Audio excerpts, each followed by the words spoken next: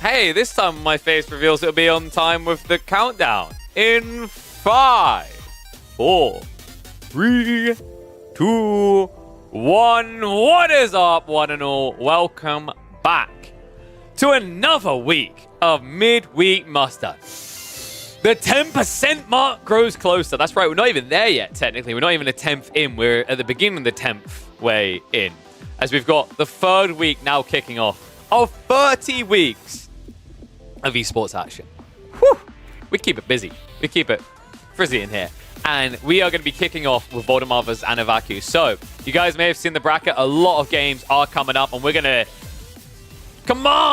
rule over the commentary of them, because we were looking to cast as many as possible. So I imagine probably 5, 6, maybe 7 a day. Check the brackets quickly. So of the ones we know are probably going to be happening today or are confirmed to happen today, we're going to open up with Voldemar vs. Anavaku, as you saw on your screens, ready to draft, ready to go in game.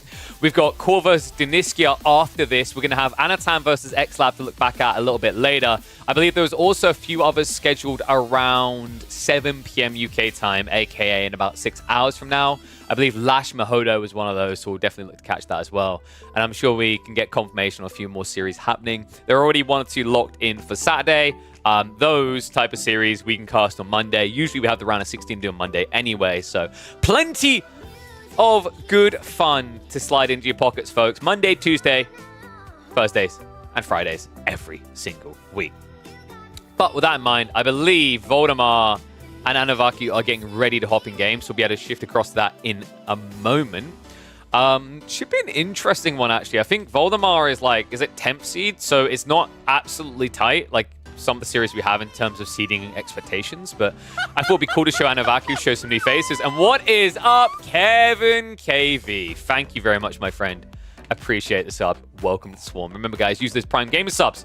Perfect place to use it if you want to support some midweek esports action and not have to worry about ads along the way. But yeah, I'm double checking the seeding now. I'm pretty sure Anavaku and Voldemar are fairly close. Yeah, Voldemar 12th seed, and then Anavaku is 21st seed. So a little bit of distance between them, but not your absolute polar opposites you might sometimes see. With that in mind, we have got game number 1 ready to go, so we're going to hop into it. It's going to be French versus HRE. Yeah, we didn't even address this yet. How the hell did he get HRE? Wow, that's... this has rarely gone well. I'm pretty sure HRE has lost a little bit, but overall has been averaging 80 or 90% win rates in the tournament so far, with about an average of 6 to 9 picks per week. So it gets for a little bit. It's not an overwhelming display of force coming through. I mean, it is in terms of statistics, but not in raw numbers. But let's get ready to hop in, because it looks like game 1 is already ready for us to receive us. In fact, we're a few minutes behind, so let's speed this up a bit.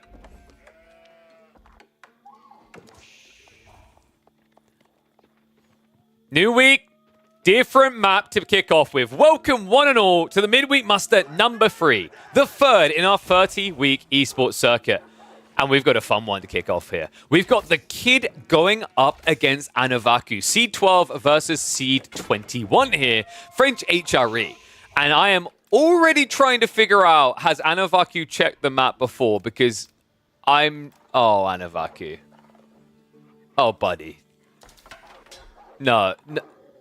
This is why you need to look at the maps before the tournament! What?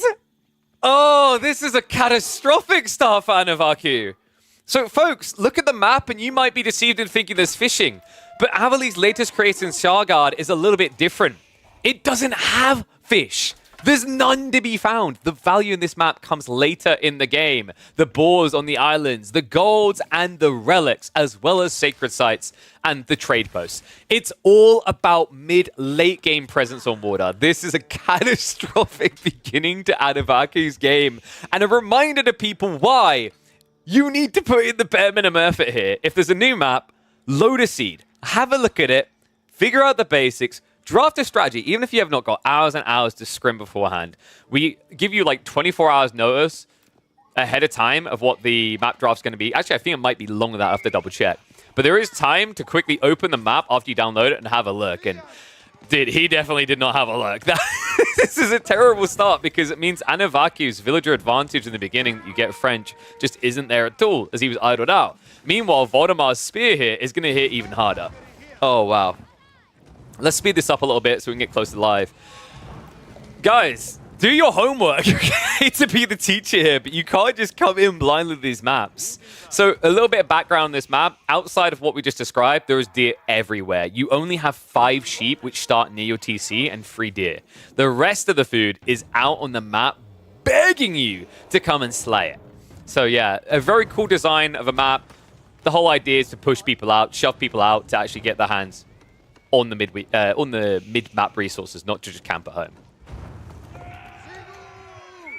Oy, oy, oy. So we're a few minutes out from live. Basically, they kicked the series off, I think, about 10 minutes ago, so we're slightly behind. We'll use the 2 times to kind of catch up. Arkin Chapo is on the way. I can't believe he done this. Oh, this has to be so demoralizing as well. Remember, it's because it's best of 3s. This puts you on the verge of death. I mean, like, let's look at the positives, right, Fanavaku? Draft-wise, like, this was a hurdle to get over, right? HRE was going to be the hardest thing to beat. So now that's probably out of the way. We'll see if he can burrow his way out of this hole, though. It's going to be a tricky one. But yeah, I highly rate this map. We actually ran a small tournament on it. We invited, I think it was 4 players to play best of 5s into best of 7 on only Skarsgård. And it was really cool data collection and also a great preview of a map because the cool thing about this map, we mentioned it earlier, the water doesn't matter until mid and beyond. That's a very unique design. I can't think of any other map that fulfills that role with water absorbing this much of the map. So that's really cool also from an engagement perspective because between that and the food sources on land, you don't just have people camping and going food, right, on fish, right? You don't have this requirement, this necessity to walk out and drop a dock straight away. I am sure there are going to be some pocketed strategies people come up with that make sense for that. But for the majority of play, it makes sense to begin on land, as Voldemar has, and now as Anavaku is going to have to. Awkwardly without knights as well. He's trying to set up the outpost. That should be able to go up in time. Wait, was he trying to go? Of course. I mean, you're behind, right? Like, you feel it. Even though you're 4 villages ahead, it doesn't really feel it against HRE when you know they've got an Arkin buffing probably, like, roughly 50% of their economy on this type of map. Yeah, I think he's got 12 of the villages in range. Because the problem here is he didn't shove the deer in enough before he killed them. He could shove these deer if he brings the scout back. And also, because Voldemar went for stables, that is a viable option for him. Oh, man. Catastrophic beginning. How does Atraxi get out of this now? Well, the issue I see now is, like, you're not even playing the one value point you have, which is Knights, right? He tried to play the alternative value point, which is TC Boom. But here's the problem. If he doesn't get onto Knights really quickly here, it's just going to trend against him, right? Like, there's already spears prepped for that, sure. You have to go archers first, but really what you need is Royal Knights to attack the HRE. If you're stuck in your base defending, it offers up an opportunity for mistakes. You know, it's much harder to be a perfect defender than it is to be a perfect attacker, if that makes sense. I mean, you can argue whether there's truly perfection. But a logic behind that is although it is advantageous to be a defender at the absolute highest level, the execution is difficult. And in this matchup in particular, you can't afford to be the defender. Theoretically, if you could hold on for, say, 25 minutes without losing a single villager while getting access to similar resources to HRE, yeah, you could kind of compete, right? Because over time, that TC is going to add in more villagers for you. But that's a long, long time in which many mistakes can occur. Oof, heavy damage on the knight there. Spin and Mosh Pit not looking desirable either for Anavaku. Horsemen, they could trap around the back onto the archers, and that's exactly what they're going to do here. Knights are trying to give chase. The spears that do chase are really low, though. So a force back here. A good fight for Anavaku, nonetheless. He did at least kind of reset the numbers. Voldemar now needs to punish this a bit more. Knight is low, not able to get the final strike there. So actually, credit to him, Anavaku holds the kid back. Yeah, and he's getting a bit greedy. You can see he's just trying to finish off that knight. Anavaku does lose it. So I think before that knight goes down, that was maybe an exchange that looked kind of good for Anavaku. The destroyed value is going to be weird because of the way that wood gets calculated. But now, I mean, there's no denying it, right? He lost a lot for that. Cavalry, spears. Has still got the archers. He's able to start pushing back. Behind this, though, Voldemar does have men-at-arms coming in. You just notice the main gold is distant. What, you mean like over here? Or do you mean, oh, you mean the primary? Yeah, it does spawn a little bit out there because I think that was intentional design when I talked Avali. It's a very intriguing design between the food and the gold, the way it operates. It's fair to say that this is not a map that will necessarily support TC booming campers. I was trying to think of another word to go for. I think camper's the nicest one to come up with. Like, maybe even a Bastards could struggle a little bit here. In fact, when we last ran a tournament on this map, a Bastards did actually struggle 2-0 then. So Steel Arrow's coming through. Anavaku, I like how he began this. I don't like that he's sitting still. In fairness, it's kind of risky because he's playing on the pocket resource at the same time. So if you stand still, you give an opportunity for the guy with the cavalry to make moves. And that's exactly what's happening in this game. In fact, I'm a little bit flummoxed here. Anavaku has one knight, second one just came out. Neither of them are trying to raid. And are you kidding me right now? Oh, no. I think Voldemar knows, though. Because of the mill, he's suspicious. This is also a terrible way to fight with a knight. Like, realistically, Voldemar could have actually beaten him down there. Just doesn't want to waste this when he can go after Eco instead. Well, Anavaku now with the dive in, but the men-at-arms are revealed. They do have the undermesh as well, so not exactly easy to bring down. Yeah, I think Anavaku maybe needed the knight here, or at least raiding into the economy. Kind of feels like he sent the wrong troops to the wrong areas, right? Like, send a few spears over here, have them on guard. Don't have knights guarding your economy. Because that's how you end up just getting terrible value for your investment, right? Like, a knight costs 3 times what a spear does. And if 3 spears are there versus 1 knight, horsemen are going to hang around. They're going to do things. 3 spears could kill them. Speaking of kills, horsemen are going to come in. And, dude, this game is starting to slip away from him. Voldemar about to crack 10 men-at-arms. And Anavaku, a non-existent army in this game. In fact, I'm a little bit flummoxed. Did he actually... Yeah, so he gathered the stone. He had to drop it off, right? So he's sitting on 52 stone. I feel like every move he's tried to make has unraveled. And it all comes back to that opening move with that one villager. Not even an exaggeration.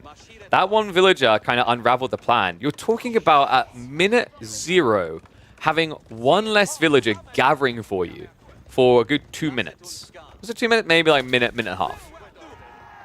That's ridiculous. By the time your villager gets back to base, you'll have probably 4 more workers, if not more as French. So that's a painful difference there. I think it really screwed Anavaku's chance to take control of this game. And French aren't a great civ if you can't take control. It's all about that opening swing to get an advantage. Oy, oy, oy. And this is getting a bit brutal. Anavaku, that's 4 worker deaths so far. I mean, behind this, Voldemar has options, right? He could just blob and go. He could go castle. I think it's likely he's just going to blob and go. The issue for Anavaku here is he has the right idea now getting into knights. It's just a little bit too late. Right? The bulk is already here. He's going to try to raid on the backside, but Voldemar is in a position where he can afford to keep spears in reserve if need be. Now, the good news is with the deer being pocketed everywhere, you do have this element of when you play into an area, you can stay there for a bit. So compared to like a standard map with the deer, there is twice as much here, right? Because there's going to be 12 instead of the 7. So walling this off is pretty high value for him. We'll buy him some time. Okay, I've got a Knight Raid in. Spears are already there from Voldemar, though, so seemingly anticipating this. He's going to shuffle the villagers away. None lost so far. Okay, that was vile. He shifted the garrison to get someone else in to try and save them. He will lose a villager in the end. But considering how many knights went in there, without textiles, to only lose a single villager shows you how on point the reaction from Voldemar was. On the other side, so much more to be lost here, right? The defending army can't hold on. More outposts are coming up, but at this stage, you've got the burn power to potentially take these down. We're going to speed this up a little bit as we want to try to catch up to True Live. Because I think we've reached the point of no return. The lesson is really clear here, guys. We change the default map every week. We introduce 2 new maps. Sometimes it's maps you would have never experienced before. It's worth spawning it a few times in prep for the week, because if you're going to make a deep run in midweek muster, you're going to come across that map, what, 5 times that week? Who else would have made this mistake? Don't be like shy as well. Like admit it. It's okay to say you would have done this. You would have seen water on the map and be like, yeah, there's got to be fish there. I feel so bad for him, man. Oh. But I think outside that, the cool thing about this, and this is why I try to catch some of the less known players as well, it's really cool because I think there's educational elements you can take away from this other than you didn't check if there was fish on the map, which we highlighted, right? Like Anavaku kind of hit a panic point. And I think he struggled to get back on course. And when he started to, he just wasn't doing what he was meant to with his units, right? Like Knights were coming out late, and when they came out late, they weren't raiding. You had Spears going on the offensive when Spears needed to be defending. There was no reason really to send Spears. Sure, you're a little bit worried about some Horsemen, but if you send Knights and Archers, that should be able to fare well. But I think we're about to see a farewell from Anavaku in game 1. Best of freeze, though. He's got a shot to recover, and I hope he does. I'd love to see him take a game off the kid, because we've seen some unexpected names taking games from some big faces in AoE 4 already 2 weeks into this tournament format. Hopefully the third can keep on delivering. Dive comes in. Anavaku could try to defend, but I mean, it's just like headbutting a wall at this stage. Especially once the men-at-arms get upgraded into the veterancy. Relics are already on the way home. I think once heavy maces are there, it should just be conclusive. He's at least getting kind of pushback right now. Spears haven't been upgraded yet. Men-at-arms don't have those heavy maces. But the problem in this game is Anavaku took way too much eco damage at this stage, right? Like, he's not going to have an ability to rescale. Meanwhile, Voldemar is now at a point of men-at-arms pump. Just grab him and send him down the center. Villagers get their ships out. That's how little he cares. And the panic from Anavaku. He doesn't even try to take a few extra villagers with him. So all Knights gone. Men-at-arms marching across. Heavy Maces two-handed just got queued up. This is the GG point I was talking about. There's a little bit of food left here, but like realistically not enough. Oh, man. Well, wait, we can't call him Anno, can we? Because you've got Anavaku and Anatand. Oh, hearing that, he's not happy. He leaves. GG gets called. Game 1 will go to Voldemar. Reminder, folks, if you're going to play in a tournament, do your homework. Look at the map, or this is your future. Bit of a vicious beginning for him, isn't it? So let me list that. So 1 game for Voldemar. I believe they're already hopping to game number 2. What is up, Archer? Thank you very much, mate. Appreciate the sub. Welcome to Swarm. So, good lord. We'll try to catch up live with this one. I mean, the positive side, this might line perfectly up to hop into the very, very beginning of Core versus Deniskios. So there's your positives. Poor guy. All right, we've got English versus Order of the Dragon. Wasn't Anavaku the prolific OOTD spammer? So, like, we might actually get 3 games here.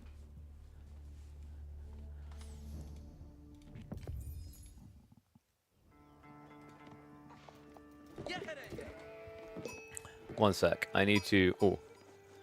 Need to name that one. Dude, alt-tabbing in this game now. Seriously, like... Wait, are we almost crashed out? Are we good? Are we lagging? All right, I'm just going to say it now. Update the game. Holy crap. Everything is borderline lagged out for me. All right, here we go. Let's go.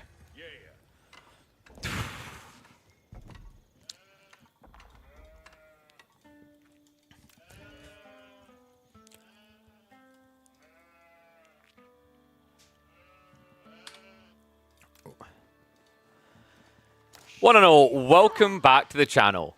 Welcome back to what could be a very competitive series here, folks. I just remembered something special about this guy. Anavaku is a prolific Order of the Dragon spammer. In fact, last time we watched this man on Cliffside, he was able to take down Dumu. You heard me correctly there. So do not write him off yet. A scrappy, messy game number 1. But there's hope here, still up against the kid. But Voldemar is not looking to make it easy. He's on the English. A strong pick on a map like this with such a short distance to your opponent's base. A higher base damage longbow that can also potentially pierce into some chunky men-at-arms. So yeah, I think Anavaku, because someone checked the stats, I'm pretty sure last time we cast this guy, at the time, he had something like an 80% pick rate on Order of the Dragon. He plays this Civ more than any other Civ in Age of Empires 4, at least did. So curious to see how he wants to approach this English matchup. On a map like Cliffside, the short distance means your opponent is going to be rushing you, and there it is, Count's Hall's already in the way. So he's looking to strain him. And it makes sense as well, considering Anavaku began his game by moving out like this. We're going to stick on the 2x speed for the first few minutes as we hop as close to live as possible. Minework is being dropped. Now, Minework is pretty good here, right? Like, usually you want to get into this Blacksmith text because actually against English in particular, because they have that higher base damage Lombo, you want to have the penetration protection in particular. Now you're my... And what is up, Scatterbrain? Thank you very much for the raid, mate. Thank you, thank you. Scatterbrain, shout out to him. I believe you are in this week's, aren't you? I can actually do a check by doing this. Ooh, wait, are we missing Scatterbrain? No Scatterbrain. Oh, well, enjoy watching the games to the sideline, mate, and hopefully we'll see you in the next edition. Yeah, so Lombo's now on the way. Spear's also being joined into this. And this makes a lot of sense. Like, Anavaku's logical play, this is where I think... Oh no, Scatterbrain, remember players, sign up every single week. We have 4 weeks posted in advance, bare minimum 3. You should sign up to all of them.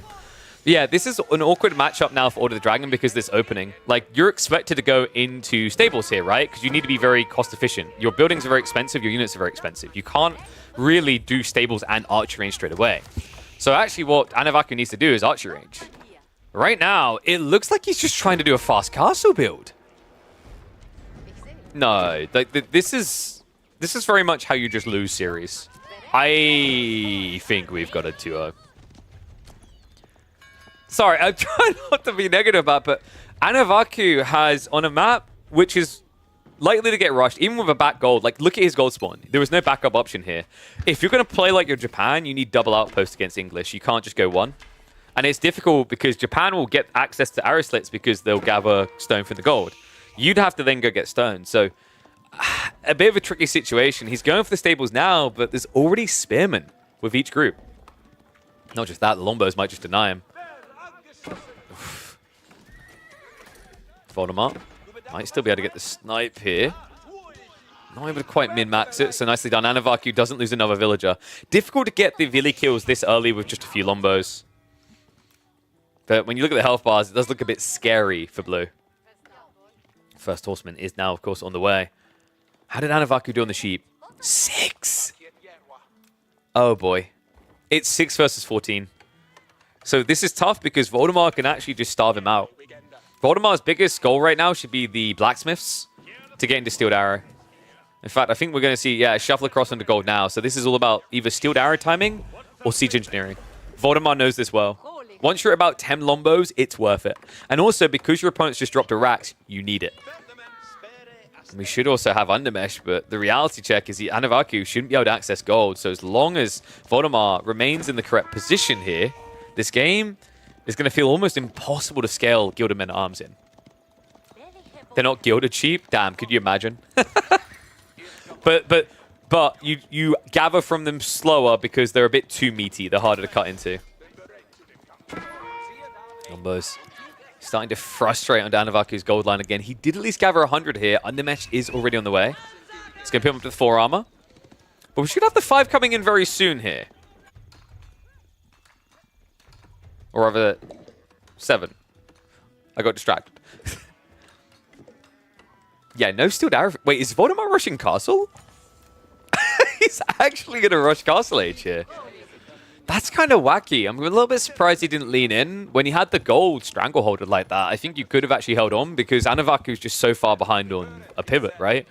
And in fairness, though, you know, these horsemen, these men-at-arms, your Lombos aren't going to do that much damage. So although they can kill them over time, it takes a long time. And the challenge with that is English aren't quick to get reinforcements in position. So yeah, instead we have got a fast castle reaction out of Voldemar.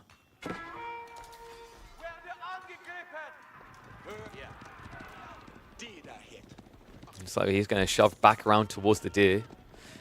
So I get it from Voldemar to an extent, but like I wonder if he actually saw the amount of sheep left over. Because if you do, then you have to realize Anavaku can't play without coming out on the map, right? So I think, you know, in hindsight, Voldemar could have gotten away with the all-in. Because although I mentioned the Horseman, Gilded Men-at-Arms are going to be strong, the reality check here is he shouldn't be able to afford many of them. Anavaku going to stab him on the backside. Lombo is going to go down. Scout lost in return for it. Vodamar, because he's not investing anything else in the age, he really just has to back up here.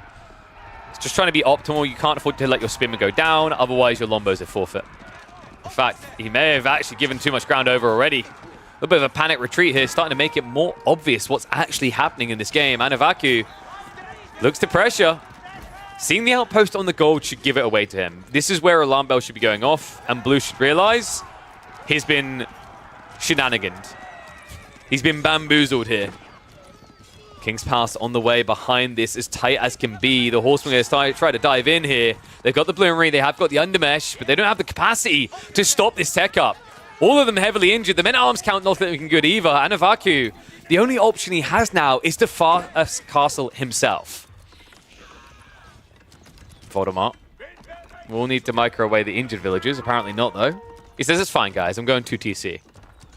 So Anavaku should be able to get 2 worker kills. Yeah, a little bit too late on the shenanigans there. Voldemort will still get age free first, though. Anavaku behind this isn't going to be far off, considering he's gathering on the deer. That being said, the deer does not have much life left in it, right? So he's also going to have gaps in food gathering as he moves into the 3rd age. Scared of the day people realize OOTD is overpowered and they get nerfed?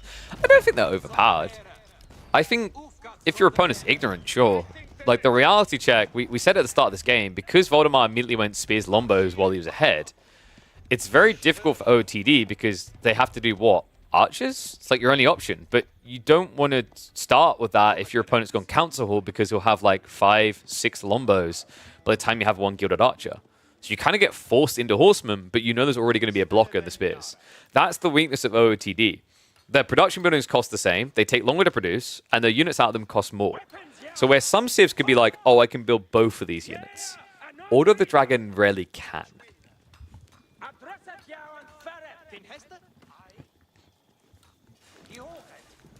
So we have got a shuffle out to the backside. He's at least reaching pocket resources. I think you have to go Burgrave here. Regnit's timing is going to be really off because you won't have map control, right? Like, Voldemort should just be able to build stables into Knights here. For now, he's gone for a few crossbows, right? Because he has a Council Hall. But, like, realistically, and yeah, Anavaku agrees. Anavaku has a timing attack in mind. If he wants to try and reclaim this series, he can't play a greedy way. Because the other issue is if you go Regnants, your opponent could also be going Relics at the same time, which he is doing, and you wouldn't be able to afford the units to block him. All right, 1s if you think Voldemar's going to win this. 2s if you think Anavaku knows Order of the Dragon too well to drop a game to the kid. Gilded Archer now added in. He's going to scale that as well. Gilded Archers is not a bad choice here, actually, guys. With the Dragon Armor, you can actually dive TCs. Right here. Oh, Dragon Scale Armor, I think it used to be called. Now Scale Armor. So you get the Scale Armor, you get the +2 ranged armor, which you can really easily afford because you got Mind Work. You're at 5 ranged armor. So when you dive this TC, it does 9 damage. You're taking off over 50% of the DPS of it on a unit that's already tankier than standard archers. Looks like the Horseman is going to be shoved away, but he did get the info. He now knows that Voldemar is going Relics. So you can try to learn, rather lean into the locations and block.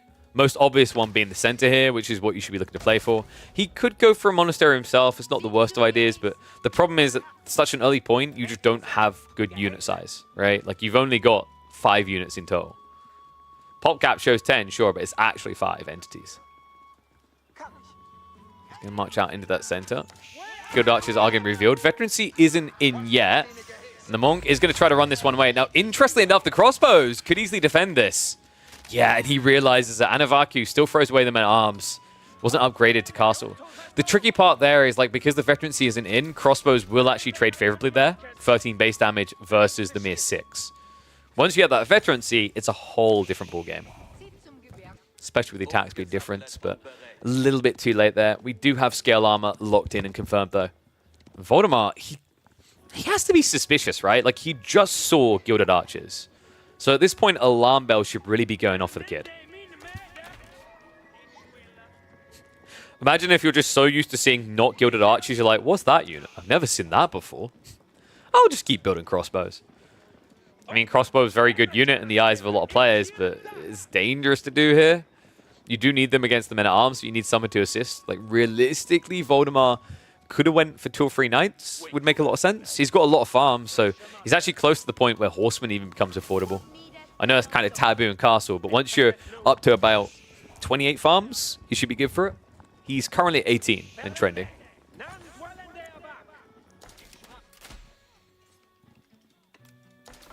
We do have men-at-arms upgrades coming, so Voldemar is looking to shuffle across into his good old boys, his beefeaters. Not a bad idea here. You've got the armor-clad. One of the big tricky things with these men-at-arms, yes, they do have higher base damage, but it's also the higher attack speed. So if you're able to mitigate more armor, more damage rather, through armor, it's quite effective. And also, against Gilded Archers in particular, they're going to tickle, right? Because you can go up to, I think it's 8 armor in total, and a Gilded Archer can only get to 10 damage. A little bit more if you do go in for the Inspiration buff, but considering this is not a Regnets build, and considering he has no map control, so likely never any relics, I'd be really shocked if we ever see the Inspiration from the Prelates. Voldy, now 20 villages ahead. He can lock in Sacred Sites as well because of the way that Anavaku's chosen to play. He doesn't have any map presence. I thought maybe we'd see 1 or 2 Gilded Knights to try and roam, but this is the tricky part. There are some civs where the Gilded Knights opening makes sense because you know they're going to be out on the map. English isn't really one of them. Even with the farm nerf, they just don't care. They do this every game. There are some builds where people go onto the map, but it's not a necessity.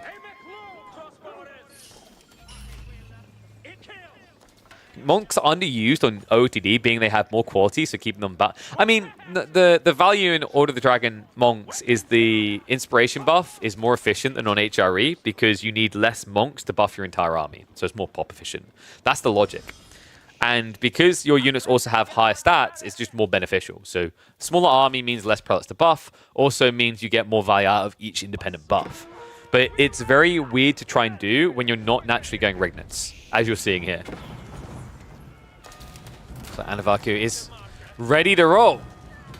Movement into the base. 4 armor on these Gilded Archers. Not maxed out to the true degree, but they're about to be. Range 2 now coming in. Spears, weirdly enough, kind of has to be the counter to the men-at-arms already. Crossbows need to target down those men-at-arms. Instead, they go after the archers. He's trying to protect his crossbows against this. It's quite interesting, actually. He says the men-at-arms aren't a big threat. I can afford to lose the spears. It's the Gilded Archers that will do me in, or I'll do them in first. And look at how quickly he's bringing that count down. Defense successful. I mean, Anavaku, a cool idea. I don't think anyone really expects crossbows to try and contest the Gilded Archers like that.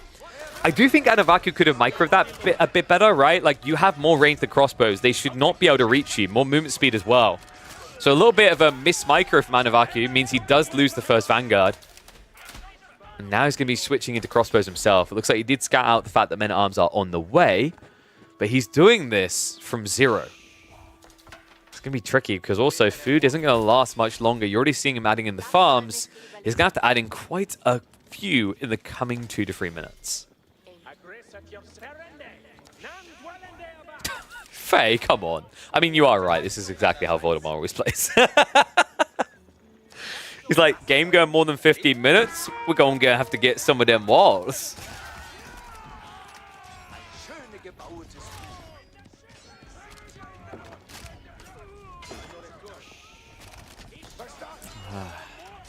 Anavaku, he's actually tried to lean back into Horseman. Not a bad idea, but you need the food, right? Like, this is the thing that I'm struggling with to trust this. I'd rather he scales crossbows because Gilded crossbows are basically the best unit Order of the Dragon have. Full stop. There's no unit that truly comes close to them. You could argue Lance Deck, because Lance Decks statistically are a little bit overtuned, but the reality check is it's melee versus ranged, right? And this ranged is very good. Someone's going to say Gilded, like, hand cannoneers, but sure, that's Imperial. And even then, especially with the way hand cannoneers have been reworked, there's a good argument that Gilded crossbows remain very competitive in Imperial Age. Oh, wait, Anavaku? What just happened? I don't know why he moved his army out of position there. Every little bit hurts, remember. Anavaku is on 1 TC. The Military Academy is coming. Voldemar's looking to Zerg. Makes sense. He's just got so much eco value over his opponent now. Crossbows dive in to trade out against the Gilded. Men-at-Arms are just chunking it on the front line. Funnily enough, they don't even have the armor clad. It just doesn't seem to matter. These boys are not living long enough, and I do not think Anavaku is going to be living any longer in midweek muster number 3. Even his signature Civ not able to overcome the power English. Really good execution by Voldemar. I think a bit too greedy from Anavaku. He looked for that Castle Age. He pretty much, with doing that, done a classic not looking before you cross the road maneuver. Even with the backspawn gold, I mean, I think you get this false sense of security when you have a gold like that. Cute wall lore temp, by the way. Because when you have gold like that, you're like, okay, he can't rush me. He can because they're in two in one location, right? If they were split, sure, he can't rush because you have a backup option.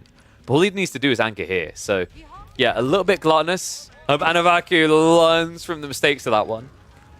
If you're going to play this like a fast castle Civ, aka the Japanese, play it like they would. Build the outposts, defend yourself sufficiently.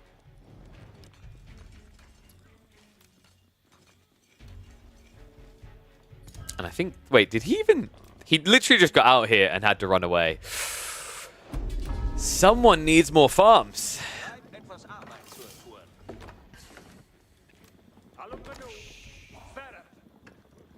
Armorclad on the way. Wait, we have Springles? Voldemar, dude. You haven't got to BM him like that. Like, we get it. You're winning. Springles are kind of interesting. Like, in theory, you could actually just poke away at, like, crossbows with them, right? Not really. It's not that great. It's only against melee, isn't it? 17 damage isn't a lot off a gilded crossbow. I mean, I'm not sure why you would make Springles against Order of the Dragon. That, like... To be as polite as possible about it, that is the most pointlessly redundant thing to do. Because they just don't have many units, guys. Like, I often talk about how Order of the Dragon has a weirder dynamic with certain things. Like, actually, Mangonels have been buffed against Order of the Dragon compared to the last patch. Springles have most definitely been nerfed. Their rework makes them really sucky against OOTD because where Springles really thrive is if they can hit like 3 or 4 targets at once.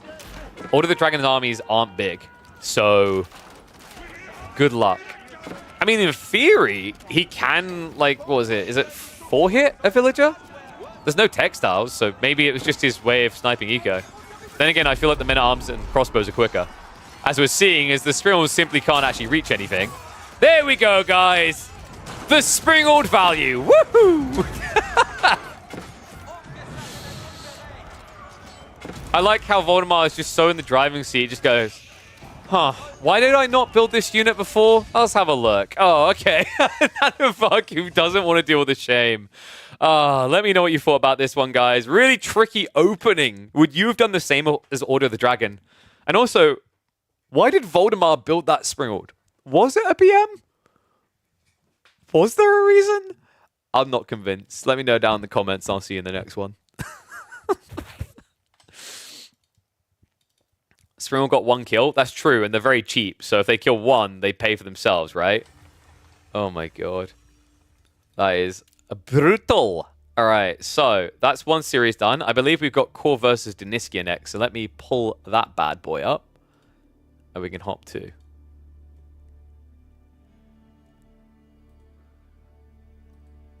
They just completed their draft.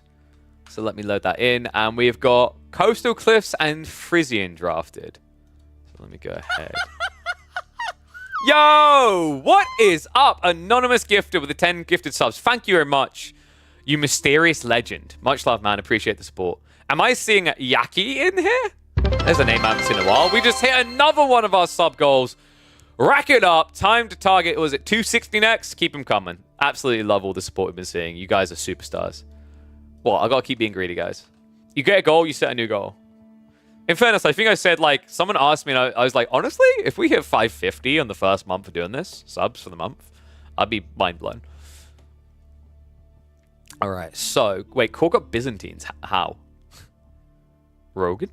Well, Deniskia did get his roost, though, right? And he is very, very cozy on the roost. Iabids as well. French, I think French is just a comfort pick for Deniskia as well, if I'm not mistaken. I don't back the idea of French on many maps, but because we have Scarguard, it could make sense. All right, if we got a mod, can we pay out on that one and let's get ready to set up Core versus Deniskia. I'll tell you the starting opening matchup in 1 second. I just need to update. Wait, did we update the maps? Coastal Cliffs, Frisian. No, we didn't. 1 sec. I got some players very unhappy that Frisian is still on the map pool. I might be looking to shovel it around. I did laugh when I saw that they wanted Dry Arabia instead. I'm like, oh, you. I have very strong opinions about Dry Arabia. Next muster after Puppy Pool just won yesterday. It is indeed Townhouse. That's how it works here, guys. We're going to be live every Monday, Tuesday, Thursday, and Friday to catch the games. So, yeah. Mark it in your calendar. Always check in. You ready?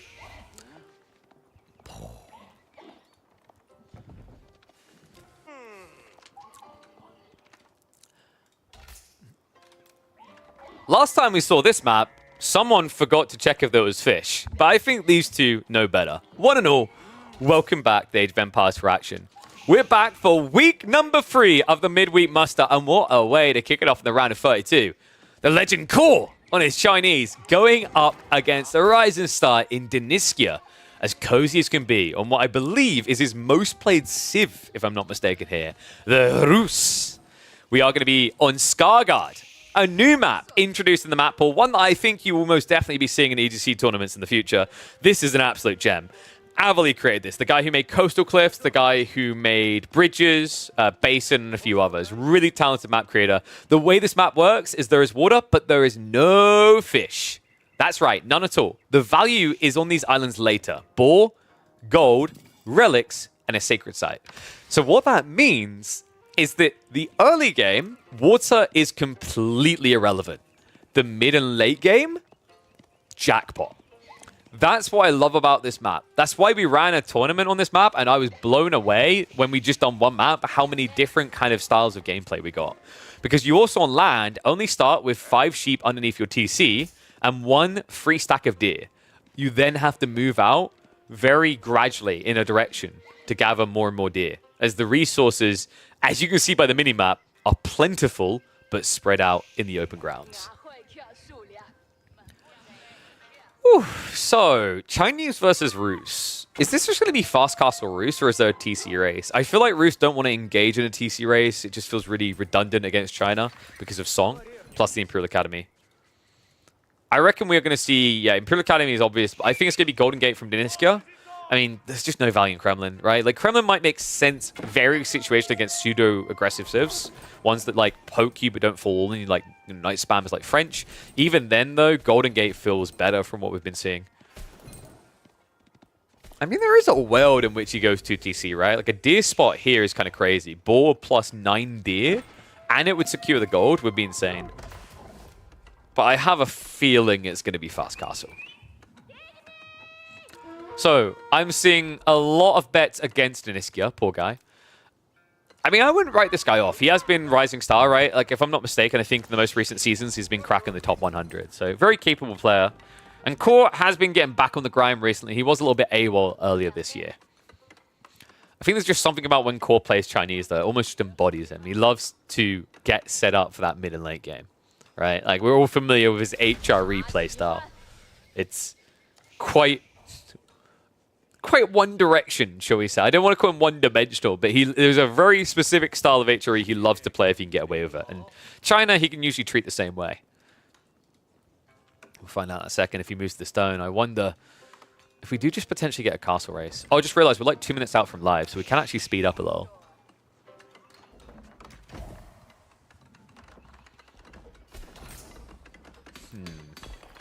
So I think, looking at the spawn as well, high trade house should be reasonable. Obviously, it always is.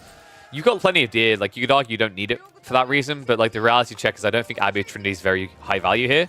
The thing you have to keep in mind about this map, and this is also really cool because it means civs like HRE aren't just ridiculous necessarily. There's only 2 relics on the mainland, 3 on the islands. So you can't just play these fast castles and absorb relics. Which is why I'm wondering what we're going to get instead. It's going to be pro scouts to begin with. So Deniskia trying to take advantage of all those deer. In fact, they both are. We've got a pro scouts race. Okay. I mean, in fairness, kind of understood, right? 2, 4, 6, 8, 10, 12, 14, 16, 18, 20, 22, and then you have the one that you start with. So 24 stacks of deer. There is at least, I believe, 72 sheep on 72 deer rather on this map. In fairness, I can kind of understand why they would go for a Pro Scouts deer race. Because the reason, by the way, before anyone goes, that's insane. Why are there so many deer? There's no sheep. There's only the 5 you start with, right? So yeah, 72. Someone can do the maths on that. Like 72 deer is 350 each. It's God, my brain now. Why are you making me do maths? I don't like this. Isn't it like, yeah, it's about 25k food. I think you're right, Kavayu. I knew the numbers before when we done the map, like Revelation, when we done our first tournament of it, because I talked about it a lot. It was kind of nuts. But Barbican coming in, so I thought maybe Core was going to try for the fast scouts. He might still go for it. He's got 3 on gold. With taxation as well, there's no other reason you'd really want that unless you're going Jugnu. Stables is being dropped, though. This could just be to get more scouts. Like, he might have just looked on the other side and went, oh, we're doing this, are we? And now he's just rushing to get his own scouts to get value out of Pro Scouts. The funny thing is, we've had matches on this that weren't Pro Scouts at all. So don't expect Pro Scouts to be like the bread and butter of every single matchup. It just makes a lot of sense with these two because neither of these civs is likely to try and force an all-in and feudal. China can, in theory, mass Yug, but that takes a long time. Right? It's not like when you're against French, Delhi, these type of civs where they're coming at you very fast.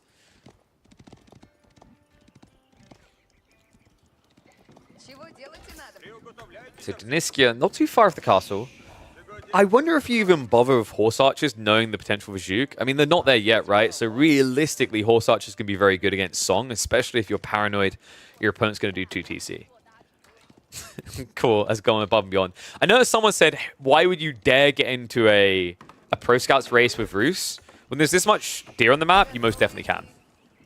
Because the reality check is that your eco is better at this stage of the game for things like food, gathering, and whatnot, right? Because you can supervise. You can also supervise the stables to get your scouts out very, very quickly. So yeah, don't underrate and don't underappreciate China's ability to play into Pro Scouts too. Other cool thing is it just keeps you right next to the Imperial Academy. Like it's actually kind of busted when you think about it deeper for the value that you get there. Sure, like usually Hunt sucks for taxation because you drop off so infrequently. But you're doubling the value of the drop off, so it kind of brings it back into a balance point. And it is safe gold, safe food after all. So, you know, it's all just cherries on top of that point. High trade house coming in. Get your numbers in, folks. That looks absolutely abhorrent. Wait, could he not? I think he could have slotted it here and it might have been better. Or just ran around the backside. I'm a little bit underwhelmed by that one. Keep in mind, he has been gathering from a lot of deer consistently, so his bounty could already be up to tier 2. Other side, I think cool. Is it going to be Clock Tower? No, we've got Imperial Palace. I like that. That's really cool. I mean, in theory, it's cool, actually. I'm going to be like, I'm convincing myself out of it. Because here's the thing, guys. Imperial Palace is really cool if you know your opponent's playing Pocket Eco all over the place. Like, for example, French would probably on this map. All you're going to get from spying is that your opponent is in his base. However, there is one value point. When you spy, they recently buffed the vision around the villages. So he won't just see the villages, he'll see what else is happening in Deniski's base. I.e., he could, for example, spot this Horse Archer play before it happens. He could spot the Knight transition before it happens. So tech up complete. Cool. I think he's going to hold on to the spy for now. He's got a scout around the back, so he already sees the archer ranges. He doesn't need to scout for more. Okay, we just like pressing buttons. I didn't realize Core was Age of Empires DD. So yeah. This does, however, like, once again, have an implication. He can now see his opponent is not gathering gold, so he knows he's not going into mass knights, right? He can see he's very hard on wood, very hard on food. So this is horse archers only. Course reaction apparently is going to be to go into lances. How long did we make the predictions for this one, by the way? Is that 10 minutes predictions?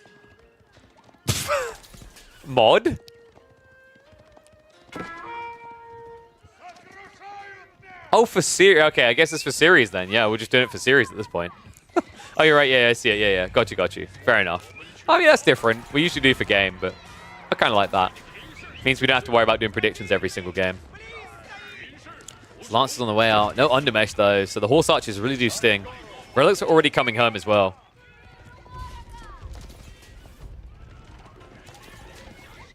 You still have more and more deer coming home. How are we looking? It's a bit hard to see. I think we've got probably about, what, 6 or 7 deer there right now. Other side of this, even harder to see. I think that is about 5 to 6 deer. And there's still plenty on the map for both of them. But the problem here is, you know, what's going to be better at shutting down the gathering of deer? Is it going to be the Horse Archers or the Lancers? Because right now, that is a lot of Lancers for core. Not many Horse Archers. And the High Trade House, 134 gold in the end. Only 38 trees in range. These Lancers, I mean, if they take out 2 Horse Archers, it's not a terrible trade for core. He can afford it, right? With his better economy, it's just keeping the Zerg down. He's got more coming in. It's going to be a dive in towards the economy. The Warrior Monk tries to block the way. He does at least stab one, so it gives the extra armor across here, but Deniskia, what? He's not reacting with the villagers. Oh my. So free picks, actually a big deal here in a game where you're already now 10 eco behind. The only upside is your opponent is not playing into relics. The downside is you need to switch out of Horse Archers. Core, this is all intentional, remember. He saw that his opponent was pumping Horse Archers. He could have went into Horsemen straight away. You might be wondering, why didn't Core? Is he a noob? No. He wanted to give Deniskia the runway. He wanted Deniskia to invest. Steeled Arrow, extra Archer Rangers, bulk Horse Archers to justify the Horseman switch, which is now on the way, and he could even Zerg it up by supervising here. In fact, I believe he is. So that's every... Ooh. That's weird, it's not showing. He's definitely supervising. Wait, is he supervising with this guy too? Okay, seriously, this is so silly. No, because he just got extra on the drop-off. The production queue isn't different on these two, though. Rogan? Am I blind? I feel like I'm missing something.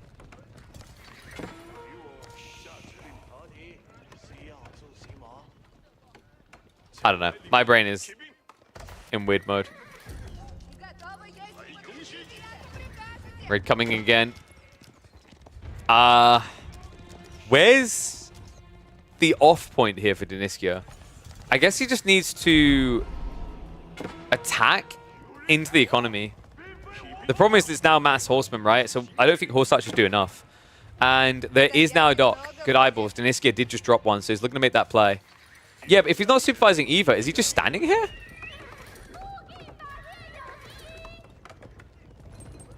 I am so confused. Oh! Wait, is there two? No, it's just one. Thought they were attached twins for a second. Alright, I'm not going to focus on that anymore. My brain is going to fry out. Deniskia has stopped producing horse archers. We must have a night switch on the way. He could go spears as well, but he won't have any like map control is the issue. Meanwhile, Core hoarding a lot of resources. Is there any potential for Yuan here? Yuan's kind of cool, right? Because you will get the movement speed to just always chase down no matter what you're up against. Boy's Fortitude on the way, but Deniskia, if he's going to make a night transition, this is going to be a slow process.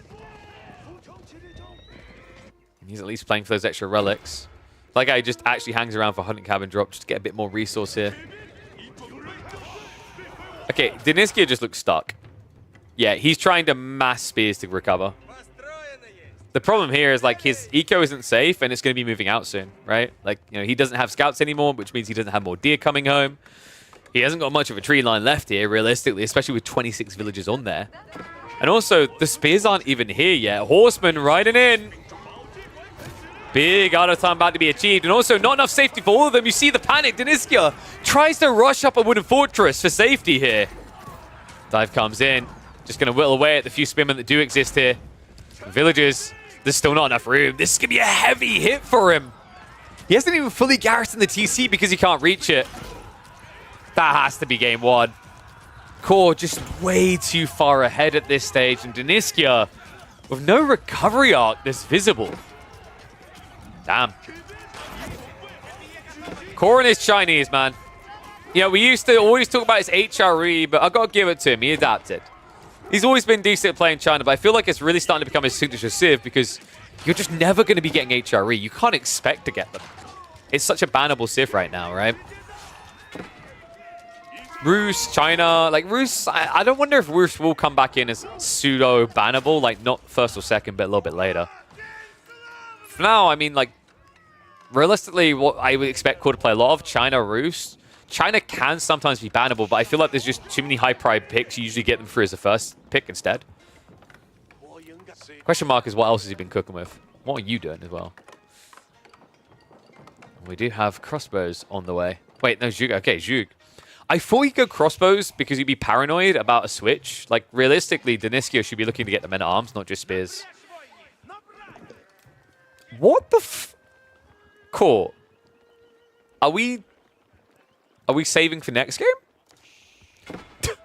Please gather some gold. You're China.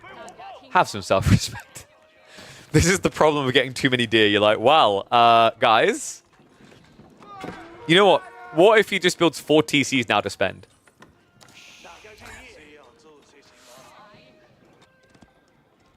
I don't know. I would have thought you'd have more rice than you'd have venison in life, but apparently, like, switching to a venison diet, they just feel full all the time. I mean, if he just sells for gold, he's an Imperial. And then this is just GG. Has anyone ever gone to the water to gather relics gold? Yes. In the tournament I ran it was just Scarguard being played. 4 players played on it. And we had, I think, 2 games where the players went out onto the gold on the islands. And there were also other games where they went for the relics. Which, right now, is, funnily enough, what's happening from Core. He's just a little bit too late to the party. One's already been snatched away there. So it's already 3 relics for Deniskia. Doesn't quite make up for the absurd difference in economy or food. Might give him a semblance of hope. We do have men-at-arms now on the way. Yeah, this is what I expected him to do sooner. Seeing as, like, your opponent's built horsemen, right? So maybe his paranoid is going to go back to lances, but, like, realistically, you built spearmen to deal with horses. Great, they're dead. If your opponent goes for horsemen again, you play men-at-arms, you still win that fight. Cool, can we just, like... What is he going for? I mean, it looks like it's a keep drop, so I guess he's going sacred sites? Because he's like, oh man, I've got way too much food, not enough gold. How do I solve this problem in my economy? I know. I'll secure sacred sites for gold trickle. There we go. We have a shuffle across onto the gold line. So this could be a keep drop here, and then you go for Great Wall Gatehouse here, or the other way around. Some players would just try to end the game, you know? Because, like, Deniskia needs to come to me. He's like, KP needs his content. I'm going to give him his content.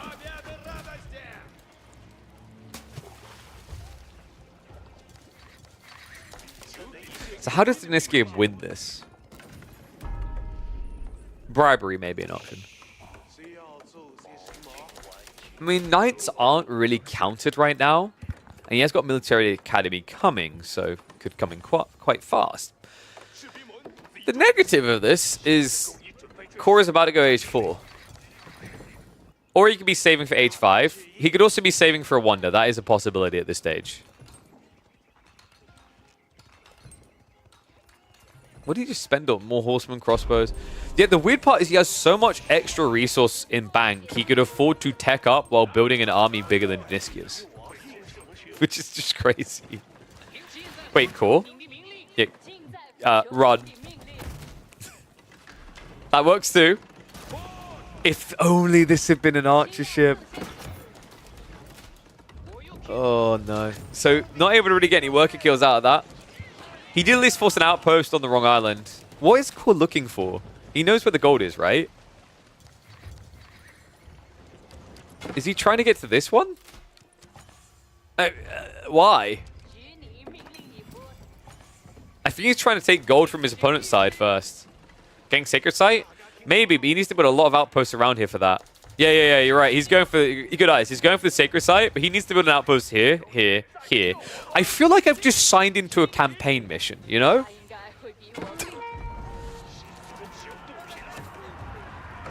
At what point does this just seem like BM? Real question right now. Okay, come on. He's literally looking to drop the Great Wall Gatehouse in his base. Overly ambitious, I think, is the words I would use here. He's going to back off a little. He's got more troops massing. And instead... He's like, oh, yeah, that may be overly ambitious. Let's just do the other landmark. I can't be asked to build walls. So he's going to back up. Diniskia, also the A-clicks are not working for him. They're working against him. Needs to push past. Horseman trying to front line for this. I mean, this is about as good of a fight as Diniskia could ask for, really. Juga are about to be exposed. The men-at-arms are doing well. So, I mean, Core, he is going to lose his forward army. And wait, is he out of food? It feels like he's almost out of food. He has nothing left on his... Oh, no. Like, this... You can't win it. You can't lose this, rather, right? Like, theoretically, this is impossible to lose.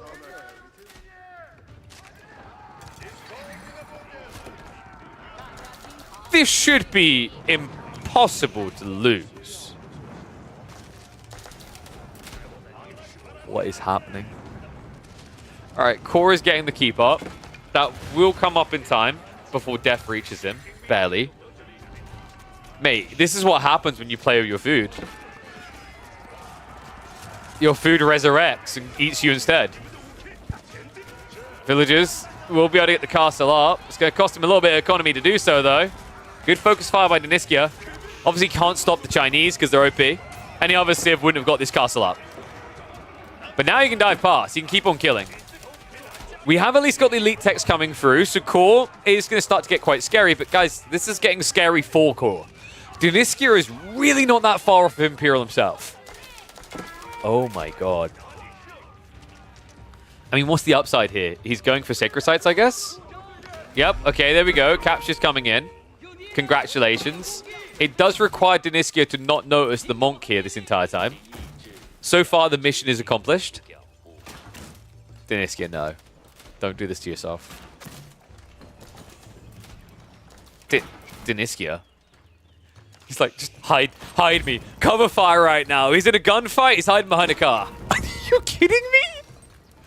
Right, like, nothing else matters right now. Because although Diniskia may have a route to recovery, it's 10 times harder if you don't deal with this. Sacred Site now locked in. And it was so deniable. Like, correct me if I'm wrong. Maybe he couldn't click it, right? Like, I don't know. Like, that's the thing I'd have to test if he could click it or not. But I think theoretically he could have came to the east side here. And then the auto attack would have hit the monk because he was leaning right compared to the transport ship.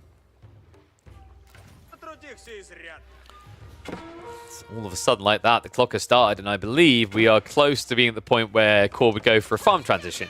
Like any sane Chinese person would do right now. Right?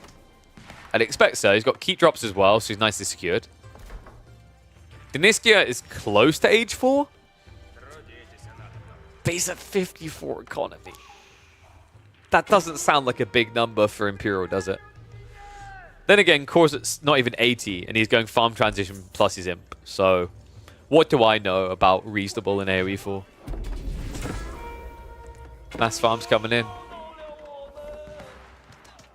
And we have the OP Balchua. Oh no. Wait, he set up farms here? No. That's just a gift, man. Deals with the dock first, so it can't be a demo ship counter. And that's going to be what? Yeah, just an abandoned ship on the 7 farms. Diniskia, how many does he actually have? That's almost half his farms. He has 16 in total. Bruce can make second TC and catch up. So if you make second TC, you take too long to reach Imperial. That's the problem he has here. Like, Core has way too much map control. If he goes second TC, Core's going to have a full Imperial Age army. And the timer will be down to like 4 minutes by the time you're imp yourself. It just like doesn't work. Diniskia needs to be playing with urgency. Oh my god, and he actually goes to the second TC.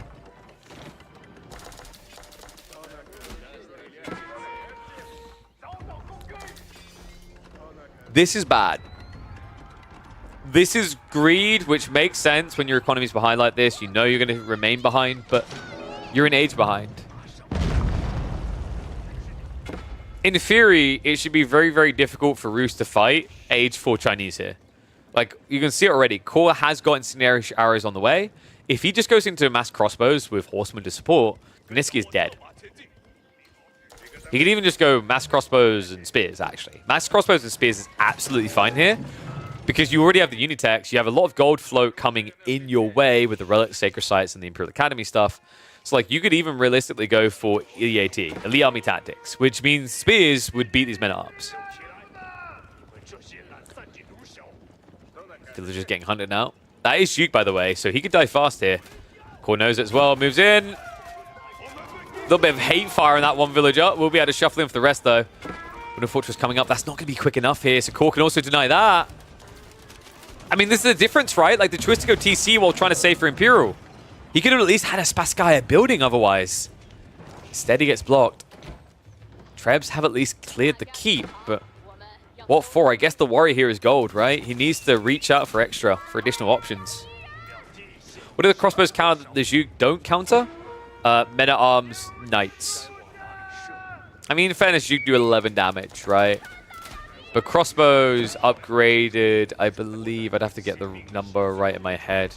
Oh my god, look, it's so hard to click them. So, yeah, they're at 27 damage now. They'd be, I want to say they go up to 32 damage, right? So it's 32 damage versus 33 damage, but you're losing that because it's, like, 3 instances, right?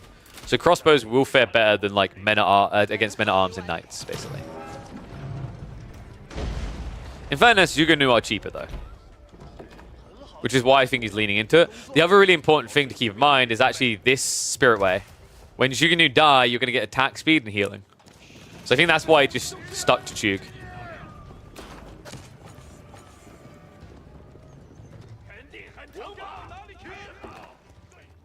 What? You mean you don't like that Zhug and crossbows look exactly the same? The only reason I could select them straight away is because I've spent thousands of hours on Age of Empires 4. It's definitely not because one of them is actually elite and one of them is vet, so they look slightly different. And now we get the Great Wall Gatehouse. Guys, I just realized, I was a little bit worried we'd have to have gaps in the schedule waiting for the next series to start down the line. But then I realized we're watching core games, so I think, we're pretty locked in for like the next 3 hours. How is this game not over? I mean, I get it. With his map control, realistically, like, it shouldn't be a negative to play later, right? Sometimes I think Core just does this to try and demoralize his opponent, you know?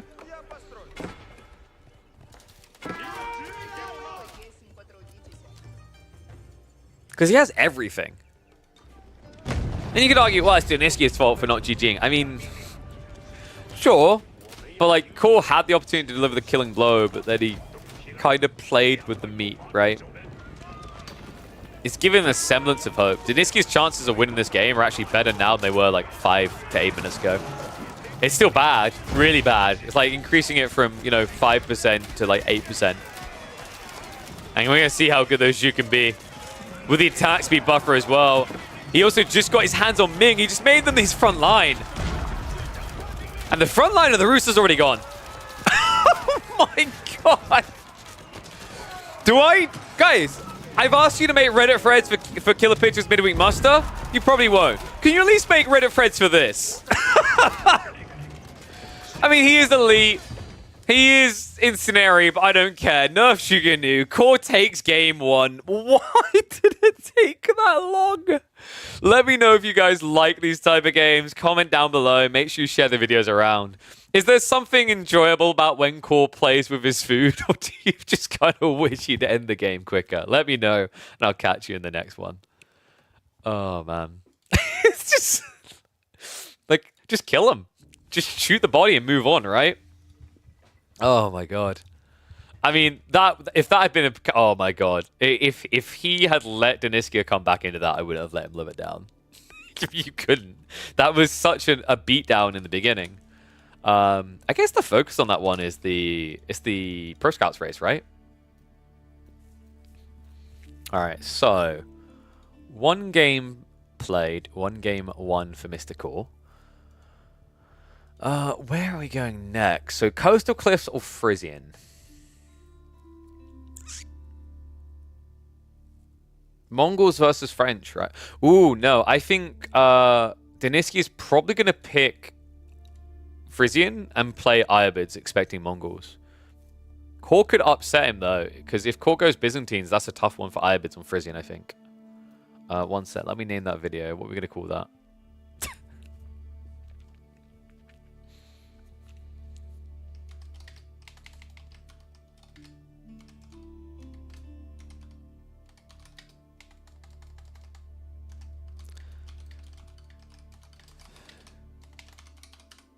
This new map's Water for the Deer, I guess.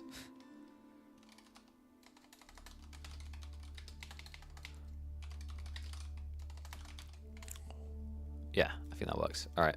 Let's get ready for game number 2, because it looks like they've Oh, wait. Are they hopping in now? Either that, or they forgot to make it public. Oh, okay, here we go. We're good to go. Yeah, it's French Mongols. Okay, I'm a little bit flummoxed then. I mean, because Deniskia, he still has Malians for Coastal, right? I don't think you should be saving Ibids here. I feel like he misplayed his draft a little, right? Oh, yes. Shame them, Tune. We got 8 people who still need to schedule their series. Get to it, boys. 1 second, just responding to one of my influencers. Okay. Nice. Oh no, the copy paste is here. Oh, let me flip that score.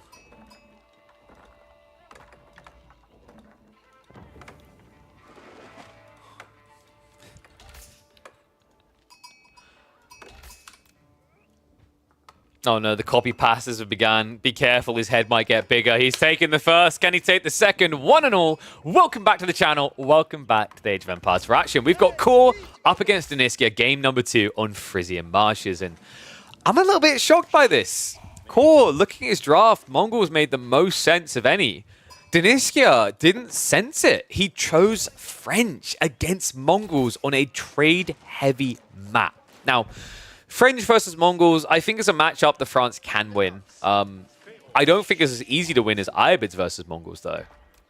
Especially when you do this. All right, we've really got to dissect what just happened there. Core just won the series.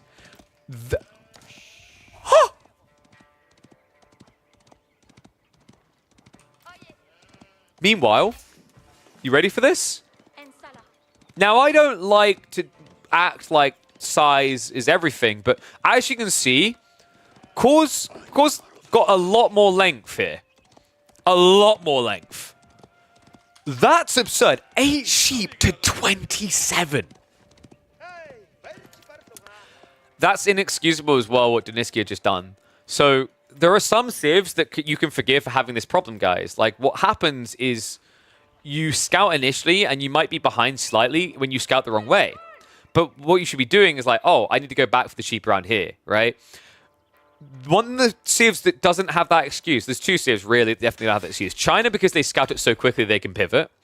But the other one, the really big one, is French. French know exactly where the trade posts are. Players need to start learning that this is a tricky part. There's usually between like 6 to 10 sheep here in most games that I've seen, right? On both sides. So the fact that he didn't go for that was a critical blunder by Deniskia. And it's one that he as French could have avoided because he already knew the orientation of the map. Remember, your opponent could spawn down here. You could spawn up here and you could think your opponent's here, right? There's a lot of different jigs to Frisian. So a big edge that French have that was noted a long time ago is they know where those trade posts are. So you know exactly where your opponent is located. But he didn't try to challenge it at all. Now, in some ways I can forgive it because it's Mongols, and Mongols are going to get there a little bit quicker with the Khan's movement speed arrow.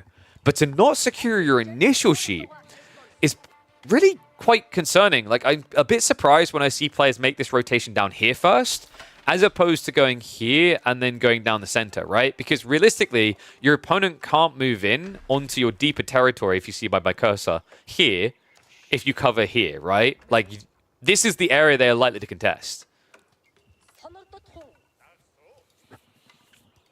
Post already coming up because Core has gone for the bread and butter. I don't think he's going to hang around for a second, but he kind of doesn't need to. The importance is that this easy gold has now been blocked. Stone as well, right? It's going to be Chamber of Commerce, so it's going to be trade anyway. If your opponent goes to this gold, you can still raid it with Keshik. So it's going to force Deniski to probably wall. Walling would be really cool here, actually, against the edge of the map, and then you just kind of wall down here towards your TC.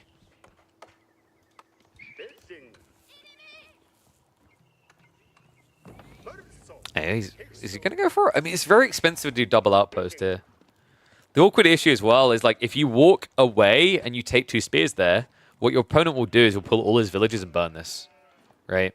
That's why you have to keep all the spears here, because then it's a terrible trade for Deniskia, because he'd lose at least 2 villagers walking in, right? Because he didn't have wheelbarrow, didn't have textiles. But Cole's going to gamble on it. And in fairness, Deniskia isn't here with the scout. He doesn't know. Oh my god, dude, this is catastrophic. I mean, if he at least saw that this was happening, you'd probably look to pull villagers. You'd have a timing to actually secure this, but instead, Core's going to get double outposts, Silver Tree, and Love Life. And yeah, he already knows he's up against Trey on the other side. Final sheep haul, by the way, 28-7. You know, I'm not a believer in games being called at like 5 minutes often, but this is bordering it. I said this can actually be a skill-based matchup, right? There's ways that French can actually beat Mongols here, so you can outplay. But such a heavy tilt one way in terms of sheep is huge. It's actually huge. Because it means you're going to have to come out into pocket ecos, right? In a game where your opponent already has spears, so he can come out here and harass, your knights can't defend. You've got archers, your opponent's more likely to go Keshiks. You can go knights on a delay, right? But if you're doing knights versus Keshiks, and Core's economy is safely sat here, but your economy is here, here, here, all over the place, the Keshiks will get better trades. Is gifting sheep allowed, like pity sheep? This is why we need Fae in these. I don't think there's a rule against it. I don't think Core's going to give him any, though.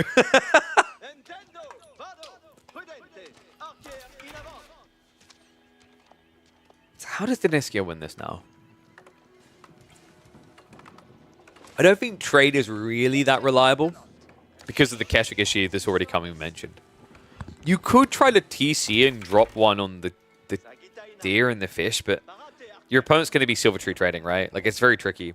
I think he just needs to find eco. You have to build a few knights and go snipe.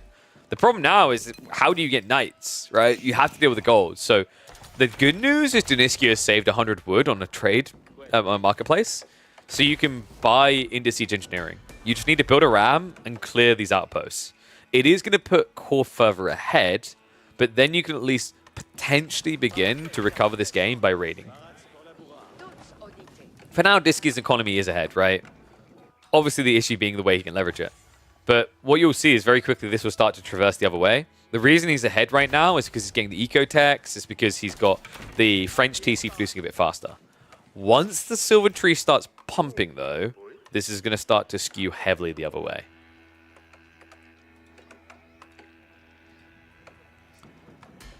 Deniskia, where are we? Is he building a ram yet? No, there we go. Siege engineering's finally on the way. Yeah, a little bit delayed because he chose to be greedy, right? He went for the horticulture first, which I kind of get. The logic being is you want your more traders, more gold.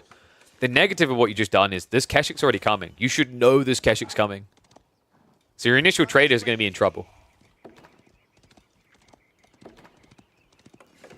Let's speed this up a teensy tiny bit. Brax is now coming in. Makes a lot of sense. Core could just go into archers, play the 1-1-1 type build. He could just stick to Keshiks, because as we said, like, even though Deniski is getting spears to counter Keshiks, has archers to counter spears, what the problem is going to be for Deniskia is the breadth, right? He's going to have to spread wide. I think that timing is almost upon us. 3 sheep left over. Second rack's now being dropped, so we're going to get mass spear pump. That hasn't been scouted yet, which is why you don't see Core reacting to it, right? He's waiting until he sees what his opponent's doing, because French, even though there's a lot of situations where they should do spears, most of the time players like to stick archers plus knights.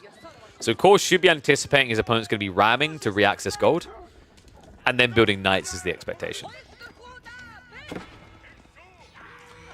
We have a very poor boy. If it wasn't for the berries, Deniskia, his people would be eating each other at this point. The French Revolution all over again. Trade already up to 5. So now all of a sudden Core ahead. And it's all because of those lost initial traders, right? Because like, I get why Deniskia sent them out to trade, kind of. But the reality check is like, if you hold them home, maybe you can get them out once you have something to defend them with. But Core's kind of stripped that away. Now any traders you're going to get are actually actively going to cost you. So what this now does is it puts more pressure onto one location for Deniskia. Before, he at least had this potential for sneaking out with traders to gather off of the trade post.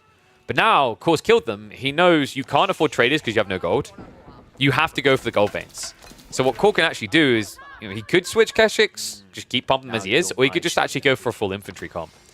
And what is up, Tam the Terrible? Thank you very much, mate. I appreciate the raid.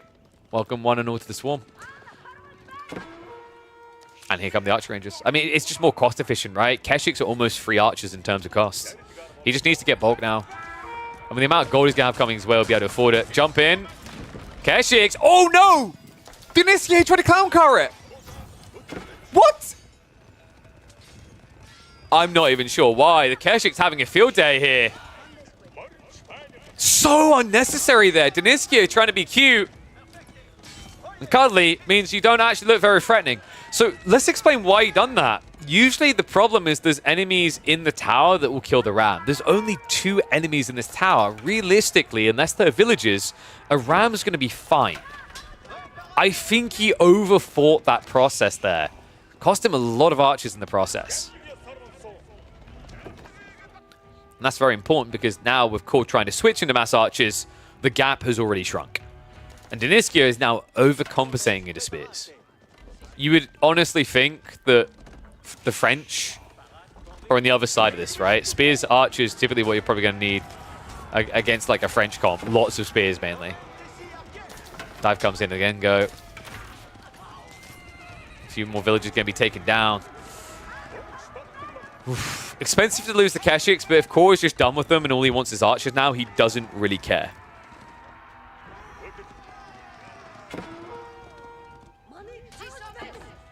Now Spears cleared up the trade. This is a tough one, man. I think Deniskia...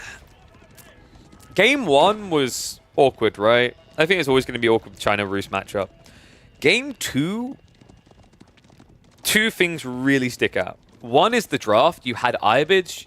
Your opponent had Mongols. What was the other picks, Core? Can you guys remember? He had Mongols. I don't think he had anything else that really made that much sense for this map. He had English and Byzantines, right? You could theoretically run Byzantines. But I think you have to punt Ayabids here. Because if you get the Mongol pick, which it makes the most sense, Coastal Cliffs, the final map, you're not going to pick Mongols there. If you get Ayabids versus Mongols, you should be very heavily favored here, as long as you play aggressively as Ayabids. So yeah, I do think part of the issue of Game 2 here was the draft. But the other part of it was the scouting. The scouting was, to say less than ideal, is an understatement. Deniskia pretty much punted his opportunity to get back into this after the gold blocker off the map because he was out of food. And now look at the desperation. It's like, we've never seen gold before. Moving out for the fish as well. We've reached that danger point. You can already see that Core is blobbing to go on the offensive. Undermesh coming in. Steel Arrow should be prioritized afterwards. Trader count is already up to 12 for Core. So getting a lot of extra food and wood coming in.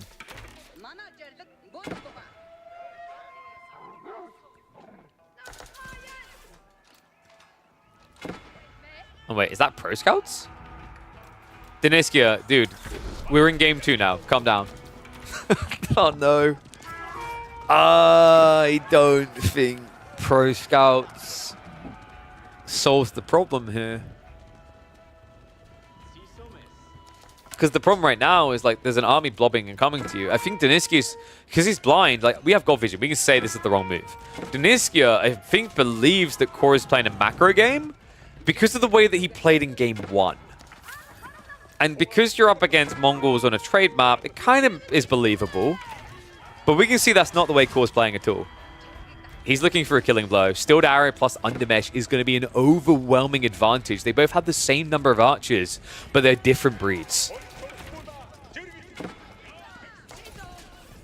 Of course, my mistake. Pro Scouts is one extra trader. Look at that. Faye there to explain it all to us. This is what we're missing from our tournament play. Faye.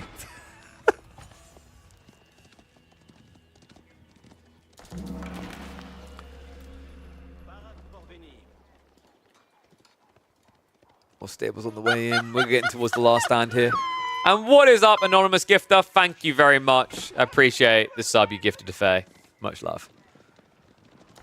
Can't have Faye needing to watch ads, can we? Unacceptable. So Core is playing this a little bit slow, right? But it's because he wants the ram timing. I think he's believing a bit too wholeheartedly his economy is just always going to be better. There is a small surge point for Deniskia's eco now that he's back out on the map onto Fish.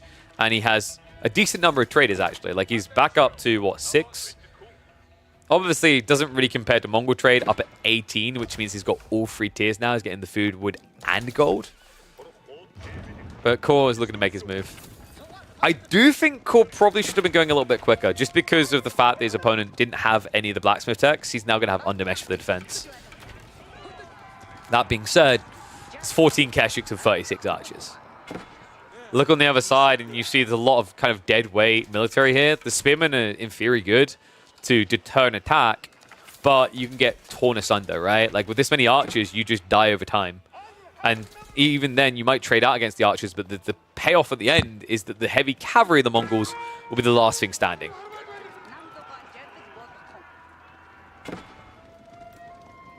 Double outpost garrisoned here. And those are villages. Deniskia, he didn't leave, like, spearmen or something in it. Those are villages. There's a lot of idle economy, actually. Big gaps here. He doesn't realize the fishermen aren't working anymore. Cool.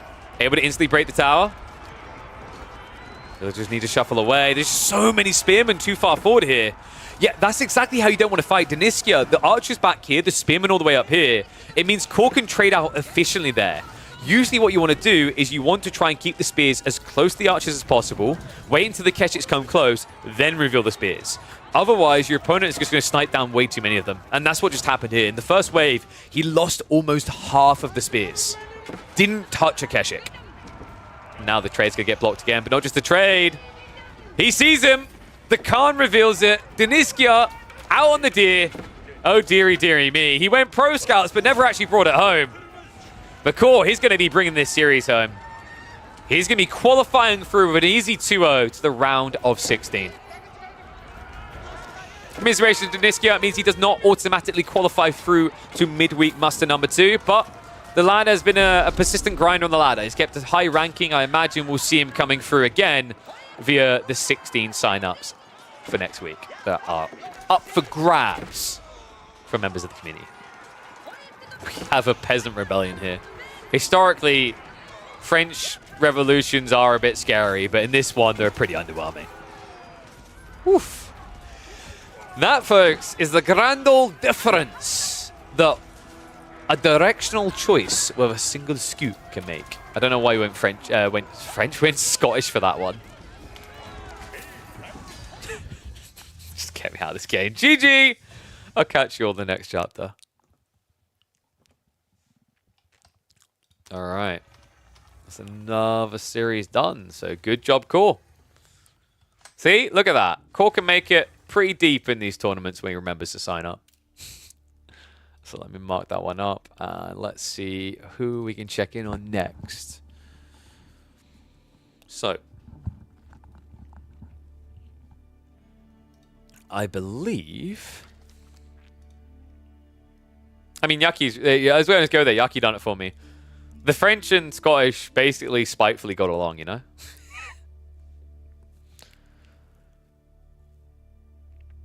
Ooh! Core and his opponent are going to be playing their match very soon. You had horrible crashes? Okay, no problem, Core. We're glad to have you, buddy. Well, you say that. You did come in last week, and you're like, where do I sign up? We're like, Core, it's closed, bud. No. So, we have Core versus his opponent in 2.5 hours. We need to find out his opponent, though. Do you guys want to watch Anatan versus... was it XLV? XLAV. Should we do it? Let's do it. So, XLAV picks pigeons for you, man. Damn right he does. It's a good map. So let's get ready for that one. New GPU fixed it? Yeah, dude. I mean, like, I was talking about this earlier. They need to just fix this patch. The biggest, like, everyone's whining about the wrong thing with this patch. It's not the springolds and all this bullcrap. The biggest problem with this patch is it has horrible performance. Horrible performance. Notably worse than last season. The amount of times where I'm like, if I alt-tab out a game while trying to do something, and I just get encoder overload on my stream is absurd. They really mess something up on that end.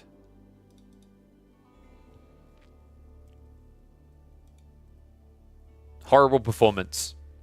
So the update, like, basically just, like, the PC spec requirements to get decent performance went up. All right, let's get ready, though. So Core is going to play his next series in about 2.5 hours. We're going to check in to see if his opponent is going to be Anatan or XLAV, as they just played their series. You say why the performance is bad? You're in big trouble? I mean, I can theory why the performance is bad. Came from a developmental background. It's probably got something to do with, on the back end, what they done to ban all the Chinese hackers. Sometimes it sounds like we're just actually stereotyped, but like there was a lot of tools going around the Chinese community. But like the chain, probably one of the things that impacted it is whatever they're doing to check for cheaters. If it's an active system, probably added a lot of overhead to the system. That depends if it's an active system when the games are being played, or if it's only something that checks after games at recordings or whatnot. But my guess is it's something actively checking people's PCs as they're playing. All right, map 1, it's going to be obviously Sargard. We're going to have Delhi versus Juji. That's not bad for Juji, right? With a meditation garden that's good. The problem is, like, I don't think I've yet seen Juji get a good meditation guard on this map. Or rather, I haven't seen a good opportunity. Game's also running terribly in offline mode. Okay, so they haven't really graphically changed anything. I feel like they're doing more checks for something. Did they change pathing at all? I don't think they changed pathing. That would be one of my thoughts, is they done something stupid with pathfinding. By the way, guys, if you haven't already, you should definitely go onto the Steam and positively rate Age of Empires 4, because a lot of the people who got banned for cheating decided to drop negative comments to try and like review bomb Age of Empires 4 because they got caught cheating. So my advice, as the good members of the community that I know you all are, go onto Steam and post a review, leaving a positive remark that you love the fact that AOE4 is still evolving so much. That you love that devs are like being more communicative and whatever else.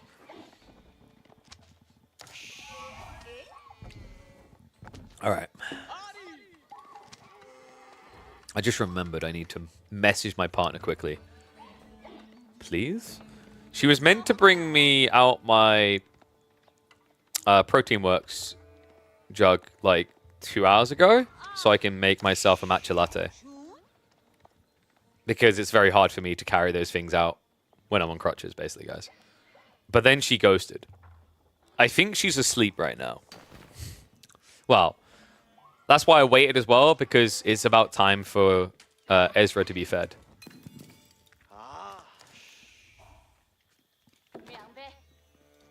Do you guys see a good meditation garden, by the way? I don't. Maybe here? On your opponent's side of the map?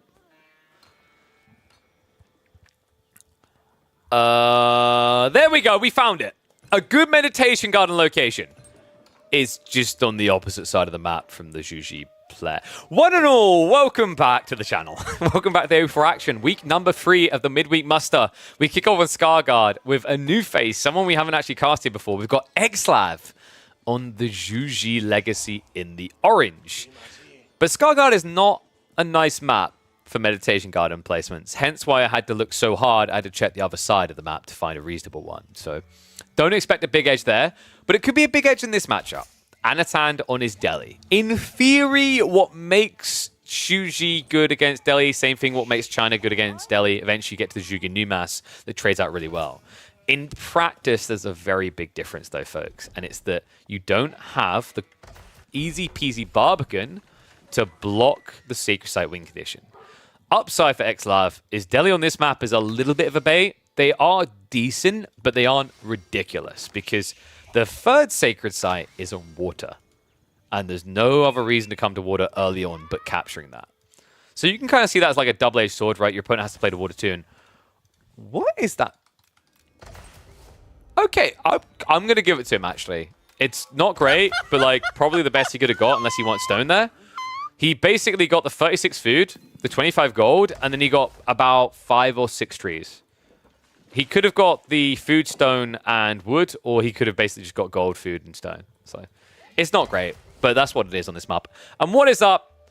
Mika Domin, thank you very much for the Prime Gamer sub. Guys, remember, you got those Prime Gamer subs. I appreciate them. I don't want you to have to worry about ads, but we do have to run ads. It is forced upon us by Father Twitch. So if you want to give him the middle finger, the best way to do it is to subscribe to the channel because it does support me so I can keep making these tournaments happen, so I can afford to keep making them happen. And at the same time, you get emotes. You don't have to worry about ads. It's basically a win-win-win-win-win. I think there's an extra win in there, but that's how much winning it is.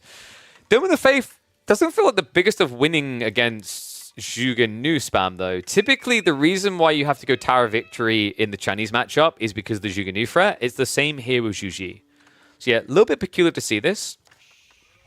In theory, Anatan could go for some sort of weird fast castle build. Because I mentioned the only reason to come out here is Sacred Sites. If you go for a fast castle, the cool thing that Delhi get that most other civs don't is double value quickly out of the water. Because there's no fish on this map, remember. There's no fish at all. So the only reason you come out here is gold, relics, boar, some stone, of course, the Sacred Site. Well, you can get the Sacred Site in Feudal Age for the low price of just building a transport ship with a dock, right? And then, if you fast castle, you can wait around here. You already have the dock, you have the transport ship to pick up these relics. So it's not a terrible idea. For opening, though, it does have to be the Ghazi. Imagine reaction on the other side. Yeah, Rax. Has anyone done the maths, by the way? Have we got Krakeny in chat? Because I know he's a big Zhuge Nu nerd. He plays them more still than like any other civ, right? I think with Dali horses, the attack speed buffer, Horsemen might be able to beat Ghazi now. It's close, right? But I know that Dali horses is an incorrect attack speed buff. So, for example, it takes knights from 1.5 attack speed to 1.35, which isn't a 20% increase, right? A 20% increase would be 1.2. So they're only getting 10% attack speed buff. So I haven't double-checked if horsemen have the same issue. If they do, that would explain why you don't do them. But in theory, if it's a true 20%, I think that's enough attack speed difference that the extra attack could matter compared to the Ghazi damage and health.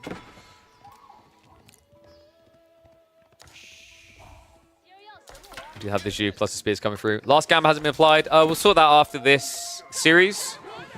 We do Gambas for the live series, so next time we're on a live one, we will indeed. But we're catching up on this one because the winner of this is going to be going up against the infamous core. Dun, dun, dun. Shout out to the boys wanting to get the games out of the way ASAP. We did have some awkward issues in week number 2 where some people dragged their heels on the round of 32. You can actually quite reliably leave the round of 16 until Mondays. I'm actually fine with that. It works best to have live series. But I'm not going to go into the names of who. There was apparently someone who, or 2 or 3 people who dragged their heels big time and were pretty much not playing their round of 32 until like the late hours of Sunday, or it might have been Monday. So yes. Very important with open scheduling formatting that people don't take the nick. Guys, you're just going to snipe you those spearmen to begin with. Do you just fast castle? I mean, it's so hard to fast castle against Delhi is the problem. You'll give them sacred sites. That'll give them extra resources. You haven't got a great meditation garden. You also have to worry about food. Remember, the way that Scarguard works is you get 5 sheep and then the 4 starting deer, I believe. It's 4 for the starting one. So, you know, a decent amount of food, but nothing outrageous. It's like just over 2,000, right? Because you get, so 4 deer would end up being 1,400 food, and then the 5 sheep is going to be 1,000, right? So it's 2,400 food underneath your TC. Basically, it's a deer stack. You compare that to what you usually get in a game. You know, you get like 14 sheep. You're looking at roughly the same, I'd say. Yeah, I don't know. Overall, I actually really like the design of this map. I'm glad they changed Roost, because with the change to Roost, you can get more creative with map design like this. And I think it's actually a more positive outlook. You know, we had a game already today where the outcome was decided by who got more sheep. I think that's sucky design at its core. That's the purest form of RNG. You can say you do things to minimize it, and it's true. But even if you do all the right things to minimize it, we've seen games where someone's scatter rotation makes sense, and they still walk away with like 5 sheep compared to 20, right? So I actually am a big fan of having more maps kind of like this, where there's a lot of resource present on the map, whether it's berries, boar, deer, or whatnot. Archer's now getting added in by Anatan. Keep in mind, he's doing this in a Zhuge Nu without Tower Victory. It's very dangerous. What he does have, however, is a crap ton of food coming in. Pro Scout's just completed. Remember, he gets it very quickly due to the Dome of Faith. And my matcha latte girl has arrived. Woohoo! Thank you. Well, I've got a matcha latte out here, but I haven't opened that one. Oh, okay. She can't find that one. We'll figure it out in a little bit, guys. If you guys want to get your own hands on matcha latte, ! Protein Works. Go check them out. It is delicious. I highly rate the matcha latte. Ghazi coming in and out as they go. I mean, he's trying to skewer the deer on the back here, but it's not a lot, right? It's only 6 deer in the corner. In fairness, it's a fairly safe thing to secure. You could even thought about actually walling a bit further out, but I think the Ghazi being there already limited his options.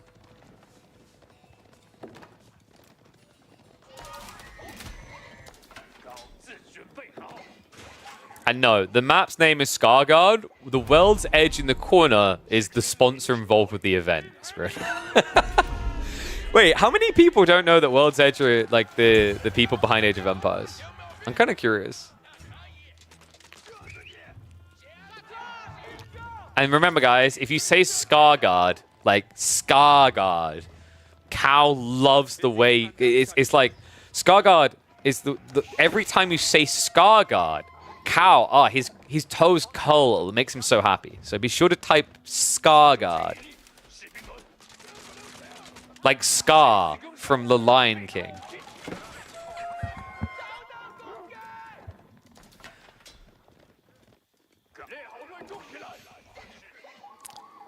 So, comms are starting to develop a little. We have a reasonable amount of archers, but XLAF does have the advantage. The problem is he's just not in a position to use it. He keeps running back to his base. This is the tricky part, right? Like, because he didn't wall this in already, because it's hard to do, he isn't in a position to take infantry comp across the map. Anatan is exploiting the fact that because he has Ghazi and no walling that he needs to do, he has Dominion. Yes, like Skibidi Toilet. That's the one.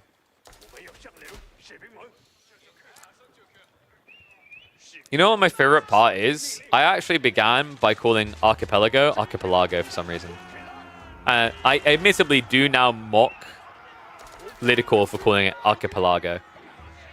There is only one person on the EGC broadcast that can be excused for calling it Archipelago, and that would be Vodka, because Archipelago sounds very Italian. Archipelago. These are depressing walls. Wait, did he kill the deer there? Man, the new walls are so brutal when you're in these type of positions.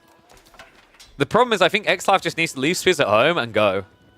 I get he's scared of the Ghazi, but like, you know, if he's scoured, if he built another scout just in stables to get one out, which I think would be worth it to potentially get pro scouts anyway, he'd see that Anatan doesn't really have Ghazi. He has 6. This many spears are kind of useless. And what is up, Blue Dream Legend? Thank you very much. Wow, you found my OnlyFans? How do you know about that? Well, I'm not a fan of this push. XLab, that was atrocious.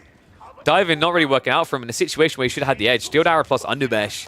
Only Undermesh there for Anatan, but able to hold. And the fear set in, right? Because he knew if he dove in, there was going to potentially be Ghazi. But ripple effects are seen elsewhere. He did at least strike 2 villagers, but he's already lost 2 himself. So not ahead. Sacred sites are at least not being captured yet, but that's now changing. Love this start. Anatand, he ran out, set up a dock, secured the easiest sacred site first before moving on. And he also put a scout out here to see if Xlav was going to contest him on it.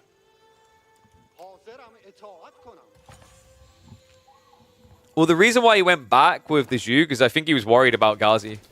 The problem I'm seeing this game for Xlav is I think he's just worried too much about what Anatand has. You know, blindly, right? So, like, it's the classic assumption makes an ass out of you thing, right? Like, he's assuming that Anatand has 20 Ghazi because every Delhi player has 20 Ghazi, right? No. Anatand barely built any cav. He built enough to bait his opponent to build spears, and they overbuilt spears. And then even though he still had enough Chuganu for a push, he still seemed paranoid that there was 20 Ghazi waiting behind this, when mathematically, the numbers just wouldn't add up for this stage of the game. Now, things are about to add up into a big problem for Xlav here. Age 3 now arriving for Anatand.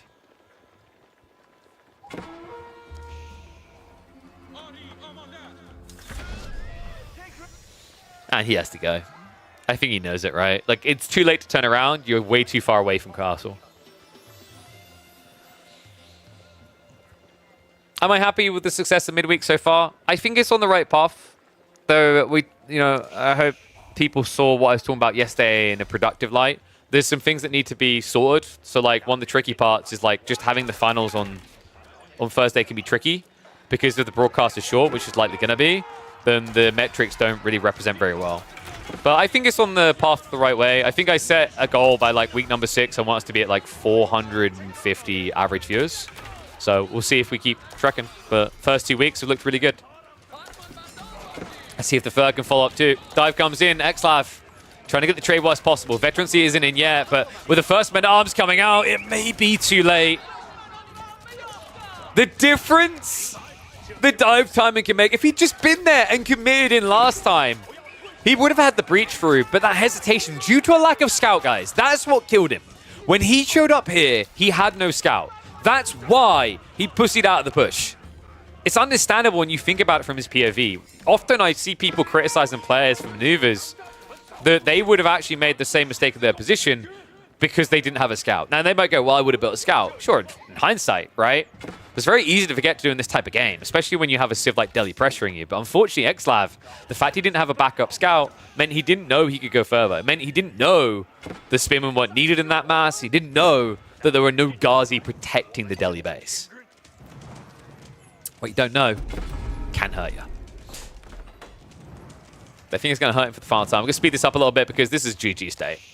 Xlav is trying to save for castle, but he's so far behind. All Anatand needs to do is break in.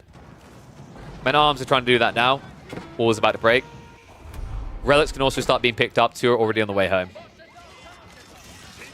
Jiganu not really microing away. They just tried to deal with the Scholar, but it cost them their life. And that means the deer are about to be exposed. Now, what? Xlav is going Mount Lu Academy with 49 economy. I don't think food should really be your concern, but I can kind of see where he's coming from. The problem, though, is, like, I mean, Shaolin Monastery, you could at least try to yoink a relic. I guess it's too late, though, right? Because 3 of them spawn on the island, you have no water control. So this, I can't believe I'm going to say this on less than, like, 70 eco, but it's actually okay that he went Mount Lu Academy in this situation.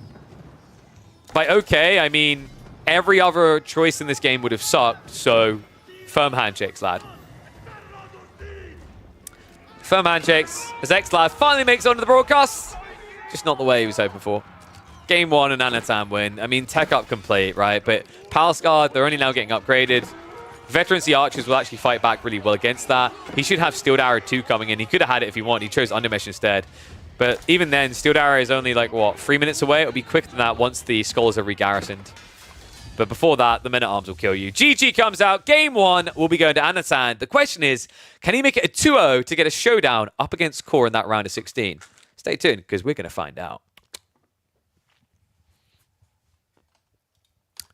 Yeah. Looking at the rest of this draft doesn't bode well for Xlav, right? Actually, he has Pigeons for you with English or Rus. And his opponent doesn't have Delhi. He's probably going to go Basses. So we're probably looking at I'm not sure what kind of player Xlav is. My instincts say he's going to pick English, and Anno's going to go Bassids on Pigeon's View. That seems realistic. How did Core play? Full Call of Duty camper in game 1, solid send in game 2. All mind games, part of the strategy, so his opponent thought it would camp, clearly. But yeah, he got his solid 2-0.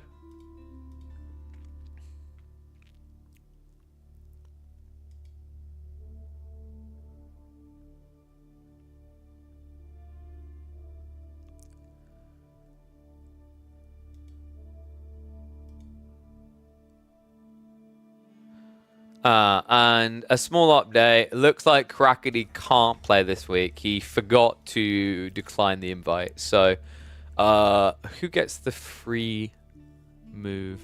Bit Cousin. Congrats, mate. You're already through to the round of 16. Unfortunate players. Remember in future, I said, yes, you can sign up ahead of time, but if you can't make it, all we ask is you just tell us before we do the final seeding. That's all it takes. And then no harm, no foul. But yeah, I said I thought it was going to be Abbasis versus English. Anatan actually picked Chinese. So Chinese-English. Oh no, they're going to TC boom. Give me a sec, guys. That's a -8 for Crackety. True. Dude, I think it'd be more than a -8. Oh, could you imagine? Oh, the brutality. All that sweet, sweet elo he took from Beastie would be taken back. It'd be more than a -8. Like, what was the difference he got from being Killjadi and Beastie? Wasn't it like 46 in 1 week? All right, guys. Bear with me 1 sec. Just have a look at the spawn and get a feel for it. Because I do quickly want to check if I've got my matcha latte out here. I've got a bag I can open, but I should already have a bag open that I need to finish off. I just can't seem to find it. By God, I think someone has stolen it. I mean, if you were going to steal something from me, the matcha latte would be a smart call. Because it is a banger. Unless I've got it. Have I got it under here? I think so. That's my strawberries and cream. That's my banana smooth sundae. I need to get more of that. Oh, all right, guys. Watch me make myself a brew. Right, because I'm going to show you how easy it is with these, and then we'll hop into these games. All right, you ready? Check this, check this. Get the seal. These are the protein coffee coolers. This is the matcha latte. 16 servings of this sweet, sweet, delicious nectar. Easy peel. So you can use milk or water or a mixture. I like to do 100 milliliters of milk and 150 milliliters of water for these. But you can do whatever you want. Also, always great when you add an ice cube. I don't think Emma did this time. But yeah, just 1 scoop of this already nicely made up matcha latte stuff. Slap that bad boy in. And then we shake and bake. If you guys want to get your hands on this as well, I think it works out as like £1 a drink or whatever. They're really good. It's that simple to just make, whereas like I have made matcha lattes from scratch. It's a pain in the ass. And I think you can have them hot as well. But I don't mind them cold. I'm fine with having them cold. Add a few ice cubes to these. They're pretty good. If you guys have ever had like the bubble tea places where they do the matcha lattes, it's kind of comparative to that. Minus the bubbles at the bottom. But then again, a lot of those ones you get from there don't come with the bubbles anyway. They're just matcha latte. Yeah. Cheers. Ah, that was needed. Holy crap. She took too long to bring that out to me. Exclamation mark protein works if you want to try that for yourself, by the way. My code will get you 10% extra off. And they have sales every day through to Black Friday right now. So you want to be checking daily to see what they got. Let me know if you need recommendations. Highly recommend the gummies. I'm in love with the gummies at the moment. And the Load of Legends have been helping with these long streams. Because it gives me a snack to keep me bumping.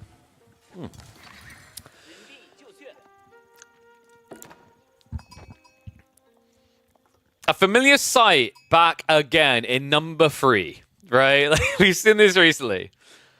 Let's get ready to start the recording. Different week, and it still gets picked. That's the signs of a bloody good map. One and all, welcome back to the channel, and welcome back to the Midweek Muster. Number 3, 3rd edition in, Pigeon's View. Not default this time, but it is going to appear in this series earlier in the tournament.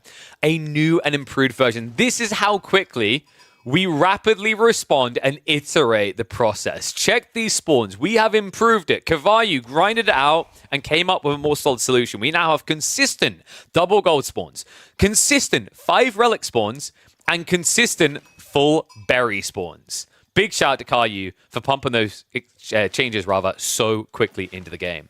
Yeah, in fact, we even have it to the stage where deer are now spawning in the tree lines, which I think is kind of cool. But this is going to be interesting because I think we might have a bit of a boom game, which is why I'm going to hit the 2x speed. We've got Anatan on his Chinese in the blue. And the challenger XLav, he was 1 game down already on the English. Now, this was his pick. It was his home map pick. It was his go-to choice after losing the opening game. He had English. What was the other thing I said he might pick, guys? I'm quickly going to do this because I'm lazy. He had Roos. I think Roos could have made a lot of sense here. I think Roos, this just might be the bread and butter map. English can work too, but I prefer English on this map for like a counter-attack type approach, like not a boom approach. We already saw how players can fall victim if they just go for the 2TC hunker down. And you're against China, man. So like Abbey of King's opening worries me because if this is going to be a TC boom fast castle, which it clearly is, you're ego-challenging Chinese. And by the way, like, Anatan had the 2 civs that would beat English doing this, by the way. He had Abbasids, he has Chinese. Either pick would be able to outdo this TC boom idea from XLav. Yeah, so a little bit of a tricky affair here. Pure Academy is going to be the opener. Stone on the forward side would have been raidable if you're going for Council Hall. You know, I think sometimes people look at Abbey of Kings as the access point to 2TC, but I actually would argue the other way, that there's situations where Council Hall is your access point to 2TC. Abbey of Kings makes sense when you want to do 2TC against civs that are aggro, right? Civs that, for example, have feudal knights, because they might almost kill villages, and then you can easily heal them up with this Abbey of Kings. China isn't really that type of civ. China would take a long time to build their feudal force they want to fight, or they're going to rush castle. So I feel like in those situations, there's more value in just going Council Hall, pumping 4 or 5 lombos, delaying your second TC timing, but as a result, punishing any attempt at greed from the Chinese. Barbican is coming in on the east side. So berries, gold to be secured. Has got the stone as well. Pretty much everything you could ever desire. Well, looks like Anno did go for his classic 2-scout opener. This guy does 2-scout opening more than, I think, any player that I can think of. He got him an okay haul, nothing crazy in this game, right? 10 sheep to the 9, so actually XLav done well for himself. Yeah, sometimes I think Anatan overdoes 2 scouts. There are some maps where I swear by it and I back him on it. I think it's really smart. Like, we've seen his Gorge game. You guys remember the game where he formed a triangle? Oh, sorry, formed a diamond as he went out to the center and then converged around, and he ended up with like 80% of the sheep, right? And then there's maps like Cliffside where I've seen it work really well. I just don't think Highview has delivered for him the way he was hoping. And wait, why is he a villager ahead? Did XLav skip production? He might have. Yeah, because things just got deceptive with the second TC. So it seems like XLav did actually miss out on something there. Maybe. I know. Is he going to be going for the TCs himself? Because I'm seeing him pump Horseman, which is a little bit surprising. There we go. He's moving out now. So I guess he just wants to chase away the king. 3 horsemen should be good enough to start whittling away at him, but if you don't get him low health, he will have the time to run all the way home. That's the tricky part of trying to counter the king like this. But it guarantees the king cannot stop you from getting a greedy TC. Whether you'd want to or not is debatable. Like, you're playing China, right? China usually doesn't go for greedy TCs, i.e. ones that are far out. They like them close to home because they need to supervise to get maximum value anyway. And you can't supervise a town center. Whew. Just to check in on the standings of the schedule, by the way, because I know people are wondering when we're going to be casting what, we're going to casting where. Lash Mahodo should be cast here. We should have Core versus the winner of this. We've got a bunch of series come up today. If you guys... Oh, whoopsie, wrong scene. If you guys are watching this later on, be sure to always tune in Mondays, Tuesdays, Thursdays, Fridays, as that's when you'll be able to catch these being cast live every single week.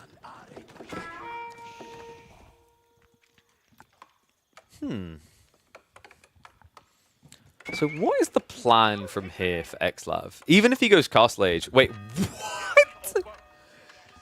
He's actually full TC racing. Ano's going for a second. Is he about to scout this? He should have clicked on the outcropping, right? Because if you just click outcropping, you don't need to see the TC. This is absurd.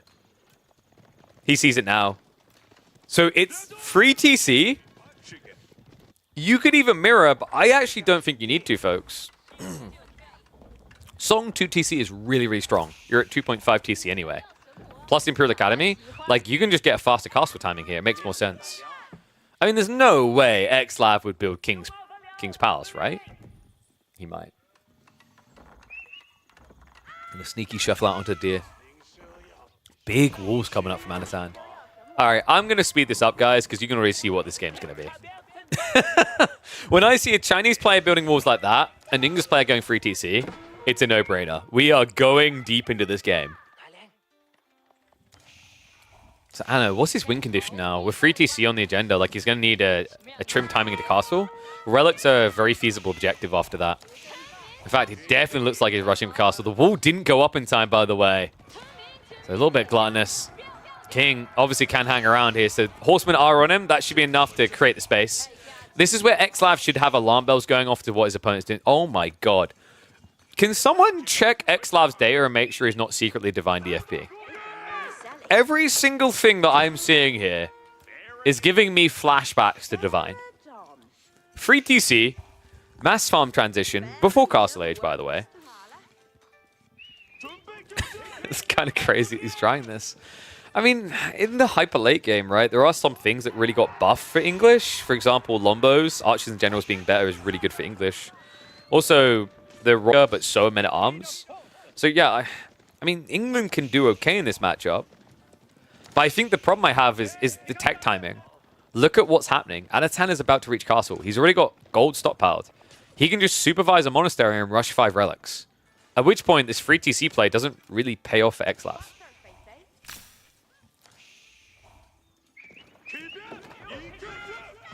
King does go down, so walls can now go up. And yes, King... Chinese hand cannoneers are still king amongst hand cannoneers, I agree. But at the same time, the change to chemistry was enough. Were they impacted as much as other Civs hand cannoneers? No. But it's still enough. And it's going to be Imperial Palace. Because another thing that got nerfed was Siege. People not as interested anymore. And I actually really rate this play. Because the problem now you're going to have as XLav is you've got so many villages that are going to move out very fast. So Imperial Palace will be able to see them coming. The other cool thing about this, watch what happens to his vision in the corner. Shouldn't matter because he's got walls, but if some breach comes in, he'll see everything coming. Yeah, the only negative I'd maybe highlight for Anatan here is he had Wheelbarrow. He could have easily placed the Imperial Palace here and then pivoted onto this deer stack. And that would have given him vision all the way out towards the Sacred Site and Gold. Yeah, I do feel like sometimes people optimize around saving maybe 10 seconds on tech instead of leveraging this as the giant outpost that it is. It sees everything. Something that's not going to be as impressive on the site. White Tower now coming up. This guy is Divine DFP 2.0. It really does feel like it, actually. I mean, did he draw French? He didn't draw French, right? So maybe not. But he's English. Very reminiscent. Horseman Ray coming in, so a bit of out of time achieved there at the beginning of the tech up. First Lancer arrives, just have to walk away, but this is where Anatan should be getting into the monks. First one's already on the way out. More could be pumped. He could actually afford to supervise right now, and that's exactly what he's doing. Look at that, guys. Instead of waiting the long 30 seconds, you get them every 12.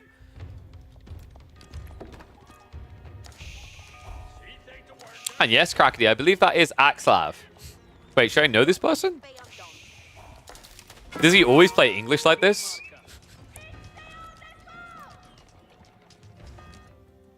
One thing to keep in mind is Anna will start to set up farms before he thinks about him.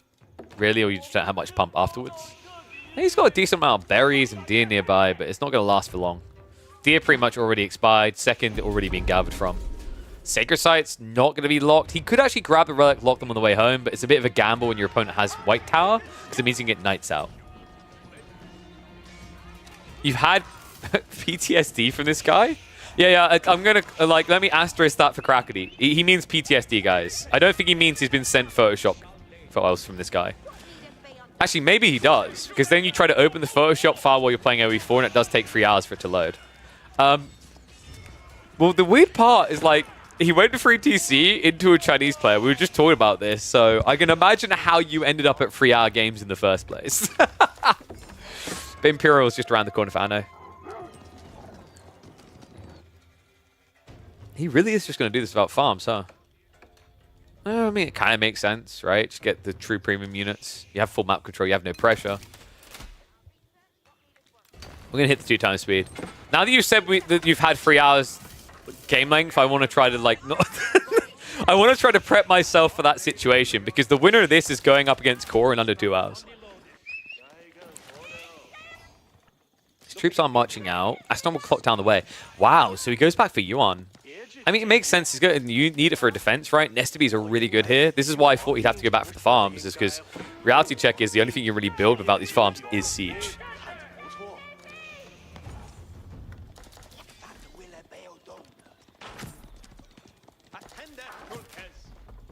Walls are going up. Barbican just a bit too tricky to dive into outposts as well. So yeah, Spring emplacements able to keep Xlav at bay. On top of that, notice the eco difference. Those raids walloped Xlav's advantage. And with the relics all coming back to Papa Anatan, things are all thumbs up for my Insanity in this one. Xlav's got a tricky battle ahead of him. He needs to brute force it. You can't play for Imp now. You'll just be at a disadvantage. Walls are looking to be burnt. Armorclad is on the way. And Anatan, because he's doing that farm transition, economically a bit weak, but he's looking to fix that. He's got plenty of resources. I mean, he's just trying to get a horsewoman, which is a little bit surprising here. I thought maybe you just go kind of into spears with Nesta Bees, the classic. Doesn't trust it. That's going to come in, though. We have got spring placements on the way in. This split attack is a bit of a mistake. Xlav, he's not targeting down with the torches. That proved to be a bit tricky. He's also now targeting the wrong outpost. So looks like Anatan is probably going to try to go for a clutch repair to buy time for the fortify. Springwood is already in on the other outpost. Villagers are just going to shuffle away. Still, torch damage isn't insanely high, right? Only 8 units capable of it right now. Is it me or is Xlav wasting too much time here? Like, it actually looks like Anatan is going to try to drop a Great Wall Gatehouse in his own base. I actually think that's exactly what he's up to. He's got way too much food coming in. Gold gathering is still reasonable, although he has been blocked from access. The relics plus the taxation should be good enough, though.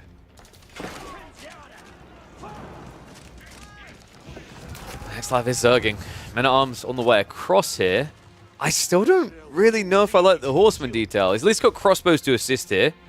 Love the fact he's using the villagers that got idled out to set this up and smuggle it away from his opponent. But Xlav did go looking. He sees the stables. Yeah, he needs spears. He's producing more now. This is kind of like one of those classic situations where going men-at-arms may have been an oversight versus just going spears. Spears would have blobbed him more, right? He would have had 1.5 times more troops and would have contested the comp that Anatan was leaning into. And yes, Yuan gives the speed. Crazy that he still hasn't built a single nest of bees, though. Maybe even Springwald's here against this many men? No, I'm not going to say that ever again. Xlav getting ready for the dive. Anno needs a little bit more time here. Unless Xlav trickles, which is what he's starting to do. Outpost crawl going around the west is a little bit weird.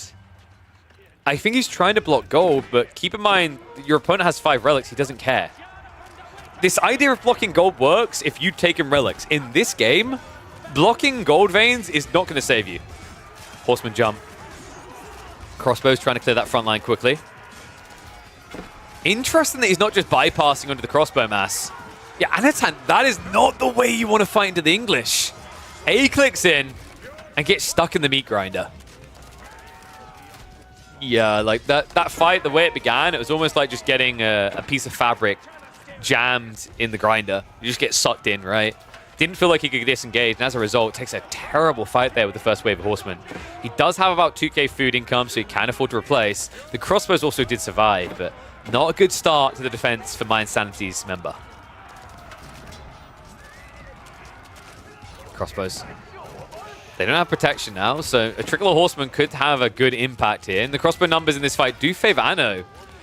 Where's XLab's outpost? Oh my god, he's going around. Yeah, so he's still fixated on trying to block the gold, but what he needs is the attack speed aura. In fact, he also needs to get Network of Citadels. I think this is the thing that's going to cripple XLab from winning. He does have Sacred Site control, but he could be doing so much more damage with these dives. Get back up now. Melekus is forced, and now look at the military numbers. Anatan also prepping the Trebuchet to start dealing with this outpost aura. A keep drop being prepped. He needs to find a way out towards these sacred sites. XLab is securing the east side. He's already secured the west. There is a good shot at Red taking the win here.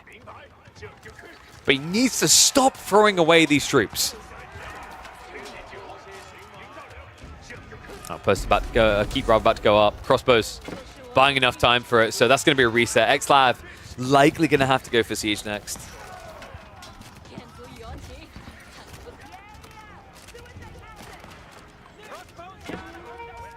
Horsemen do try for the decap, but good maneuvering. XLab, he pulls the villagers across. Anno will get some value out of this, right? Idling the villagers, killing the villagers. This is the annoying thing when you play with English shortbows. Your villagers are worse against horsemen than any other civ, as you're seeing there. Wait, what? This would be sick if he was in Imperial Age. He's just not stopping, man. He's on a journey of self-discovery in this game. As history remembers, when the English discovered China and then colonized it. That didn't work out too well. Let's see if this one works out better. Has got it in place. Did just reveal it with that short bow attack, though. I don't know. Hasn't reacted yet.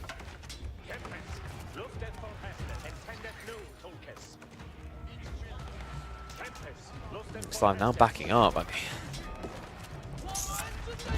what's the plan now? We're seeing a lot of spears. Okay, I'm going to say the dangerous word. It's mangonel time.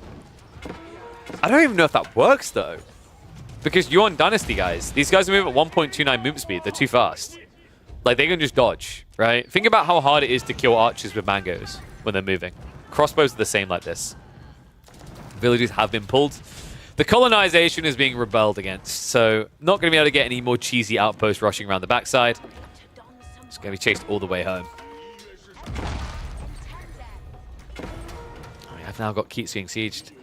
I think this game is slipping from XLab quickly. He needs a bite back now. No other way around it. You've got 4.5 minutes to go. The Treb count is at 3. You have no stone in reserve to repair with. You're now out. So this keep is going down. You're going to be fighting without it. He's already setting up an outpost because he knows that as well. Just wants the aura.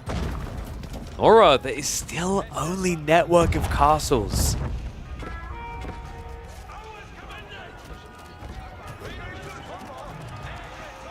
Yeah, I kind of feel for XLab. Can we just agree, especially with the siege changes, that Yuan Dynasty needs to be moved to Age 4? Because the more I'm thinking about it, it's like, I mean, it's not impossible to beat Chinese, right? But it's kind of dumb. That type of movement speed, like, at this point, when you see what Anatan's doing, it's probably meant to be mangonels to counter that, right? But you can't. Normal crossbows would be really slow, really easy to splash. Good luck with this movement speed. Horsemen have to dent that front line, but Spears happy to contest it. XLab, keeper's already down. Even the villagers, the short bows out now being pulled. The shenanigans are afoot on the backside again, but not good enough. Another farm cluster coming online for Anatan. Sacred Site victory 3 minutes away now for XLab. Is he running out of steam in the center, though? We have longbow production now coming through. The veterancy just ticked in. This could be it. I mean, longbows is the counter to everything that Anatan's been doing, but remember, he has all those stables set up on the backside. He can go back into horsemen. Treb's just trying to find relevance right now, seeing if they can actually strike a few of the villagers down, a few of the crossbows. And the spears are actually doing it. It's just absurd. Even if you wanted to kite them, you couldn't. You don't have the maneuverability. Front line is falling. Anatan already shuffling through the villagers, trying to find something to do. He's going for a keep drop. He's like, let me assist you with that, milady. 20 villagers. He has to focus on them now, which means he's not trading with the army anymore. Anatan runs in. Treb to deny. No attack speed aura there either. He can't focus on the villagers, so the keep is going to go up. And with that, a decap feels imminent in this game. X-Lab surely can't end like this, man. It looks so close. 2 minutes away. A ring of the bell, but it might be the final time he hears it ring. He's still got equal military numbers, but the amount that's here is starting to favor Anatan. Castle definitely doing a lot to assist with that as well. Villagers now pulled onto that sacred site. Lombos need to give attention to it. Trebs can still deal with the outpost, which means if X-Lab doesn't have the attack speed aura, he can't stop the decap. He needs that to contest. Once again, it's gone. Yeah, at least if you had the network of Citadels, the 50% uptime of this aura would make sense. It'd be like you actually have it all the time, but that's not the case here. Anno is starting to get drained, but notice he switched. He's now no longer going crossbows. We've got Mass Palace Guard against Horsemen, Lombos, and Spears. He baited X-Lav. And remember, his will arrive a lot quicker. 1.58 movement speed on these troopers. Decap half complete. It's going to force him to stick the Lombos on there. And the tricky part about that is you want to be moving with these guys. You need to be kiting. Now it's going to feel impossible. We have so much production for X-Lav. This is a meat grinder.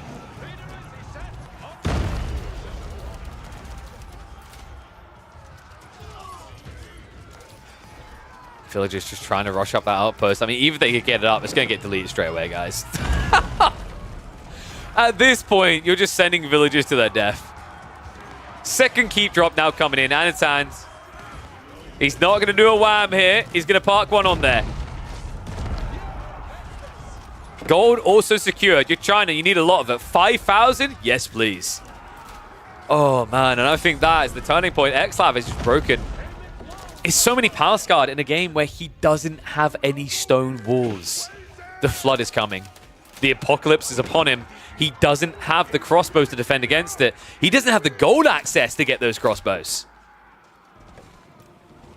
I mean, an admirable attempt here by X-Lav. A tough one. A tough cookie to crack either way, rather. I feel from a little bit, though, this was brutal the way it played out in the end. Just really solid hold by Anatan. I think X-Lav did have the game in the palm of his hands. He just overshowed that hand. That dive underneath the TC without aura support felt completely unnecessary. I usually talk about forced errors. That was an unforced error. That was simply an error. Shame as well, man, because X-Lav, he could have proved to be a huge upset for Anatan here in the opening rounds.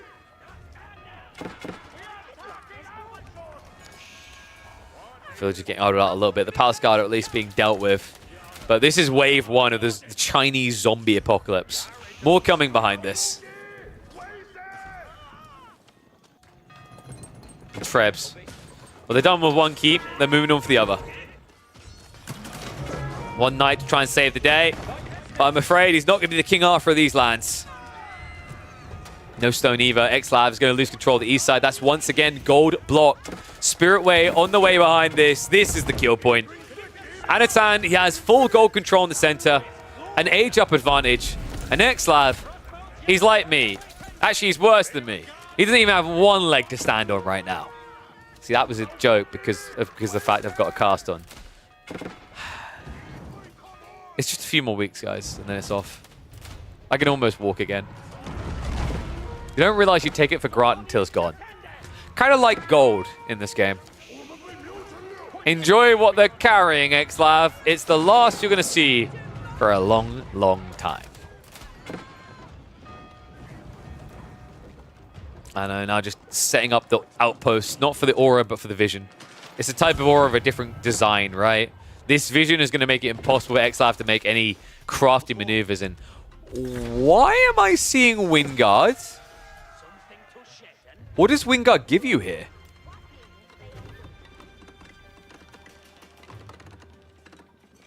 Wingard for what? He doesn't have gold.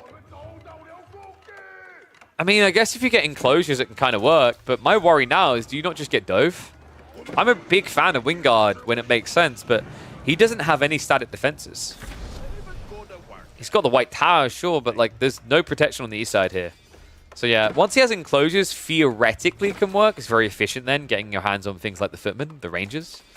But it's still a lot of gold. Sometimes you just have to accept you're not going to have certain things in the game. And this is one of those games where, with the lack of gold, it feels like you're not going to be able to have your cake and eat it here. In theory, if you have enough time to buy, you can save on getting elite techs for certain unit transitions like Lombos. Just get Rangers instead.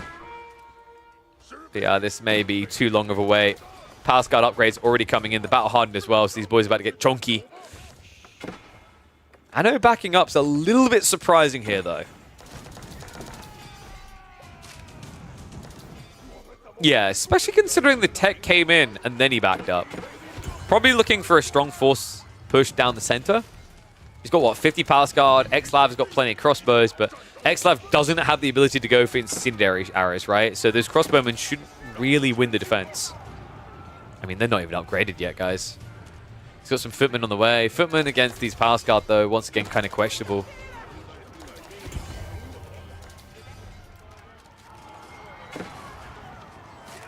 Tithe Barnes will turn this game around. Ah, yes. Indeed it will for the guy who has 5 relics who's already winning the game. Wait a second. Palace Guard now pushing in. There's no start stepping away from this at this point. Does he at least have Network of Citadel? No. No Network of Citadel still. By the time he'll have Elite Tech, half of his crossbows will be dead. Second wave Palace Guard also now sneaking across on the farms. It's not going to stop, folks. The only way that Xlav survives this is if he gets stone walls up. Palisades is not going to cut it either. Not against Imperial Palace Guard. Imperial Palace Guard that are just everywhere.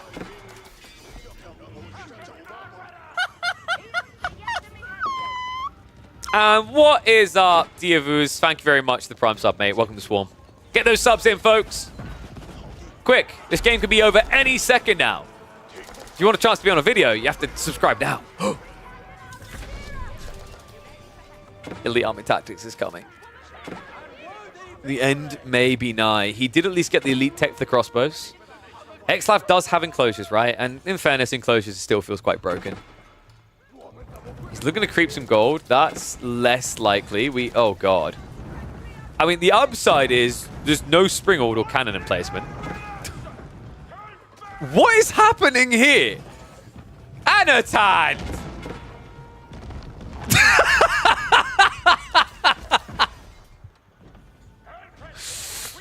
Come on, man! Be reasonable! The goal is to get more people participating in the esports scene, not to scare them off.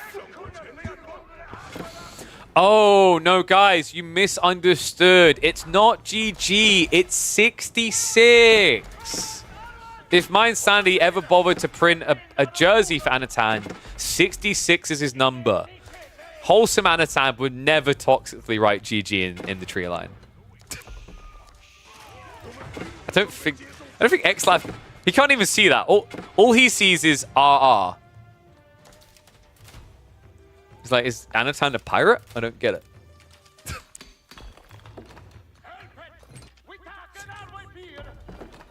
I can't believe he done this.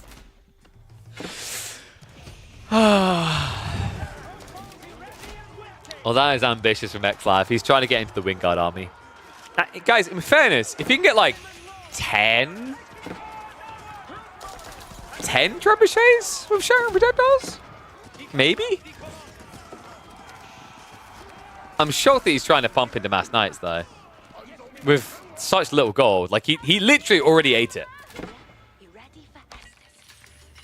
That's all of his gold gun. It's just passive gold now, right? And farm-wise, he has 68. Pretty decent, but for, like, Mass Knight production, not affordable. Anatan, I think he's done playing with his food, though. We've got hand cannoneers now on the way. I'm not sure if it's the most efficient here. I mean, it's still a really good unit. In fairness, you're China, so yeah, you get away with it, right? If you weren't China, the extra range wasn't there, then it'd be a bit weird to do this without there being infantry. I still can't believe he'd done this.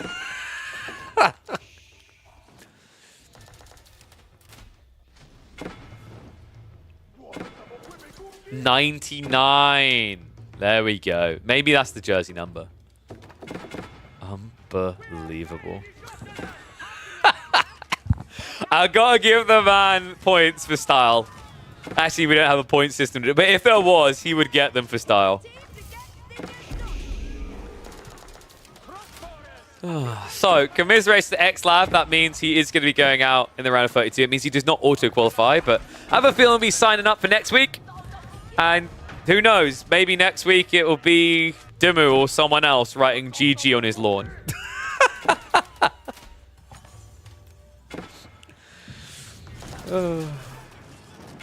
But you know what? I'm not sure how I feel. It's polarizing. Let me know what you think in the comments. A loss for English, but a win for Chinese. Should we feel good or bad about this? Either way, it's a big GG.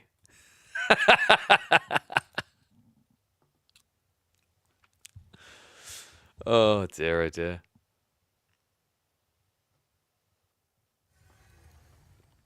Alrighty. So that is a 2-0 for Mr. Anatund. All right, give me a sec here. So, cool. My throat's a bit dry, actually. We have got other series to do. Let me have a look and see who we got next.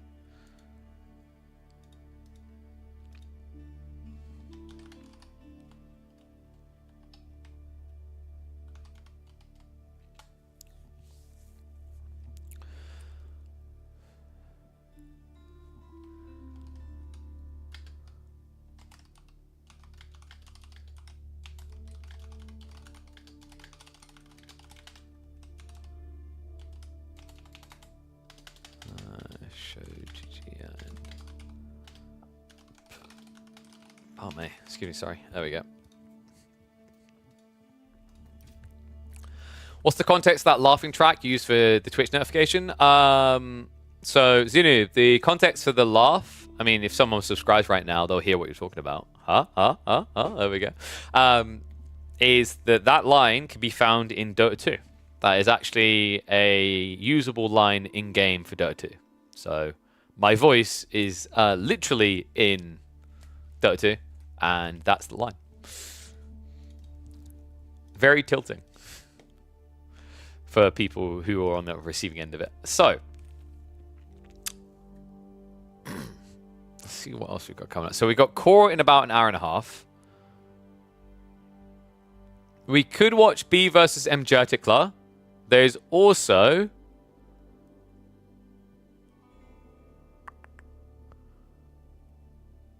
I believe Voldemar. No, we done Voldemar, didn't we? Yeah. So we can do B versus Mjertikla. Wait, did that say today? Let me double check. Yes, B versus Mjertikla is today. So we'll do that one next.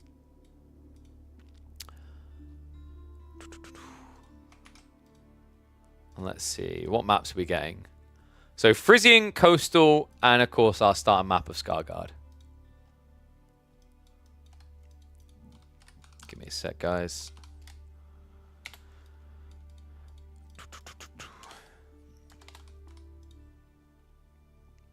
Update that or paste that in.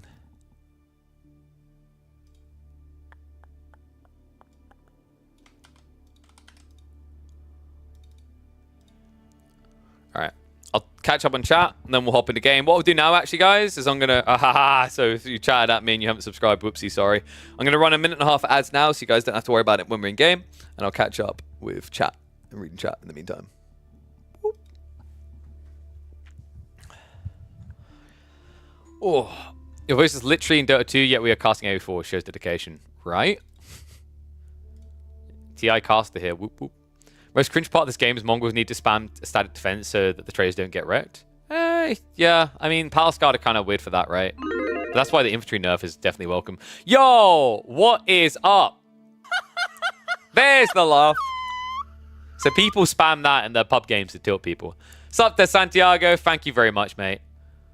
Our baby is born? Wow, what are we calling it? Mini Tiago? Mini Tiago. The Mini Tiago, I think is what you call it. Matcha latte time? Got it right here, mate. You guys should try this. It's really good. Highly rate it.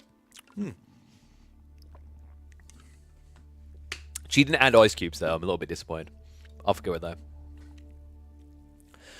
Nice event so far, but I don't understand whenever Puppy or a WAM play, you have a delay and they don't. Is it because they're the top tier player? Sorry for asking. Hell no. No player gets to go outside of the rules. So the rules are very clear. If a player streams their POV, then they can play with no delay, but that means the lobby can have no delay as well, which is why last week when WAM forgot to do that, I immediately corrected him for game number 2. So no player is above that rule. If they feel they are, they can get kicked and then sit on the sideline and think about it. So we've listed out the rules, the way it works. If there is no player perspective being streamed for the game, then there is a requirement by World's Edge for I believe, Chim can correct me if I'm wrong, I think it's a 5-minute delay, right, Chim? Or 2, but we aim for 5. In the event that a player is streaming their POV and they don't want to have a delay on their stream, they are welcome to do that, but that means the broadcast version will also have access to a 0-minute delay. Because there is moronic to allow a player to do that, but then them like have a 5-minute delay for the casters just wouldn't make sense, right? People are like, what's the point in this? I can watch 5 minutes in the future. People can be fickle like that. It's just reality check. They want to see the livest of live. So yeah. The other requirements, we don't ask much of the players. If you are playing in these, you need to have KillerPigeon's midweek muster in the title of your YouTube live stream, your Twitch live stream, whatever it is, and you need to be atting with the word KillerPigeon. So the at links into my channel, because I've noticed someone forget to do that. I think someone actually put killer space pigeon, which does nothing, so that it's linking back to the official broadcast. And the logo needs to be on screen. And that's all we ask. It's literally low. It's low. And do me a favor, if you guys are in a stream, because I know sometimes people forget about it. I know it's not your job, but I appreciate when people see it, they just call it out and go, don't forget to do this. Because it's important for the tournament. It's important to make sure that the channel that's putting in all the work, actually people know where it's happening. It's important for metric tracking later as well, for like correlating sponsorship opportunities and whatnot. But let's get ready for 3DB.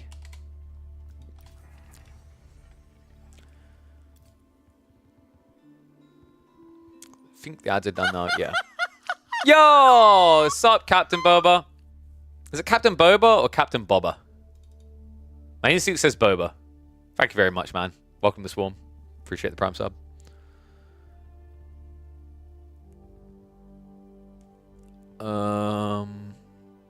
Wait, what's the other thing? So yeah, hopefully that clarifies. Like, basically, if the players are streaming without a delay, the version you'll see here has no delay either. So hopefully that clarifies for people. All right, let's have a look here. What is happening? Oh, being objective with series is actually happening right now, so we're not missing anything. We can actually catch it live. So game 1 is going to be Roos versus Juji. Juji, I haven't been convinced by on this map on Scarguard. So maybe B can show us the way. Let me check. Yes, thank you, Jim. I noticed it. Yeah, good.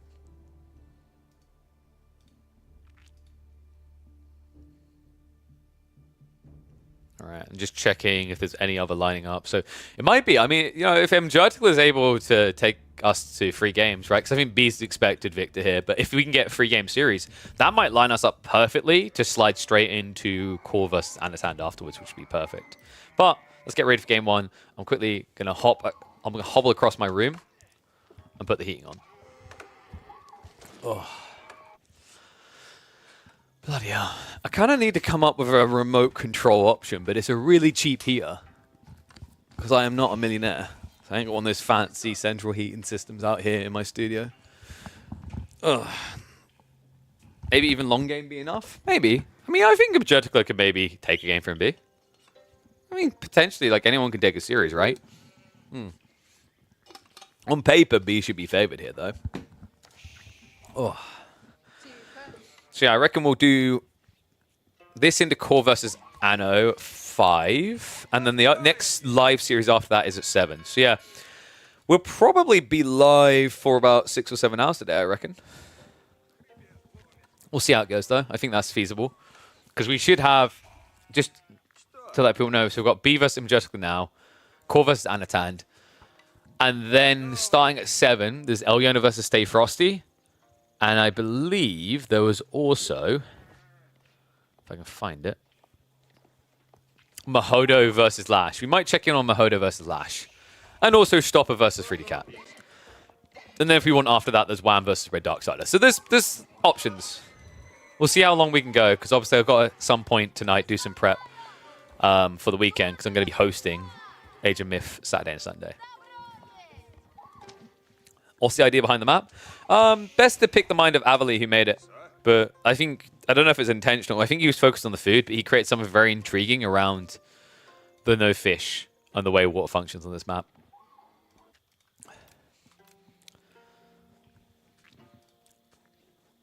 Often seen in chat and now being seen in game. One and all, welcome back to the channel. Welcome back to the Midweek Muster. That's right, because we have new faces appearing, upcoming players. People who have been hovering in the community for a long time. It's great to be able to feature them in the tournament. Because on the other side, we've got a known commodity. 3D Clans B, opening this series on Scarguard, our new map for week number 3 on the Juju Legacy. And Jerticla, on the other hand, in the red, has taken to the roofs. And, you know, we've seen some interesting games so far out of some of the upcomers. Sure, you know, the outcomes, I think, have majority been what we would expect. But some of the games were more close than you maybe would anticipate. It shows that, you know, the rabble, the upstarts, are catching up with the old guard. Hello. This is very old guard-esque, though. As in, people would do this all the time a year ago. I don't know how many people would really bother now. We've got Kremlin. That's kind of weird. To call it what it is. Like, that is a very odd play. Kremlin against Juji. I don't know. I don't think Juji has an aggressive enough time in the game to force this. But that means this has to be 2TC, right? But then if it's 2TC Stone, the only thing that makes sense is that Jerticla must be going fast castle. Other side of it, B is going to sell for a crappy meditation garden. Yeah, Juji is... I don't know why he necessarily went Juji. I don't rate them as a high pick here because the meditation garden openings aren't great. In fairness, you have got a good push timing down the center, but because of the design of the map, unless you go pro scouts, you're going to be playing flank resources, right? Which means cavalry type civs should benefit against you. And because Dali Horses is bugged right now, you don't have a great way of fighting back with your own cavalry. Did Kremlin get nerfed or why it stopped being used? So it was Golden Gate got buffed, but it was more to do with a meta change. Most people pulled away from doing 2TC meta, so Kremlin kind of sucks now. Most people do Fast Castle again, if they're not going to play the Age, right? It's like Roost Fast Castle just looked a lot better. And the bug with Dahlia Horses, I haven't tested it with the Horseman attack speed, so I'd have to double check, but I know that Knights, it increases their attack speed from 1.5 to 1.35, which, if you guys remember the tooltip, it says 20% increase. And a increase from 1.5 to 1.35 is not a 20% increase in attack speed. That's a 10%. So if Horsemen follow the same logic, it means Dahlia Horses is not giving that much, right? Especially considering it costs you, like, I believe it's 2 Horsemen. So instead, we're going to get the stables, into Pro Scouts, and it is just going to be a rush for the food. So we mentioned this, right? Like, playing Juji, you're going to have to go flank resources. You don't want to do that against Roost because they have feudal knights. However, you could argue you don't want to do Pro Scouts against Roost because they do it so well, right? They have the hunting cabin generating the scouts, but then also passive resources early to afford the Pro Scouts. You know, it kind of makes me wonder even more now why Jerticla didn't go for the Golden Gate. It looks like it's fast castle and he just didn't want to have to build any units at all, but I feel like he would have benefited a lot from actually going for Golden Gate here to get a very quick castle timing, which would have allowed him to then have the extra resource flow to drop a dock and then transport ship for the relics, of which, oh my hubunga dunga bunga, what? Yep, that's a statement. I don't think I've seen that spawn before on Scarguard. 2 relics on 1 island. Just build a monastery out there, right? So Stables is coming in, and Jerticla, as expected, is going to be adding in 1 or 2 knights here before he techs up. He could actually probably wait until he techs up. It's just better to have them out in the field doing some damage in the meantime, especially considering that your opponent is trying to play into Pro Scouts too. We'll hit on the 2 times speed just because they're both going to go fast castle here. Lets us get a little bit closer to live, these two. So this would be Shaolin Monastery versus High Trade House, right? Because you'd think in a Fast Castle Relic Rush, you'd want to go Abbey of Trinity, but the reality is the High Trade House is worth about 2 extra relics on its own, so it's just too good to pass up. I really do think High Trade House is overtuned. It was not appropriately nerfed after they changed the bounty system. High Trade House made sense on its previous numbers, sort of, based on the logic that people would never really get bounty free. You only really got tier 3, hyper late into the game, or if someone screwed up. Now you get tier 3 bounties so quickly, the High Trade House is far too good. So, Shaolin Monastery up. B will be the first to get his units out, and it looks like the response is now coming in from Mjertikla. And it is going to be the High Trade House. Get your numbers in, because that actually looks like a busted one. Yeah, this is exactly where you're just going to see it be worth 3 relics, and it's going to look disgusting. And that's kind of powerful when you consider that B is going to have a better timing to secure the land relics. So then you just turn it into a battle over the sea. Speaking of which, B already moving out that way to try and set up for it.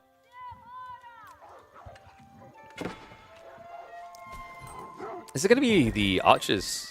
No, so... Yeah, okay, he's finally adding it. I was about to say, I was a little bit surprised that Mjertikla was leaning knights here.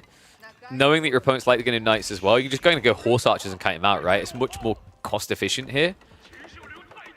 I mean, I know you got a lot of food. In fairness, I think why Mjertikla thinks he can do knights is because he's gathering from deer, right? So you've got a better gathering rate on your food, but you're also generating more gold as a result of that via the gathering. And then the High Trade House is just going to put him through the roof on this one. Shaolin Monk's already moving across. So funnily enough, instead of contesting for the central relics, he's actually just going to be moving for one of them and then moving for the sea. Wait, has he already got... I think he's already got one on the way home. Yeah, oh sorry, he's already banked it. It's deceptive because it's still Shaolin Monks for some reason don't track and capture age. So, funnily enough, if he just comes out here with a Shaolin Monk, he'll actually kill the knight and just take it. And B does know where that relic is, right? No, he didn't check! He's riding blind. He has at least already scouted out the first one on water.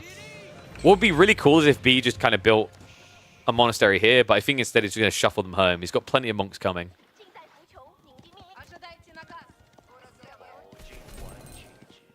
He still doesn't know.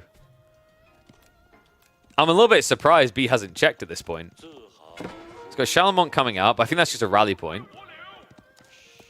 He should know to check either here or here, right? Because if he's actually done any research, if he looked at the map beforehand, he'd know that 2 relics spawn on land, 3 spawn on the islands. Wait until he discovers the jackpot in the center, though. Because the spawn is usually going to be here, here, here, or like here, here, here, right? So, on average at least, the relics tend to spawn in more of an arrow shape. Or an indented arrow, right? So a V or like, I don't even know what it's called on the 6 on your keyboard. The upwards facing thing. What is the technical name for that? Does anyone know? Like up arrow that you have. Not the arrow key one, but the one that would be like, for an English keyboard, it's on your 6. I'm not sure what it's called, right? I know things like tilde. I know that @ signs used to be called, what was it, ampersand? God, that sounds very boomery. Shaolin Monk, though, to the victory. Easy peasy. And yes, that thing will fart.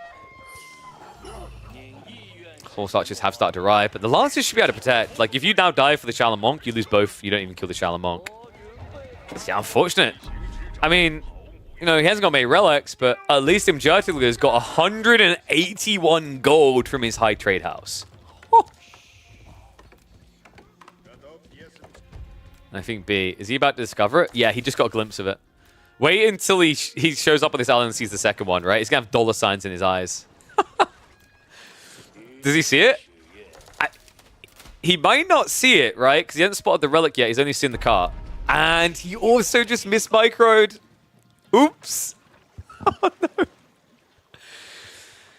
Oh, well, the good news is he's got another monk nearby. I think he just has his keybind set up wrong, so he went to pick up instead of dropping off correctly. So yeah, he can go pick up both now.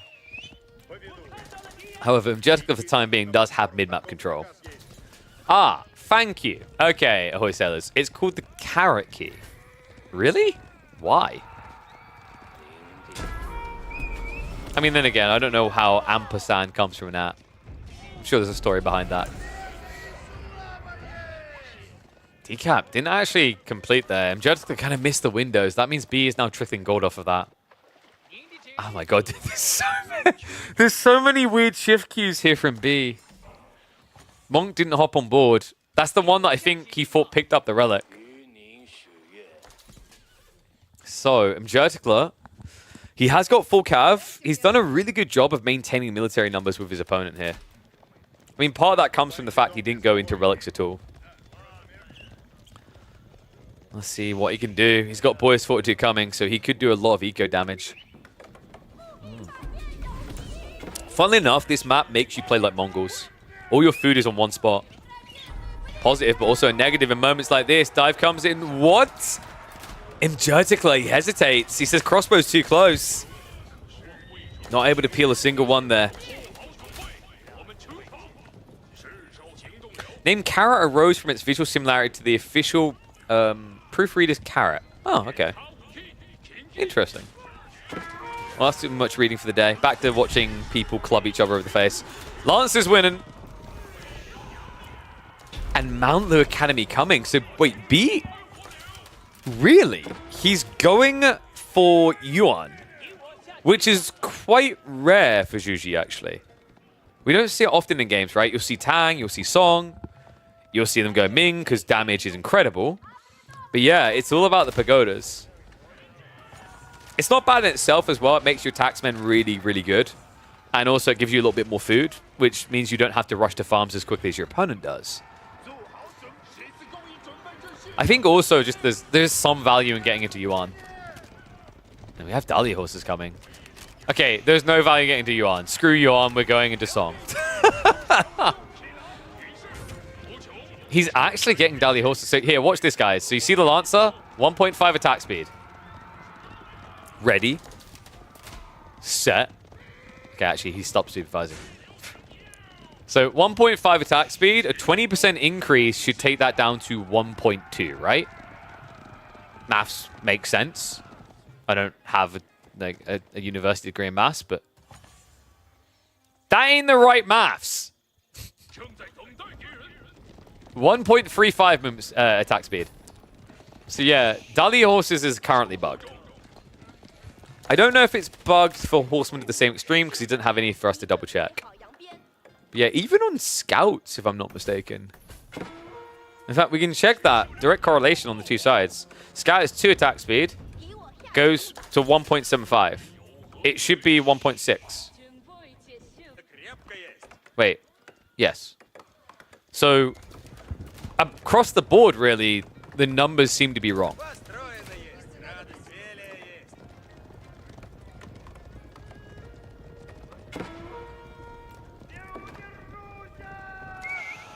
The thing should go down to 1.2. By that logic, 100% attack speed increase should go down to 0. But logic 100%.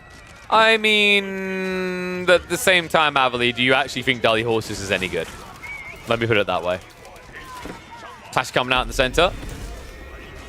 There you go. Proof that Dali Horses sucks. We'll ignore the fact that there's more knights here. The crossbows are actually winning it out, but the meat shield that is the front line is gone. B is just going to wipe the army. Mjertka, the problem that he's gone through here is he's chosen a raiding comp to fight a direct engagement. It doesn't work. Gets absolutely wiped. Due to the raw power of the crossbows.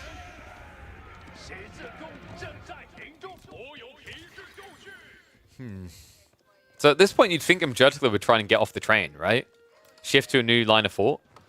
No, he's going Horse Archers again. I could kind of understand trying Horse Archers again if you were in a situation where your opponent's still in his base. But he just took a fight right at your doorstep. Horse Archers is not the answer anymore. It's about to get a lot worse. We have Horsemen queued up for B. Smart choice here. Just gives him a quicker wipe on the back line. Crossbows easily able to do with the Knights. And gotcha. Okay, so apparently 20% faster attack speed should be 1.25. Okay, in fairness though, still faster than 1.35.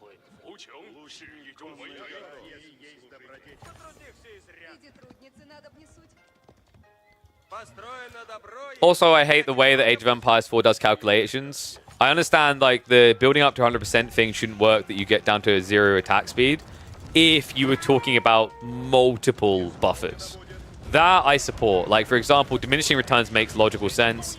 Dota 2 has this, for example. If you just keep scaling crit items, the next crit item's like worth less than the previous one. But this is just one base upgrade, not giving the correct buff. And let's not also pretend that we haven't got a history of Age of Empires 4 being poor at doing massive attack speeds. Need I remind you guys of Network of Castles aura?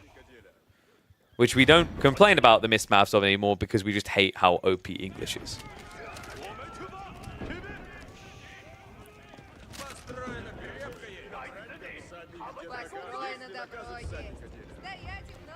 Dali Horse is reducing cooldown part of damage by 1/3. Huh, yeah, so bugged across the board. Firm handshakes all around. We're about to get Juji buffed. Crackety's going to be doing cartwheels. He owes me $50.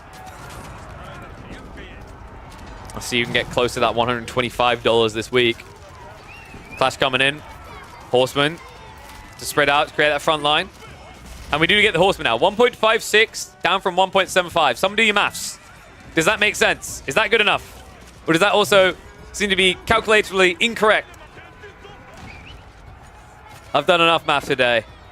Horsemen at least seem to be closer than where the Knights are to their correct number. Crossbows in trouble though. B, he overextended. Jurtikler is deceptive with his numbers, folks. The Militia makes up 16 of the 57 here. So as long as B gets away with limited casualties, he's not going to be a huge disadvantage. Those Militia are starting to tick down. Needs to buy some time, though, and he has gone free TC behind this. The greed on this man. He's got the farms being set up. Key drop might actually save him from a dive here. Jurtikler doesn't seem to care, though. Going to try to brute force it. Militia down to half HP. Still have some life left in them, though. And the farms are in trouble. B, he may have done this greed a little bit too quickly. I mean, 5 relics, sacred stats, I get it. But at the same time, especially when you're doing this while attacking your opponent, there's a risk associated with it. B is going to try to hold his own economy here. Military numbers are shriveling up from Jurtikler. Starting to die to the static defenses. Damage definitely adding up.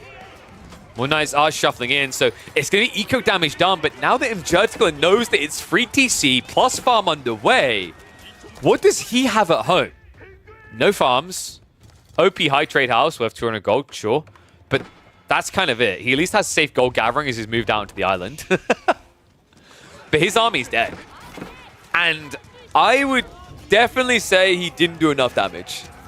B was at, what, 65 economy when that dive came through. The army advantage was over 2-1. Now look at it. Damn, Jurtikler.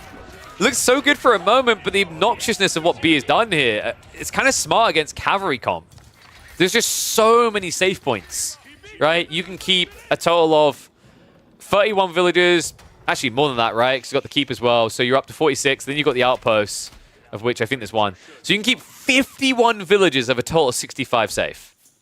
So the tough part about what Jurtikler has done at that stage is he's playing horse archers, which makes sense when your opponent is bulked with his economy not safe. Doesn't make sense when your opponent has all these buildings to hide in, right? At that point, you wish you had horsemen, spearmen, rams, anything to destroy the buildings. Because, just to give you the maths on it, because we're on a math day right now, it would take 2,500 arrows to kill a TC for horse archers. It would take 750 arrows to kill an outpost. I don't like them numbers. What? One's if this is the weirdest granary transition you've seen all year.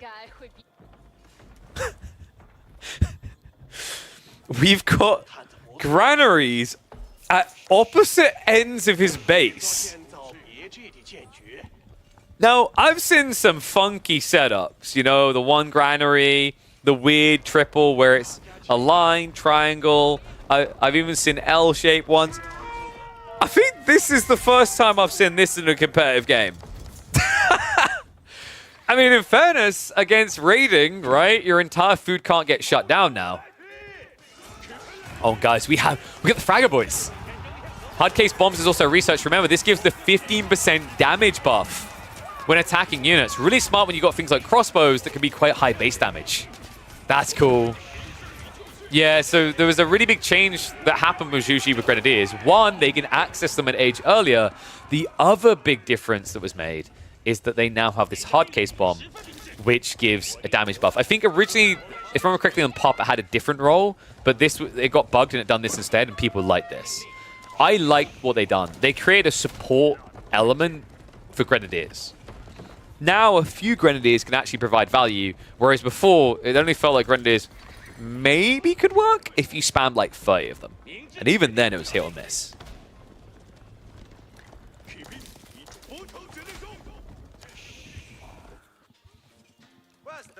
So what's Imjerticler's plan now? Because I feel like we've spent the last 10 plus minutes running Knights and Horse Archers into B with limited success, right? The previous big fight was, I'd say, his only true success there. Remember when he tried the ultra early raids and it just got blocked, right? So there's only so many times you can headbutt a wall before you get concussion and have to call you an ambulance. There has to be an off-ramp here somewhere. But what do? Like, you're Roos in Castle. You're going to build men-at-arms? Into crossbows? Mass spears and, what, archers because you have extra wood, I guess? But then your opponent goes Yug. It kind of feels like Imjerticler's out is the next stage, but I don't think B's going to let him have that easily.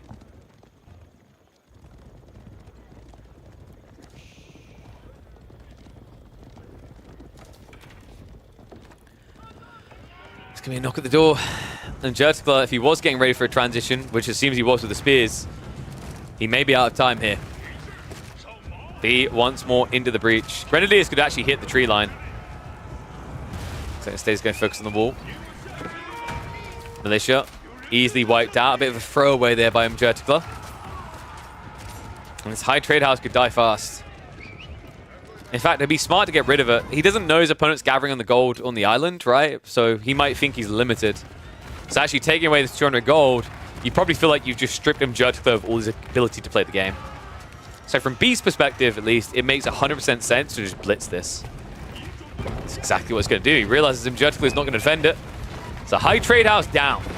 There you go. You're all wrong. It's giving a 0 gold a minute.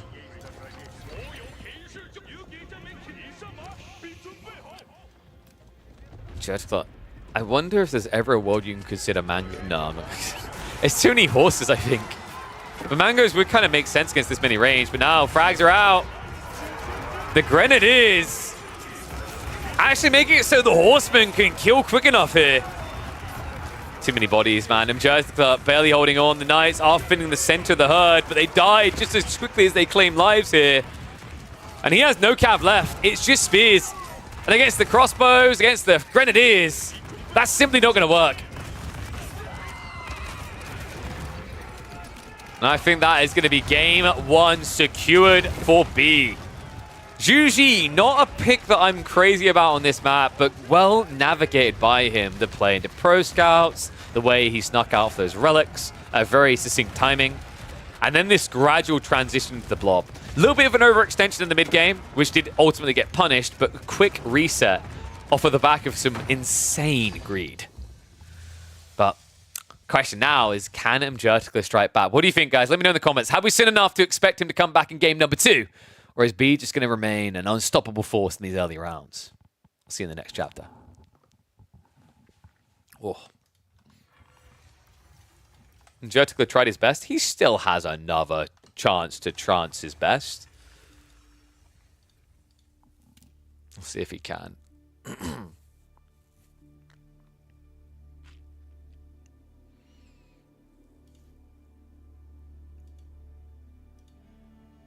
Nice. So on Monday, we'll already have Dragavan versus MSN to cast, which will be a really cool one. I think that'll be not MSN, it's Dragavan versus Miyamika, which I think will be a really close one. And I think on Monday we'll also look to do Chuck Francis versus Gully Deckle. Are there any other really interesting ones? I'm looking to see it at first light. Maybe Knock Knock versus Louis will be an intriguing one as well. But for now, let's get ready for the second game.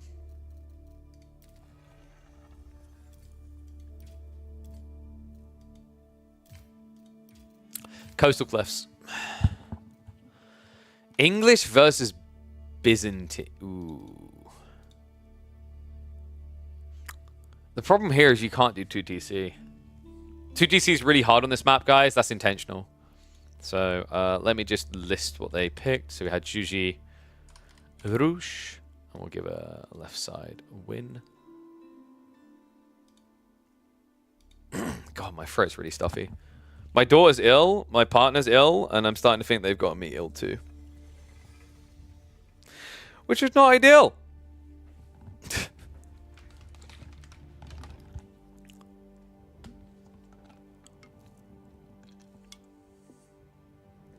Give the lower ranked players a round to fight against each other rather than being matched up versus best players right away. Will make for better early rounds, make more enticing.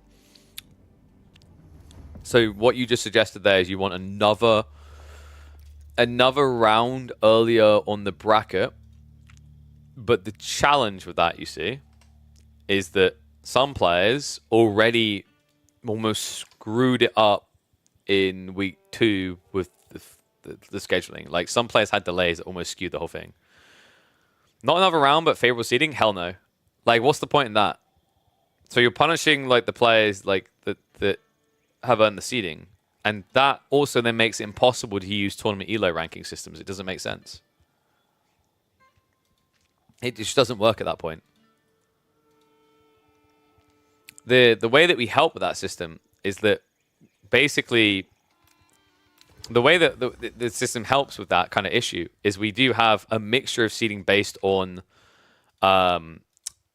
tournament ATR, but also based on their ladder ranking. That's how you can get more favorable seeding.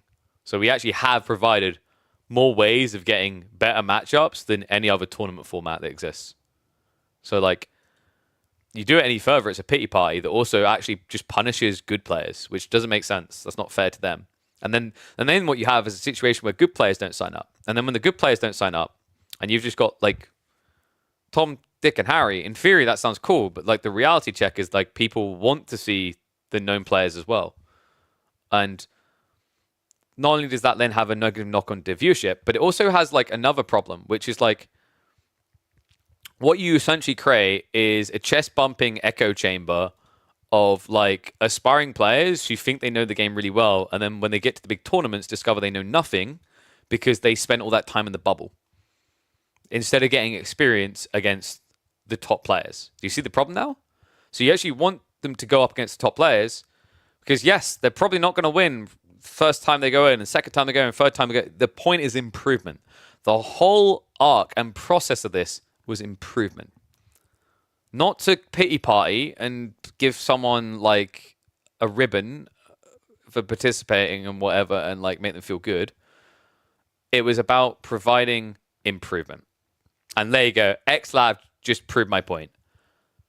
I learned a lot fighting anti. Because the gatekeeping happens because these people can't get scrims with these people. And XLav won't mind me saying this, because I don't think he'll take an offensive way. What reason does Marine Lord have to scrim with XLav? He has absolutely categorically no reason to scrim with XLav if Puppy Paw or Anatand or Wham are available to scrim and want to scrim, right?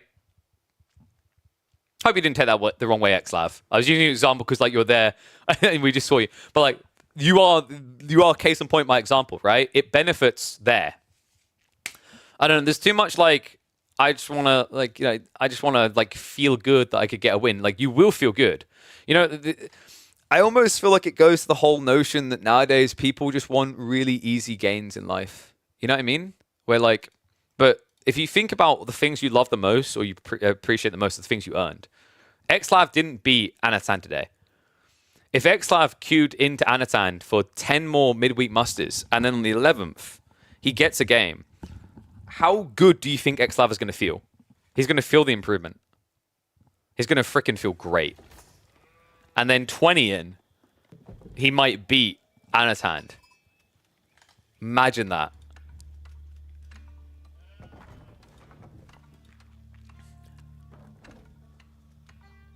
Definitely XLav. Like, we actually broke it down. It's in the VODs if you want to look back at it. I think your problem is you didn't extend your outpost aura. You dove too much. If it wasn't for that, I think you would have got game 3. So, no, keep at it, mate. Look forward to seeing you in the future editions.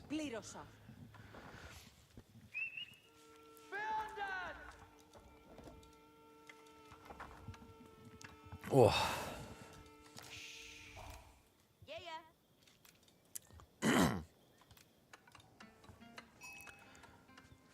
Try to do a lot of things like Sacred Sight and pushing. Yeah, you had the Sacred Sight pretty much unlocked. I think you just needed to... You could slow push him. You fast rolled. You also outpost crawled more than you needed to because you were worried about him going for gold, right? But like he doesn't need gold with his comp because he got 5 relics. So like your focus should be how do I strengthen my pushing. I think like that would be my feedback for you in that game. Like that is really the only thing that needed to be changed. If you change that, you get a game free, which is huge.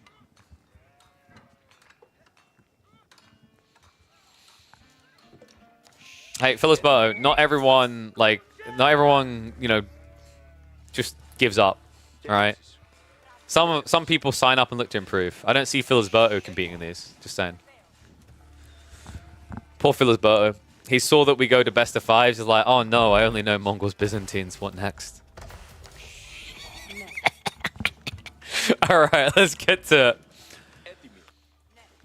Oh, we got a wild one. It's been a hot second since we've seen this landmark coming through in games. One and all, welcome back to the midweek muster. Week number 3, game 2 of this opening series between 3D Clans B and Imjertikla. Someone might notice this name from Twitch chats. He tends to hover around. We've seen him before. Wonderful fellow. Looking to get a win against one of the best AoE4 has to offer. He's going to be doing it on the English in the red. Man, I'm excited for this, though. Yeah, I kind of forgot this landmark existed. Do people really build this anymore? For a hot second, it was coming into the meta, and then it kind of just fizzled out. People realized Grand Winery is just way too good. The timing it gives you into your mercenaries, the potency of that play, far too good to be overlooked. But I know in particular, if you look at tournament, B has been kind of infamous for his Hippodrome builds, right? One of those players, Anatan as well, was another one. Both of them, of course, Scrim partners early in the year. So it kind of makes sense that they still see a lot of value in the Hippodrome. And because Faye is in the chat, I'll do the honor of checking. Oh my god. Faye, you're hacking. How did you know? Magadai are on the menu.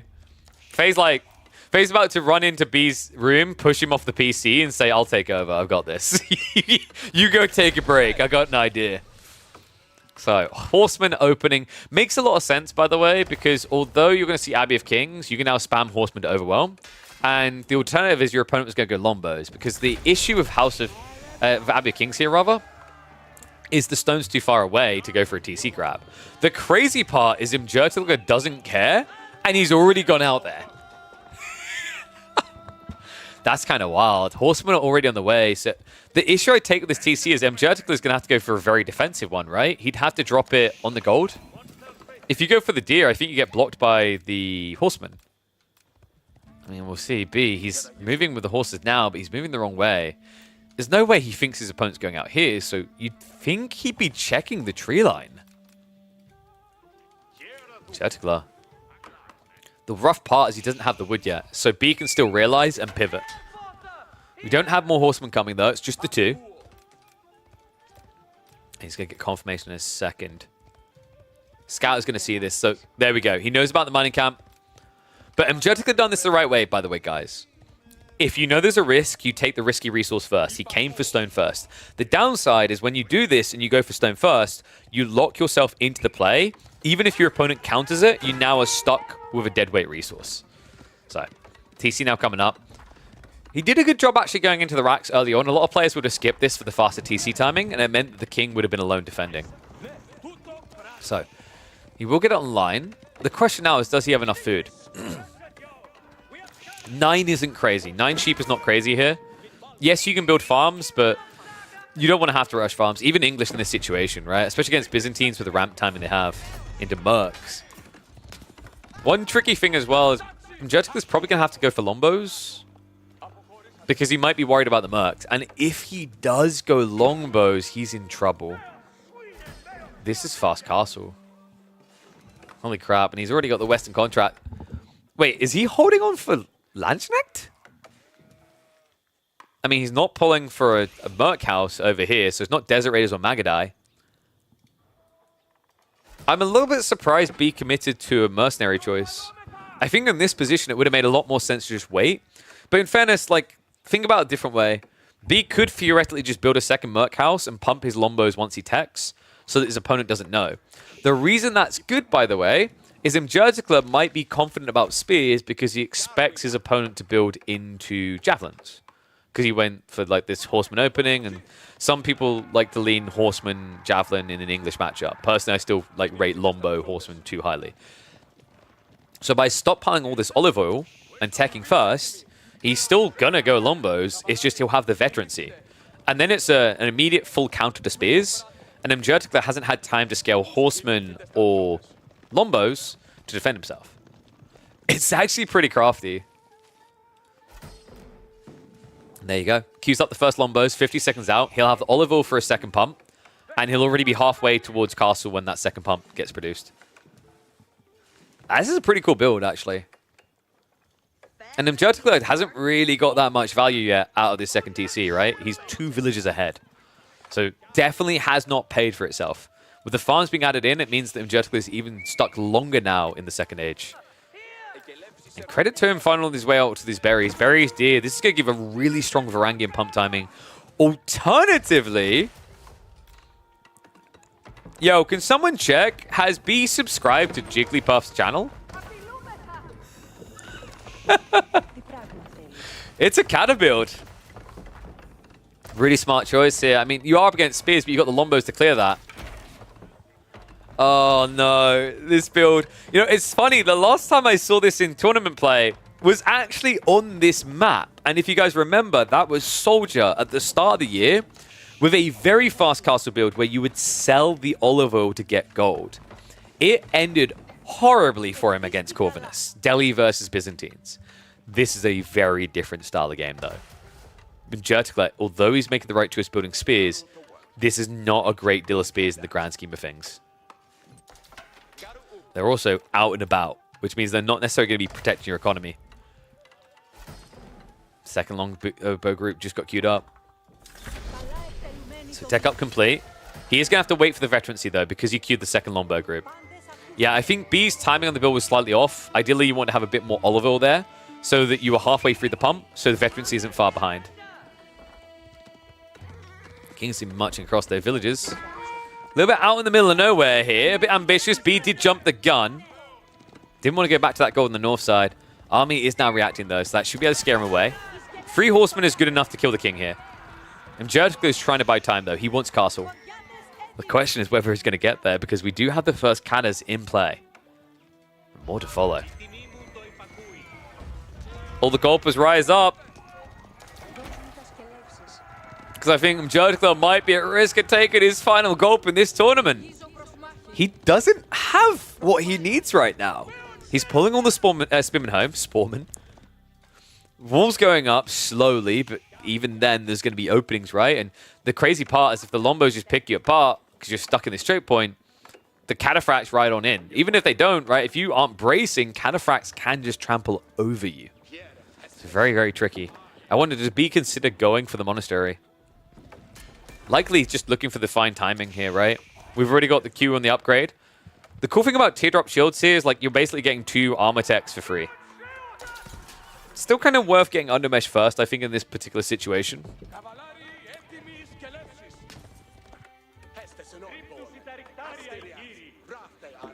Veterancy for the Lombos now on the way. Dialecticus hasn't been queued in, though, so not as quick as it could be here. Yeah, on both of them. That's kind of sinful from B. An easy slip up there. He's at, what, level 3 system? That would be a huge increase. You'd be getting veterancy in basically, like, 15 seconds, and then teardrop shields would be in, like, 32 seconds, I think it is.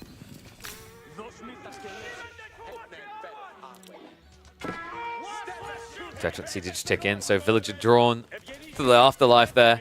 His first blood is drawn here. Outpost on the forward from B. He's going to set up a Mangonel tower here. And behind this, we've got White Tower built in the most defensive position from Mjertikla. I mean, it does protect your farms, but it doesn't protect anything else, right? Gold, sure, but no wood. How do you play this game without wood? Because you're going to need that for the farms anyway. I can't believe it. It's infectious. It's catching on. We haven't even seen the impact of the Cataphracts yet, but Cata plus Lombo is just absolutely vile here. Steel Arrow research is coming as well. Wall is about to burn down. Cataphract scores reasonable torch damage, nothing crazy. Deck up complete. Angelica is choosing to react with Knights, but I'm not crazy about that. Cataphracts can beat Knights quite easily. Stat difference, right? Then you add in the gulps. I wouldn't want to be on the receiving end. And Angelica, at risk of being on that receiving end, there's a desire to dive here. B can't quite bring the Lombos in because of the TC. He could, however, wrap around. We do have fortifications coming in, so going for that before he goes to the Mangonel. He hasn't got active gathering on stone, so B instead is going to have to rely on building structures to get it. We also have a monastery play, as relics are now on their way home to B's base. Yeah, and that's how you offset 2 TC play, by the way. What's the solution to the 2 TC meta? Fast castle or all in, right? Against English, it's going to be fast castle, because all-inning English is really, really hard. The aura makes it easy for them to defend. So really smart read by B. That's now, in conjunction with the system value, going to offset the 10 eco advantage for English, right? Because right now, all your villages in the Byzantine Empire, 18% better. Cataphracts. Just being used to essentially Bane. The problem here is also Mjertl is targeting the wrong thing. Finally switches over. He needs to be killing Lombos. Before the Lombos kill him. Villagers now in trouble. There's enough of them here to insta-snipe down the Villies. Gulps are being used on the Lombos. Wait, has he got auto toggle on? I mean, he's got 13 flasks, right? So it kind of makes sense here. Veterancy just tick in. Mjertl, in fairness, that's a lot of Lombo loss for B. We still don't have a Mango. There we go. It's finally on the way. I feel bad for him because, like, in theory, Mjertl is holding, right? But in reality, it's a lie because of this tree line. This game is going to get decided by an outpost. It's not even about the Cataphracts. It's about the outpost. Once that Mango comes in, these villagers are in trouble. All he needs to do is get a scout that shoves around to the side. He'll be able to see it. House as well. He's just trying to burn the wood. He understands that Mjertl is about to be dry. Little raid attempt here with the Knights. Does find a bit of chip damage. Another monastery coming in as too many relics are arriving back in the Byzantine economy. And that was a misclick. Whoops. That was also... should feel like a misclick there. Double Knight. Able to get some more value. And yes, any unit can use the goal. There's no limitation. I think maybe villagers can't. I haven't tested that though. Pretty sure villagers can't. God, can you imagine if villagers could? That'd be so tilting. Cataphracts are in though. Stay in the army in range. I mean, that Mango Tower, this is the thing. If he fights in this area, even the vision alone kills the villagers. This is so obnoxious. And he's trying to take down that TC, funnily enough. More Lombos are on the way. It takes him a long time to arrive, though. We do have a Trebuchet coming. This is the correct call by Mjertl. He can't wait. He has to deal with the tower now. Otherwise, he is dead. How many gulps does he still have? 14. Like, come on. This is ridiculous. It used to be 10, if I remember correctly. It wasn't as crazy then because, like, you could actually burn them out of your opponent fast. But 20 gulps is crazy. Treb now begins the siege. Tricky part here is B did keep villagers on the front line. And with that potato aim, in conjunction with the repair, it means that this outpost is going nowhere. Cataphract numbers are starting to build as well. The issue I'm seeing is, like, the spears are dying, the Cataphracts not so much, right? The issue is it just takes so long to kill. You have what seems like high damage at a respectable 32, until you realize it would then take you, what was that, 12 hits to kill one Cataphract from full health. He just keeps forcing them to come out of range, right? Just so the Lombos can get a free pick. This is so toxic. I mean, toxic in some way, it's more than starvation, right? It must feel so demoralizing. You're just kind of stuck here. I don't know why we're going men-at-arms. I mean, I guess it's because he has food, gold, but not wood, right? So he has to go men-at-arms, but that's not going to fare better against Cataphracts. Oh, the golpers, man.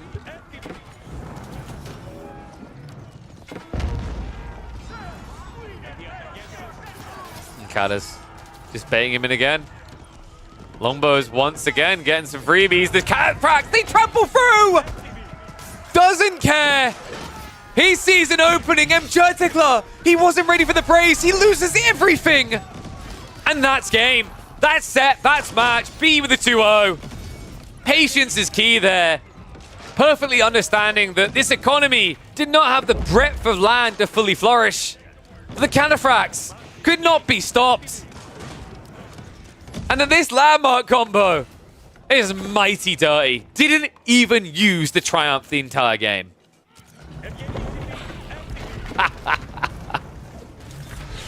Oh, right on the wall, but Mjertikla seemingly felt like he could never do anything about it. Let me know what you think about this strat, guys. This feels a little bit overtuned. The Flask, of course, seemed like a meme before. Then they got buffed. Less heal, but double charges, right? So you can spread it across your army. Was that change necessary? Was that change too much? The Byzantines finally need some negative changes, perhaps. Because time and time again, this is like a top 3 Civ these days. And this build is just the first in a line of many that have led to Byzantine domination.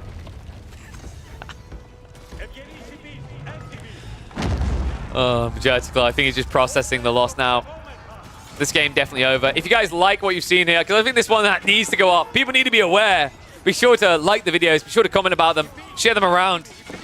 And make sure you got notifications turned on for when they go live. We post 2 videos on YouTube every single day. And of course, we're streaming Mondays, Tuesdays, Thursdays, and Fridays. Check the schedule. Follow us on Twitch for that. But we'll speed it up now. Commiserations to Mjertikla. He will not make it further than the first round. B looking solid as always. I'll see you in the next chapter. It's dirty. That was vile. That charge at the end, man. He knew what he was doing. He's waiting for it. He was waiting for that moment. Oy, oy, oy. So I think on that one,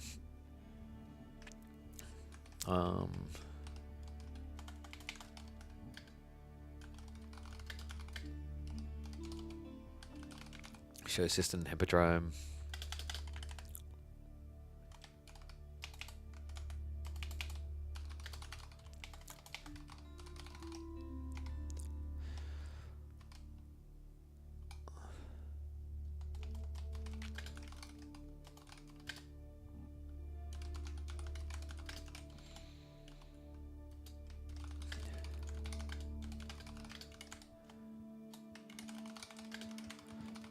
The newest Byzantine build has arrived in Midweek Muster. Oh, dirty, dirty build.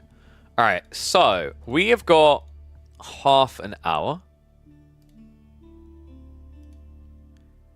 Let me have a look at our schedule. So I think Kiljadi's series is starting now, apparently. What have I told players about scheduling ahead of time? Come on, boys. We could check in on Rivtal versus Kiljadi if you guys want, because we've got about half an hour. We might cut that one short to go into Anatand versus Core Live. But apparently there's going to be another live series, which is Kiljadi versus Rivtal, happening in a minute or 2. So I'll get that ready, and then we can have a look at that one. So reminder, in about half an hour, it's Core versus Anno. And then if this one's not finished by then, we'll come back to check on the remainder afterwards. So what we'll do is we'll go back to this now. We'll reset the series. So Scarguard, opening map. Frisian. And then finally Cliffside. Let me grab draft link.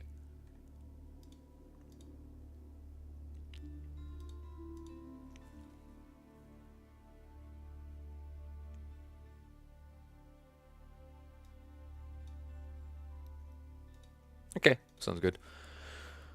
Whew. Man, my throat's still a bit rough. So, I think they've just hopped in the game. Let's go have a look.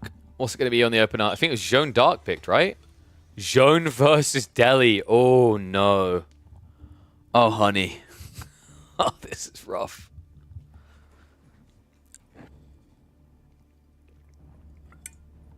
Psychologically, I've always seen B, Demu, Vortex, Antan as fantastic underdogs when it comes to upper echelon. I don't know if I'd agree with the Vortex detail. And Anatan has been really rising up. It's like Vortex, in like a half a year or so ago, I wouldn't agree with that. And Anatan now, I wouldn't necessarily agree with that. JD versus Delhi. Like this is considered one of Delhi's hardest matchups. But maybe with a new build, I haven't really seen much of it since the changes, right? With the new focus.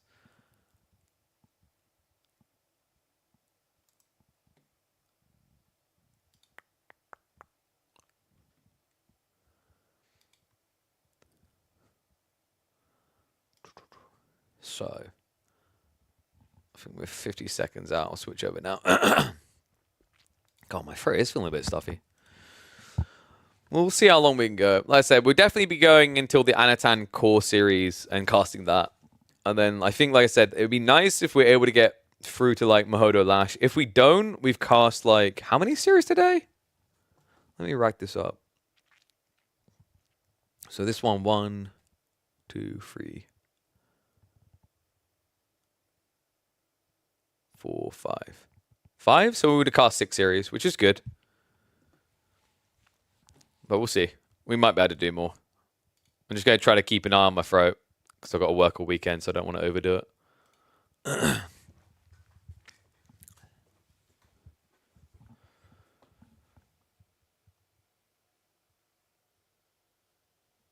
So I'm just keeping an eye on. So much influencer stuff happening for my influencers today. I'm trying to track. Oof. Well, we are as live can be, folks. Which means... Have we got predictions going? Because we can have predictions going. Pay out the last one. Start a new one. Oh.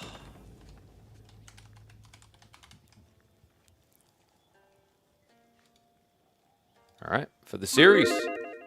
We might have to refund that one, but we'll see if we don't like complete the series quick enough. But we'll see. If this one proves really good, maybe we'll just like go all the way through and then hop across to Anno Core a little bit later, but we'll figure it out. Definitely not a good start for him. Where can I see the bracket? The bracket can be seen on Start GG. So Start GG midweek must-start week number 3 is where you'll be able to find it.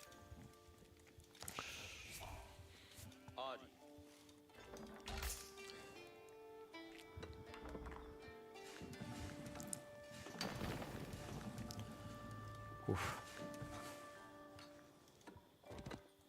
Just checking, did we get any weirdness? He didn't move out for fish. We're good. Alright, every single time in the round of 32, I start off by checking if someone ran out for fish. One and all, welcome back to the channel. The reason I'm checking for fish is because they shouldn't be. There's no fish on Scarguard. We're back on it again. This time, the challenger Riftul going up against a well-known player in Killjadi. Killjadi playing Unshown. Riftul DM is going to be on the Delhi. This is a bad matchup. A really bad matchup. This is like one of Delhi's hardest matchups, in fact, guys. It's difficult to play the H2, which you want to do, because if you do play H2, Zhone eats.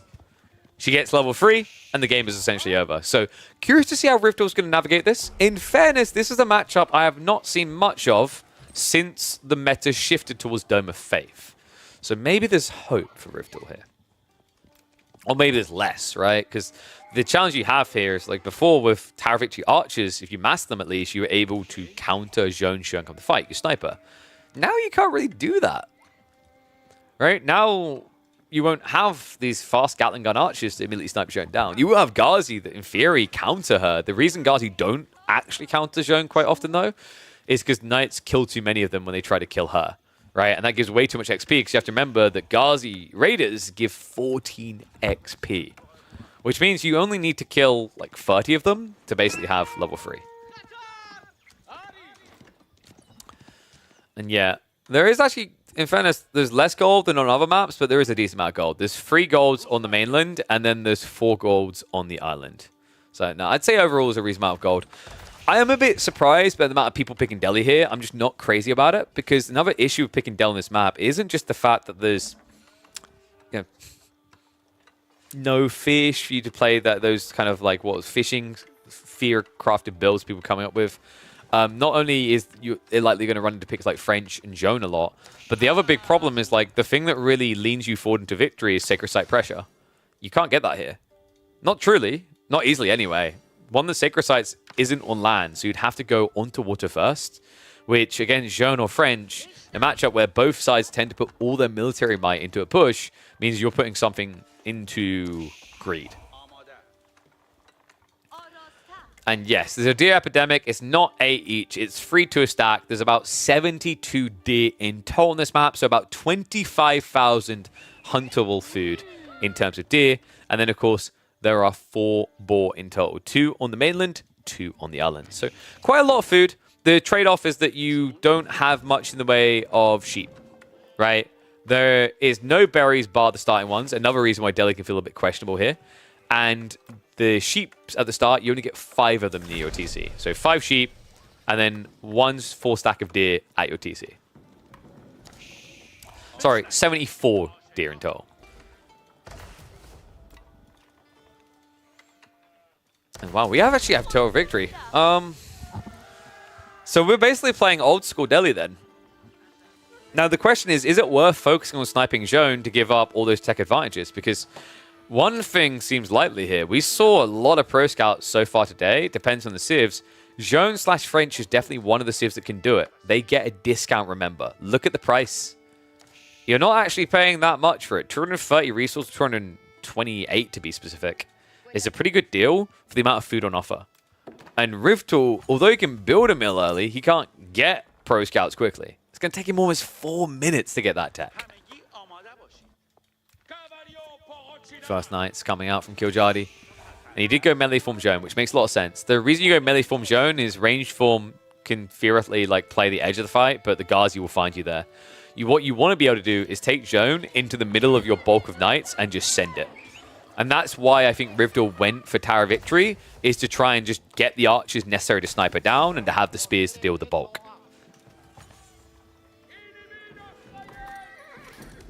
Oh, damn. Do we have an even spread in terms of betting? Did I just see, yeah, 30 to 40k. So some big believers in Rivdal. I mean, you have to be a pretty decent rank to make it through to these, by the way, guys. Before anyone was like, oh, this is so one-sided. You can say that because KillerPigeon's got the tournament experience, right? It's a known commodity. Text us, oof. Well, that's a good start for him. I'm still going to continue my point, though, which is that Rivdal is no pushover. We only allow 16 people to come through based on ladder/ATR from tournaments. And we've had some big names signing up for those, so it's not as simple to get in always. But yeah, that's a brutal start. Considering you went textiles as well, where you're already 1 villager down, to lose a villager still to the first night is horrific.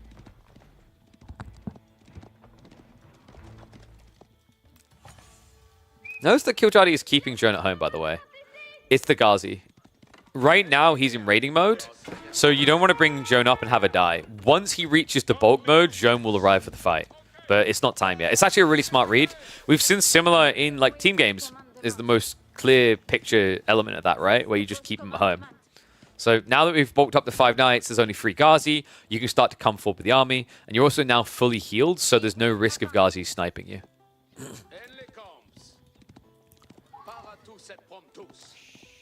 At rank 3000 play? What? I didn't realize Crackady's rank had slipped that much.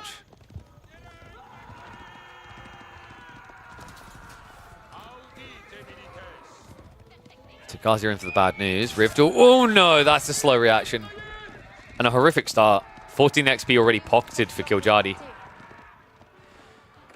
Ah, Rivdal, what's the out here? You went double blacksmiths with Tower Victory. Rax hasn't started pumping yet. He looks a bit lost.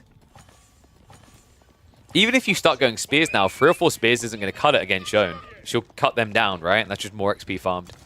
So Rivdal now needs to wait until he's got a decent bulk. But you're already behind, man. I don't know, things feel quite off here. A lot of wood being gathered as well, but for what? Palisade walls? I guess that's one way to protect the deer. I don't know, I'm trying to think about it more. Is there really a way you can play Tower Victory on this particular map versus Dome of Faith? Maybe, but it's like super situational. Maybe against someone like China. I think against a very aggressive Civ, you just need to get pro scouts. It's taking so long to get towards.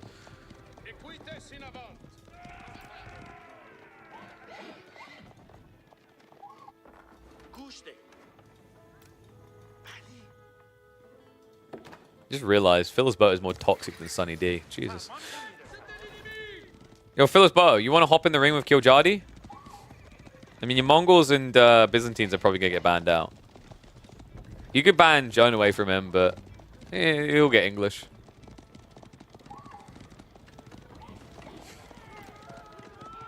What, have you not heard those stories about, like, people drinking too much and turning orange? I mean, it's not bad if you think that the Willy Wonka's chocolate factory is going to get a remake every 5 years. You have a partisan Oompa Loompa every 5 years.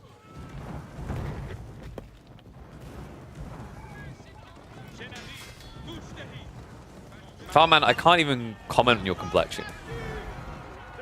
You're not confident enough to get in front of the camera. Ooh, YouTubers in the background are high-fiving me, mate. Oh, we hit back at him. Blacksmith's gonna start getting burnt down here, man. He just wants him to fight him, and I don't blame him. Like, this game must feel really weird to kill Jardy. It feels like Riftel's build took a wrong turn here. He's actually just taking the blacksmiths down. More Knights are coming as well. Kiljadi, he's played out into the boar. He never went for the pro scouts, right? He's legit just playing pocket economy because you only need pro scouts if your opponent is attacking you.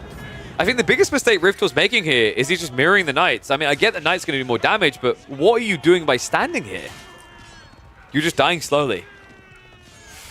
Oof. And there's still bigger concerns to worry about because the Divine Restoration hasn't even been used yet.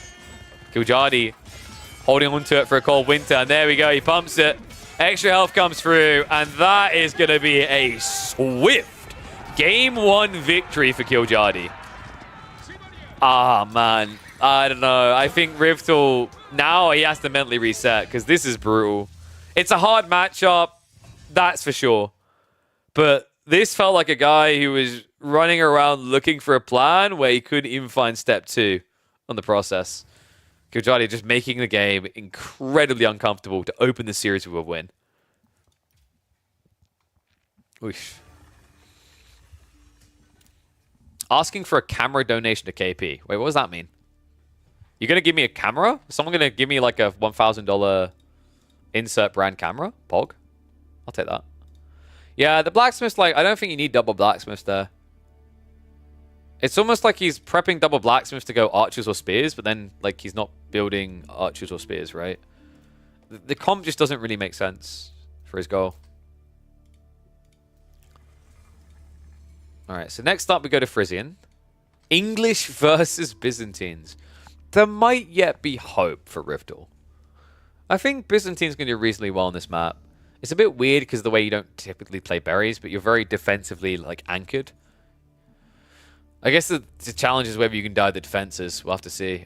So let me mark that up as June versus Delhi. We're a minute and a half out from live. Reminder, after this, we'll be hopping straight in to Anatand versus Core.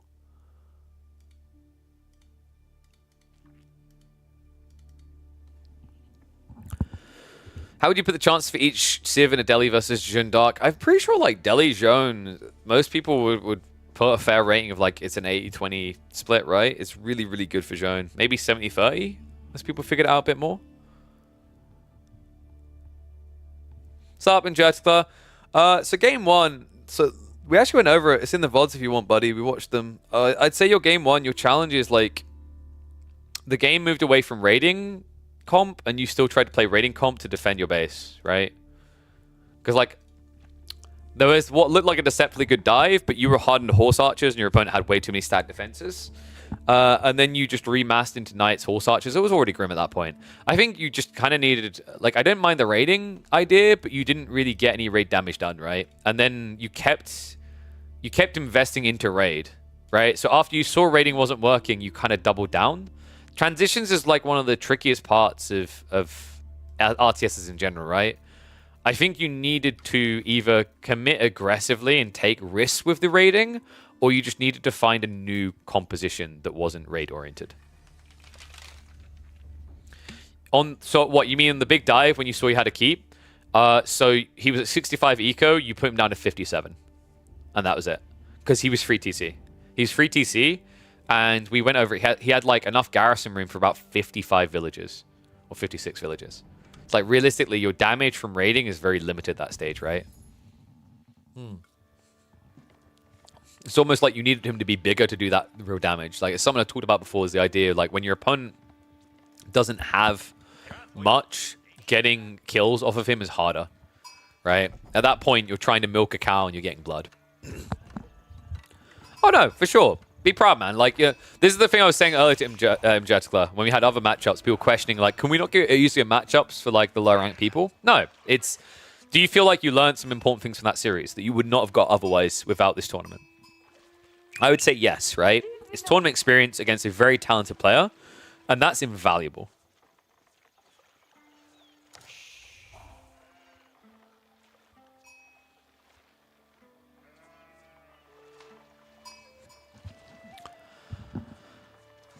All right, let's get ready to go.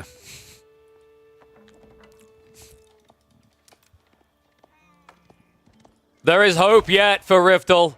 Behold, the Byzantines in all their might. One and all, welcome back to the channel, and welcome back to the Midweek Muster. Game 2, a Riftel versus Killjadi. Killjadi, on one of his most cozy civs imaginable, the English here on Frisian. A weird pick. Byzantines has been growing in traction, and actually can be very good against English. The question now is, did Killjadi choose the one map where you'd maybe lean English? Very campy map, very solid map to be easily protected, but he did get forward spawning resources, so this game isn't a simple cruise for him. Cool opening though. Killjadi immediately pulls south side to gather on the fish. This means he could have actually kept his scout out longer and stayed on a short rotation, as it looks like Riftel, he actually got cut off, yeah, so he just went for the safe food first. Only 13 sheep, oof. 13 to 24, so Killjadi started fish, and he's got more sheep at home. That's got to be a little bit demoralizing for Riftel that just had a brutal game 1. Wondering what his actions are going to be in game 2. Usually in this matchup, you're thinking Horsemen plus Lombos. The tricky part about Horsemen Lombos into English here, while it can work on more open maps, this is a very safe map. The whole idea with the Horsemen and the Lombos is you can reach around, poke at the tree lines, poke at the gold. Here, you're not poking this tree line. And to try and guarantee you're never going to poke a damn thing, Killjadi is going Council Hall. But Riftel, I'm intrigued. I'm hoping that this is not going to be the fast castle build. And here's why. If you go fast castle here with forward spawning gold, your opponent is just going to Lombo rush you. You'll be dead by 10. So I like the idea, the muxy of it from Riftel. But it can't be like the B game we just watched. In this game, because the English hasn't just greeted 2 TC, you need to play the age. Scale Horsemen, get your Lombos off of the berries, and then try to finesse the right fight. Riftel can counter with Horsemen against the LB. I mean, you can, in theory, but, like, here's the thing. Your opponent's just going to drop a Rax alongside it, right? Like, that's the whole logic, is you already have double arch range, so you open 1 or 2 spears, build Lombos. Lombos have higher base damage than standard archers, which means that Horsemen get hurt more by it. And before anyone mentions you use Triumph to offset that, you do not. Triumph is meant to, like, never be used. You typically will only see Triumph used when you've reached either the point of already winning or for the decisive blow. Because the whole concept with Triumph is holding onto it is more scary than using it for your opponent. And what is up, Mr. Mulfar? Thank you very much for the sub, mate. Welcome to Swarm. Remember, guys, if you can afford it, I appreciate the sub support. Helps making streaming a little bit more feasible to do full-time. So 6 on wood does suggest we're going to see, what, probably 2 to 3 Lombos into the racks. He did just scout the Hippodrome for the first time. So likely what will happen is he'll set up palings on the gold and wait until he's got racks. And he can even set up the racks a bit aggressively here with the gold workers, right? So you just get it kind of on the forward. Wait, is Rivdal doing Pro Scouts? Okay, that is very creative. And I am a little bit worried that I think that this strategy is really crafty on like any other map. I feel bad because I feel like I'm finding negatives in everything Rivdal's doing, but like I'm not. The issue on this map is that your opponent has a lot of sheep. If this was any other map where he has like 10, 12 sheep, I get it. But it's 27 sheep. And he has the fishing in the meantime. So like Pro Scouts doesn't really cut the same. I'm hoping this is just about vision. And I think that might be the case. Yeah, okay, that's fair then. He's just picking up remaining sheep. As long as he doesn't go Pro Scouts, this is fine. Sadly, it looks like Killjadi is beating him to the punchline. Oh my god. He's looking everywhere Killjadi's been. So Killjadi's getting even more sheep. Is that going to be 30? I think it is. Lombo Spear's already here. This is a tricky part of this matchup. Like, Hippodrome in Fury seems good until you realize it's not like it's a double production stables, right? If it was, it would be a different situation because you'd be able to pump out Horsemen very quickly to counter Council Hall. It's slow production, which gives English time, right? Like, never underrate the power of the fact this is a double production building. Lombos are just going to look to snipe onto the villagers. Nice starter step there, Killjadi. Able to draw first blood. Nice turnaround, take a horseman with him. That's smart as well. Like, look at the follow-up. They're focusing on the Lombos. The Spears gets the second one. Another Lombo arrives, and that means that Rivdal, he's lost the initial engagement. That was so ballsy out of Killjadi. It looks like a terrible fight, right? Like, you've got 270 resources dying there. The Spinman going down for another 8350. You kill, what? 2 horsemen, almost a third in return. That's 240. But you didn't kill the villager. The villager dying at this stage feels like infinite resources being lost now as the game goes on. So, kind of crafty out Killjadi. A little bit unorthodox. But he knows he can blob again much quicker. Rivdal has still yet to get into the mercs. And the problem now is Rivdal has to go for Lombos. Because if you don't go Lombos, the Spears are uncounted. Yeah, Western Contract on the way. And what that means is Killjadi can scale now up to 10 Lombos and go Steeled Arrow. He does it the other way, right, though. He's one of those people that wants it prepped before he has the 10. Or rather, the better way to think about this is the way that he's queued Steeled Arrow, by the time he completes it, he'll have 10 plus Lombos. It's actually a really good kind of rough point to gauge when you want to have Steeled Arrow, by the way. Is like, once you have 10 units, you know, this costs 90 resources. Steeled Arrow costs 175, so about double, right? But it's going to take a 6 damage unit up to 7. So, like, once you have 10, that's an extra 10 damage, right? So, like, Lombos is a bit weirder, but definitely normal archers by 10. The reason Lombos is good still is because when you're up against Pierce, because usually when you're in this matchup, similar to Juga Nu, there's a lot of matchups Lombos face off against where Undermesh gets rushed. And when your opponent's going Horseman in particular, it kind of turns Lombos into a soft counter to Horseman. Because they just have so little resistance at this stage. Right? Over 2/3 of the damage is penetrating you. Rivdal. He doesn't have a blacksmith himself. In fairness to Rivdal as well, like in his defense, I don't know how much Rivdal plays these type of maps. So I think this type of experience is still going to be pretty invaluable to him. Things he's unfamiliar with, right? Like how many people, if they're not playing scrims regularly, know Frisian, or play tournaments regularly, know Frisian. Same with... Oh god, there's the Hippodrome's Triumph. Same with Coastal Cliffs. It's just kind of a tough one, the way it plays out. Pigeon's View, like these type of maps, it's going to take time to practice and get used to. But that, folks, is why Triumph sucks when used. It is a threat when present, and now it is gone. And that means we are lined up perfectly to catch Core versus Anatan live, because there's no comeback. This is way too deep in the hole.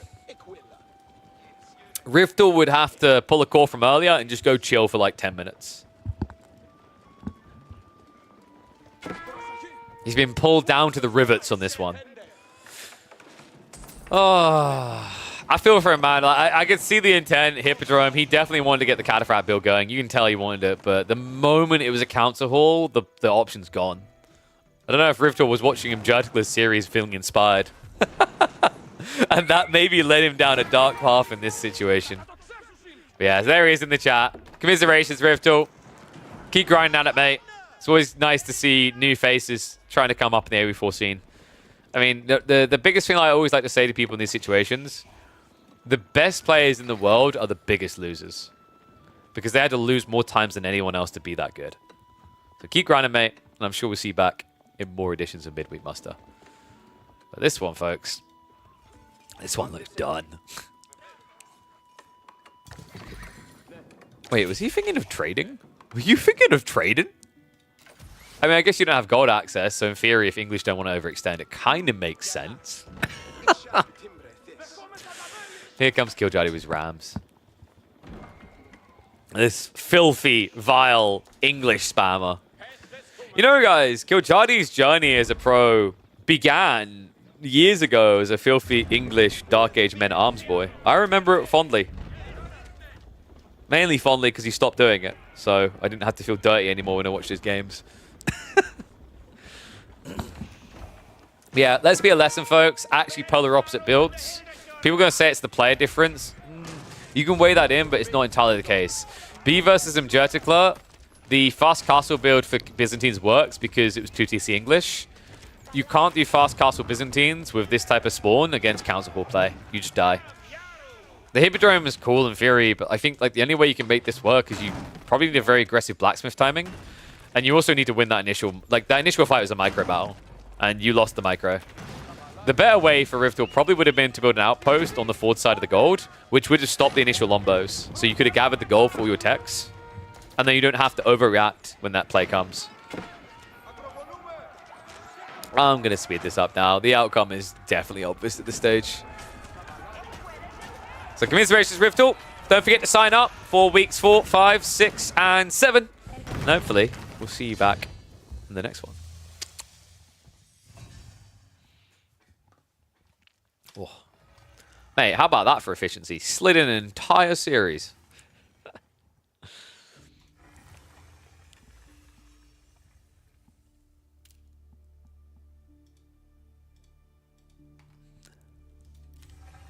Alrighty. So, that means we should be ready in about a minute for Core versus Anatand. Woot woot!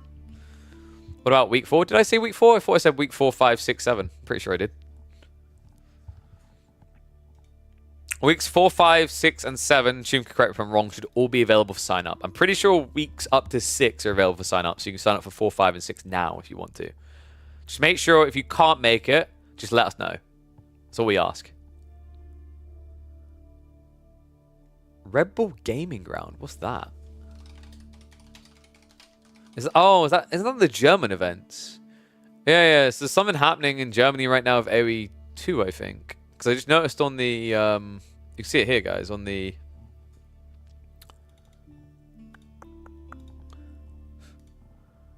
Red Bull Gaming Ground.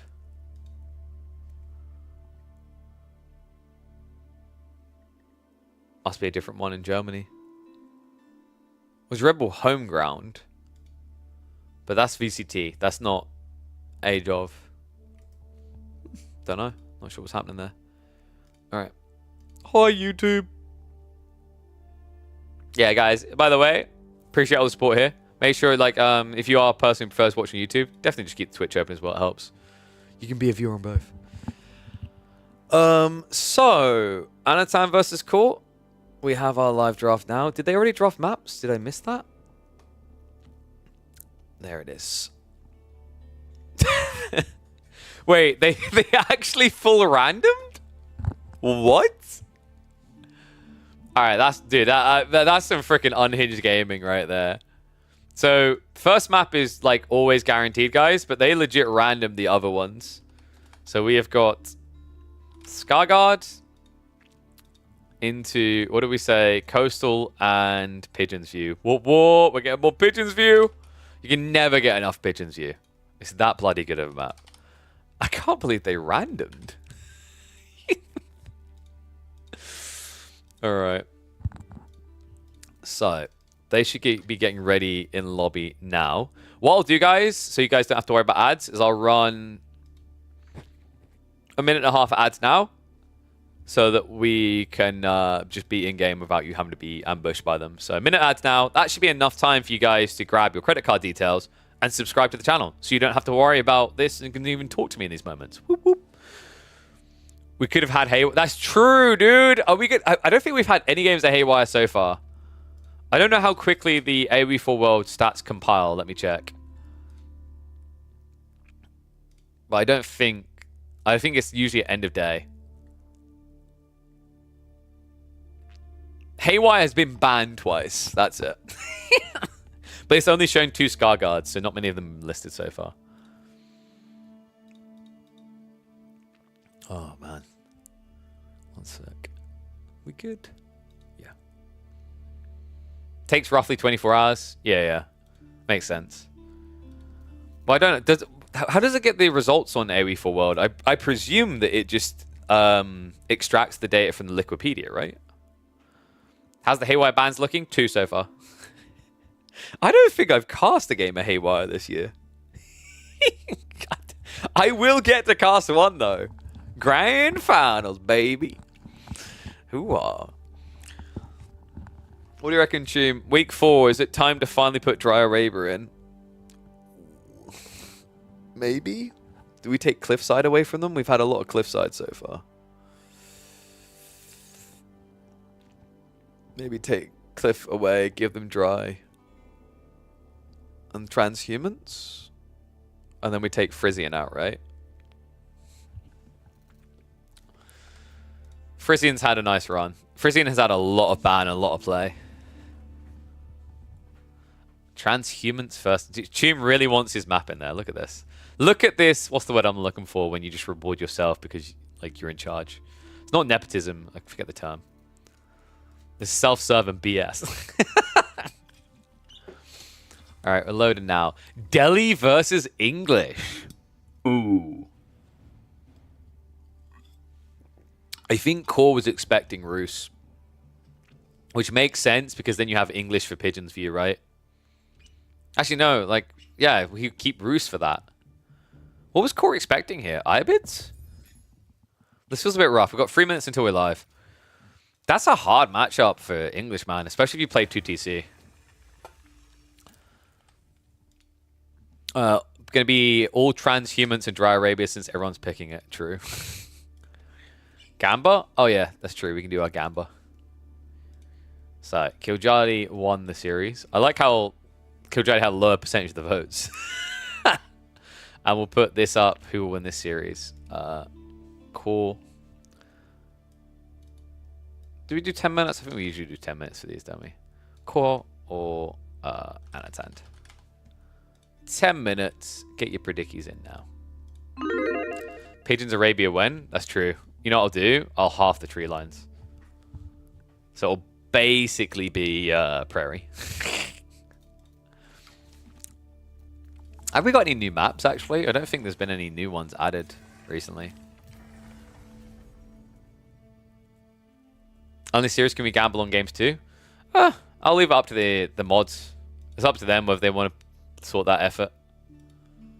Because then it's extra monitoring when I'm trying to like do the one-man production show. So I kind of like the idea of the series versus the games. But I think... Oh, guys, we can do Forest Nothing in week 5. No. There's a map called Lake Forest that just got uploaded by Hunter AOX. I don't know about this one, guys. Oopsie. Let's get rid of the screen cap there. Maybe? This is a little bit intriguing. Not much wood. Very, very wood light. That could be interesting. And, like, it's not a crazy amount of fish, so it's not OP. So you might get some pocket picks like Japan going out there, but nothing too crazy. That could work.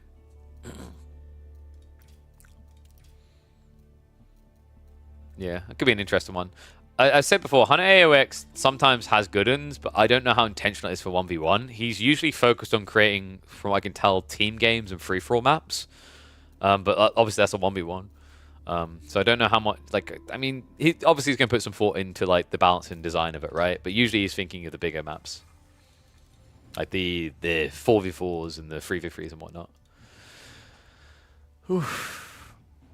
Yeah, sorry, until I have the new PC, it's very hard to alt-tab out once we've loaded into game to sort predictions. So usually I forget and we get into game and have to set it, and then, like, there is huge encoding issues for the stream when I'm alt-tabbing because this season has been horrible for performance for me. Really looking forward to this new PC we're going to be building. I just need to finalize a partner for the GPU, and the motherboard is the main thing. Would love to be able to get someone for the monitors as well. So we'll see what we can get cooking. Fingers crossed.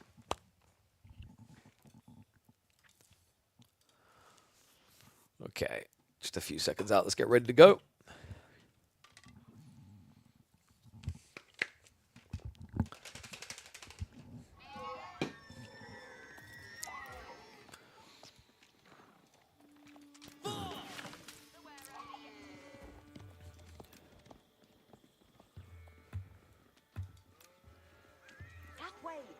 Is it round of 16? Yes. Do I maybe add a little map name? Do I do that? We used to do it. It's just tricky to keep up on. It has to be so small in this overlay. Like that. It's just tiny. I don't even know if it's worth the effort at that point. It's so small.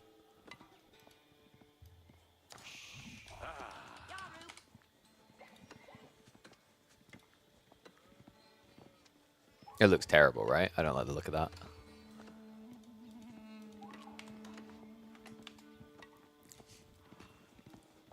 Maybe like that.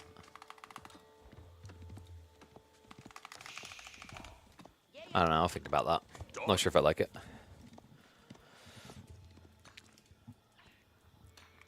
There's no patience with these lads, and we are already into the round of 16. What a way to do it as well. Welcome back to the channel, folks, for an absolute banger. That's right, round of 16, and we're already delivering the big punches here. It's Core versus Anatand in a single elimination, best of 3 in the 3rd round of the midweek muster. Anatand, in the blue, takes to his signature pick. He's never looked so cozy as he does on the top of an elephant. It is the Delhi Sultanate, and Core, of course, it had to be the English. If it's not HRE, if it's not Roos, it's English. This guy has some mains, whether he'll admit it or not, and this is where he most definitely feels at home. A tough matchup, though. English versus Delhi. If you play those 2 TC boom type builds, Delhi are going to eat you up for breakfast, lunch, and dinner. So instead, Core is looking to gobble up what he can first. He moves out to the deer to open the game. And I'm wondering what the intent is going to be here. Fast Castle wouldn't make a lot of sense with how exposed you are. I imagine we're going to be getting Abbey of Kings here. I don't know if you want to be playing into Council Hall up against Delhi. Map is going to be Scarguard, by the way, guys. I'm expecting Dome of Faith to be coming out of the Delhi here. Scarguard is a map that has copious amounts of deer. In fact, there are 74 deer on the map in total, 10 sheep, no fish. The water simply exists for later access to boar, gold, stone, relics, and a sacred site. And maybe trade if you're feeling up to it. So yeah, really unique design, very different. So if anyone was looking at this going, why didn't they pick Chinese or Zhuji? Where's the Japanese pick? Like, this is Holy Island, right? It's not. Water matters in the mid-late game. A very unique and polarizing experience because no other map in AoE 4 provides this type of game flow. And it's giving the Abbey of Kings. Yeah, I thought he might do it a bit more aggressively placed, though. The reason is that you can stay out on the deer because your villagers will heal, right? But I guess he just wants to keep it near the TC because reality is if the guards you see that, they'll come out here harass. You'll never be able to use it for the heal.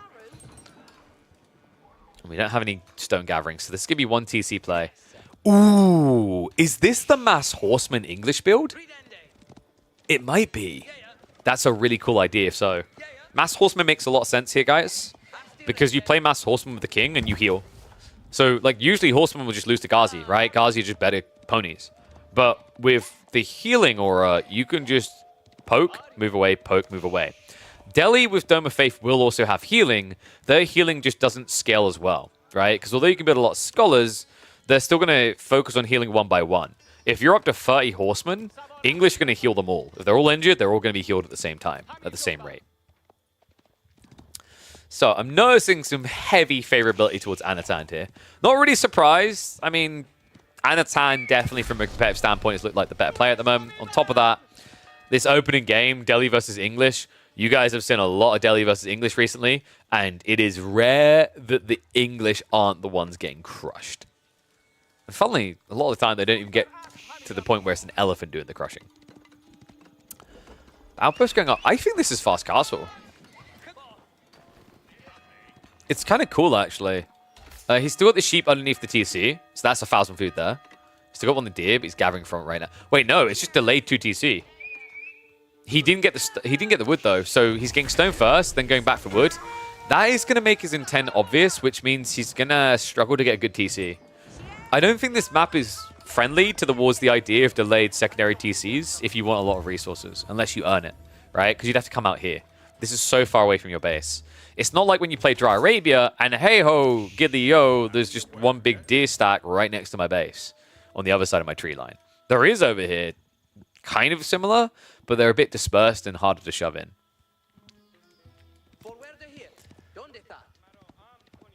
Is in placement? Okay, that makes more sense. You're right. Yeah. Sorry. You're right. I didn't see that you didn't add the mine camp. You guys keep me honest. I appreciate that. Yeah, so this is just raw fast castle. The question then is it going to be White Tower King's... I think it has to be King's Palace, right? Your opponent isn't big enough to really dive double TC to kind of punish you. So although you have that similar issue I said about a really good TC, it's at least your tech up as well, so it has a bit more value to it. Is there a world in which he tries to drop the TC here? I'm hesitating to say yes, just because Ghazi don't care about short bows. And these villagers, if they use shivs, you could probably get away with the TC being that loose from your landmark. But against horsemen with short bows, it just doesn't work. So likely, we'll be seeing Core drop the TC maybe on the tree line here. He might try to reach out a little bit towards the deer, but nothing too adventurous. Pro Scout should be coming in soon for Anatan. So remember, he's going to have a lot of safe food. So although Core is going to have a timing here with the fast castle into likely knights, it will be very hard to kill economy, as Anatan should have everything safely hunkered inside of his TC range.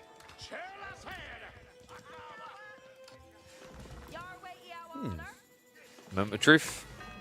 There's no way White Tower, right? I just don't think there's anything here to really claim for a White Tower. Maybe the double tree line, but 6 Ghazi, right? It has to be the King's Palace. I mean, where else would the king stay? Oh my god, he's going White Tower. So this is an unfamiliar sight these days. This used to kind of work with the bigger production speed. Remember, it used to be 100% faster. They recently nerfed it to 75% faster. And the idea with the 100% faster is that you're meant to mass knights. You are going to mass knights. It's just going to be notably slower than it used to be.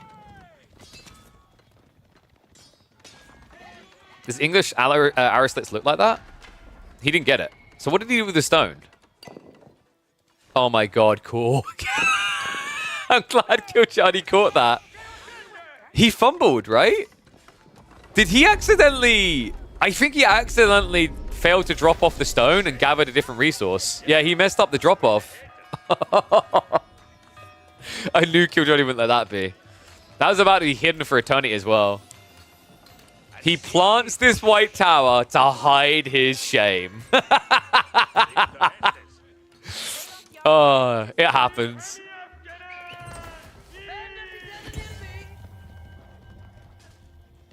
Looks like the king in the meantime now upgraded is going to try to block the scholar from capping the sides. Anatan, does he just rush the age up now?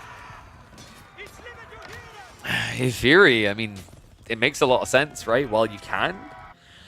I don't think massing Ghazi does you any favors against knights here. He has got the Sacred Sites locked in. He's got Dot coming. That's a really smart move. Just get in position for the Sacred Site. You could even think about building a mosque on the island so that you never lose these relics in the mid-game. More likely, he'll just send the scholars out, though. In the meantime, he does have to add in spears. Knights are going to force that reaction. Ghazi won't be able to hold this back. He is getting the scouts as well, so it feels like he's running out of deer. Yeah, I think he's on the last one here, and then he's on sheep.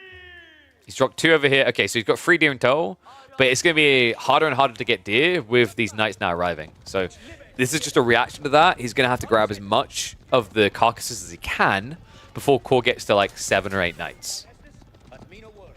Core, meanwhile, needs to be a bit careful because these deer are good. Once he starts moving a bit wider to things like the boar, that's where the Ghazi could raid him. So what we'll likely see out of core is him move here and wall this in. Shove the deer through and basically create a little safe zone.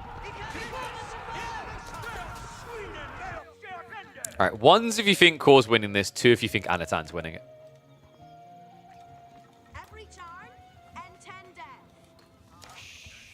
I mean, I know when he gets that tech up, spears aren't going to really give you any true value, right? Like, it'll be a good counter to the knights, but you're not looking for that House of Learning. You kind of want to get to tier 3 as soon as possible, so you can start exploiting the true units that you benefit from. A little bit of division there. Some 2s, but also some 1s. That's what we like to see. It's funny, like, we get this so quickly you get it even in the round of 16, where you already have these matchups that feel like they could go either way so frequently.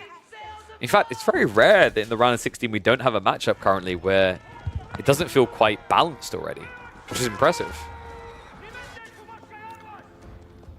Exercise are at least being protected. Anatan is gathering a lot of gold off of this. Core needs to get away from knights. This is tricky, right? Like, he even needs to go for relics or get a better comp. Knights make sense when you're trying to create space, but until he's got that dock up, which he's now going for, it doesn't really give him anything. He needs an economy booster, because usually when you play English, you're either 2 TC already or you're going King's Palace. This white tower choice means he doesn't really have any scaling. That's why you're seeing him now going to the monastery. Tricky part is Anatan can already be in position. He's already scouting out where the relics are, so he knows what to yoink. In fact, he's going to start by getting the sacred site before he gets the age up. This is a really cool timing. Anatan will get the capture, and then he can garrison and immediately pick up a relic. This is looking really good for Anachad.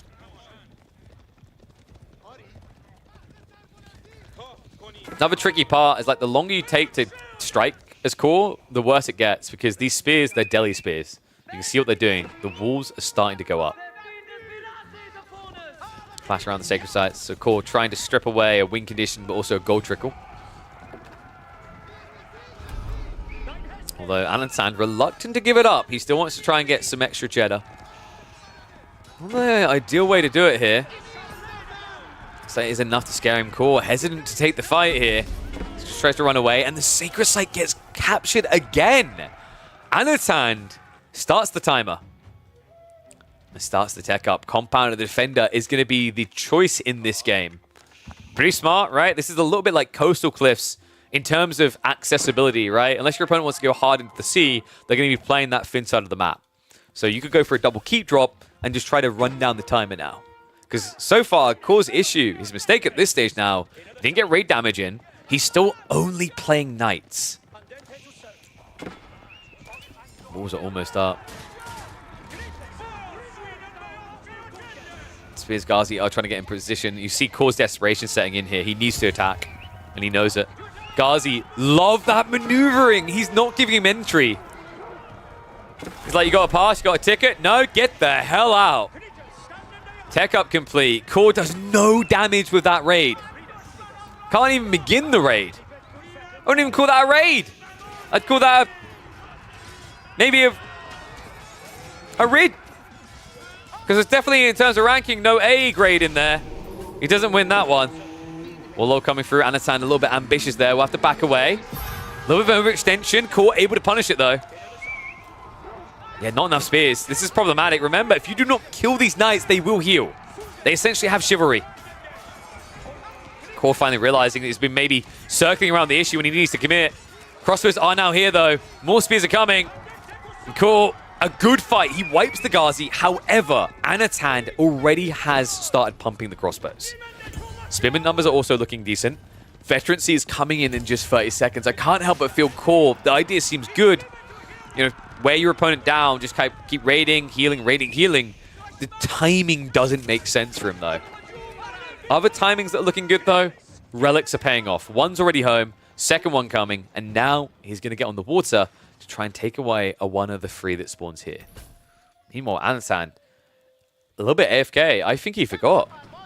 Yeah, he's just been sitting there with the transport ship, so this is not ideal. Anatan, his comp makes sense. His economy's not. The upside, though, is remember, he went compound defender, and I do not think Core scouted that, if I'm not mistaken. If he didn't see that, he might be expecting House of Learning, which means he might not be aware that Anatan has scaling potential here, right? It does require you press the buttons, though. Village Fortresses has not been queued up yet by Anatan.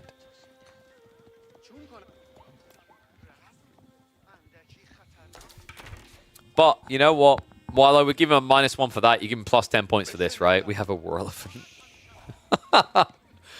I stand by my statements that the elephants, what is the counter? I mean, you could argue maybe Fightman Castle. If they ever get Imperial, it's just game over. But these bad boys are tough. Lombo's not going to handle it well. 5 ranged armor, default. Men-at-Arms definitely not going to have a field day. Knights obviously directly counter due to the anti-cav damage on top. And the splash, it just means these bulked men-at-arms suffer. You get to Imperials even worse because it used to be you just get a solid amount of extra health. So although you still lose the exchange, you do a bit more damage before dying. Now, with the Tusk damage being at 50, getting +4 armor doesn't really sound that impactful. I'm talking as if we're going to get to Imperial. Anatan says no. He's marching in. Court starts to pull away with the villagers. We'll lose 2. It's going to be a chase as well, so Spearman's sticking on their target. The crossbows dive in looking for the army.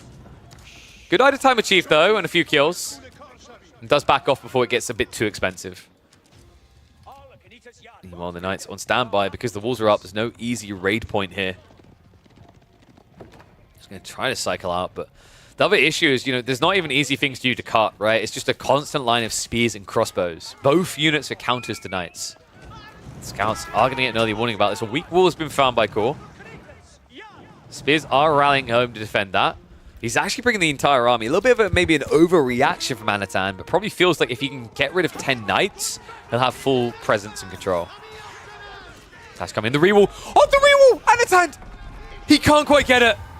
Oh, you crafty son of a gun. That was so close. Anno almost trapping him behind enemy lines there. I cannot believe that. The cheek of it. Core quick reaction to get away from it. Now just trying to block the Pro Scouts play, dragging food away that he might need to consider. At this stage, I think the only option is going to be farms. Elephant arrives, and that is bad news for Core. You just don't have a clear answer. He's now scaling the crossbows, but even crossbows, man, think of what the damage is, right? You do pretty healthy 22 damage, right? Wait. Yeah, 22. My brain. But this unit has 850 health and 7 ranged armor. All of a sudden, 22 damage doesn't really sound impressive, right? This is the difference. If you think about it, yeah, elephants are expensive, but by comparison, 3 Knights, right? By comparison, 3 Knights, the difference there is when they're all charging in, you could probably snipe one of those Knights with a few crossbows before they reach you. Elephants are admittedly slower, but they also just don't die. That's the difference, right? It's similar to the logic of why gilded units in theory should be OP, but aren't in practice for different reasons. They're so chunky that killing one is difficult, which means things like melee units that usually struggle in small quantities don't, because they will gap close. Armorclad now on the way, so cool. I mean, it's armorclad for 5 men-at-arms. I don't even know if you'd want to scale men-at-arms if you could. He has at least taken control of the water, right? So it's 3 relics to 1. Wait, are we missing a relic? Huh? Oh, yeah, right here. Really? Both of them didn't see it. Mass Spear's now reacting to the Knights, but they're not going to be able to break in quick enough here. This backstab could actually wipe the only raiding group he has. It's just such a long line of troops coming as well. If you stop to kill a few, you're going to lose too many. The Zerg is real here. War Elephant goes in. Look how long it takes to kill him. He's still not dead. And the thing is, you have to focus fire on this over men-at-arms because it does more damage. But if you do, all of the men-at-arms reach you. Elephant goes down. But he'll be remembered fondly by the Delhi army for saving many a life. Double mango defense, not looking great. And oh, come on!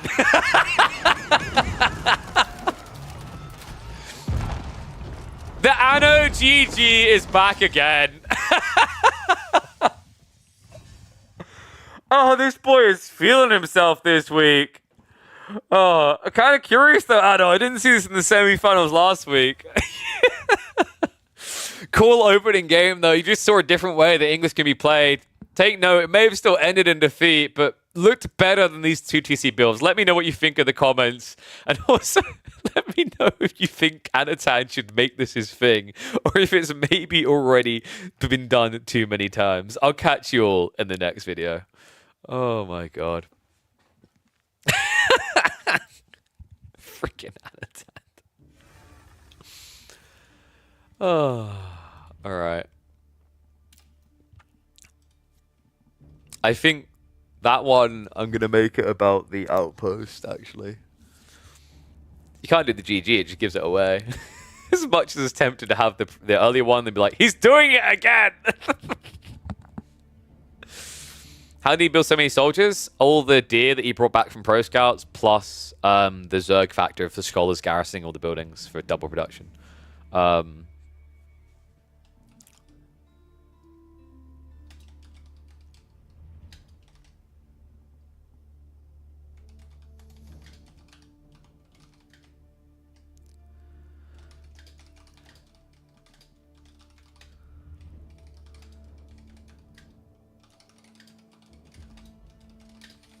Alright, there we go. Let's get ready for game number 2, where they're going to take us. Cole can still bite back, though. Like, looking at his draft, looking at the maps on offer. So, oh, yeah, we need to update it. So, it's going to be game 1, which was Delhi versus Ing. It's going to be left side win. Ooh, what can you do in game 2? So, you're probably thinking Highview next. Abbasids versus Roos, I think. The alternative is you take it to Coastal now.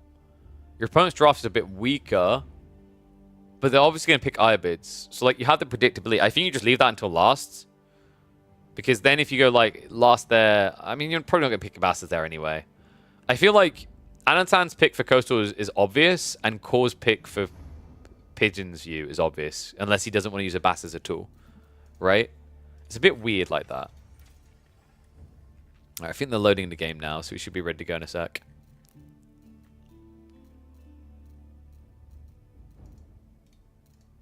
Please tell me they remembered to freaking make their game observable. I'm not going through this again.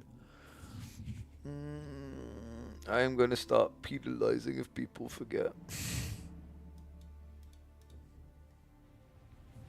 I think it's probably just it's loading, right? I'm going to restart my game to be safe. Oh, what's up, Monk CV? What the hell is going on with that beard line? What do you mean with the beard line? What about it? That's how I shave my beard. What's wrong? You got bro, what's the problem with the beard? Shave to how your line is, basically. Instead of having patchwork.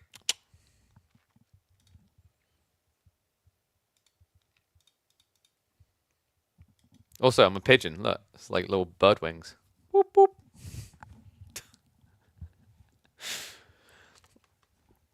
All right, restarting game now.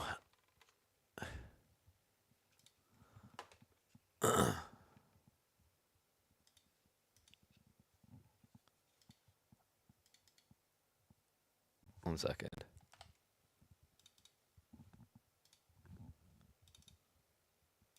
Nah, there's no way Anatan would forget. By the way, Anatan usually goes above and beyond to make sure the games are viewable. Like, I've had it before where, like, we had B versus Anatan show match, and I literally would hop in his stream and go, you forgot to make it observable. He's like, oh, sorry. And they'd restart the match with, like, 5 minutes in. So, I don't think it'll be a problem for that. All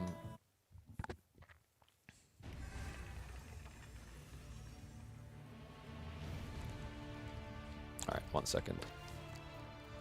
Let me have a look.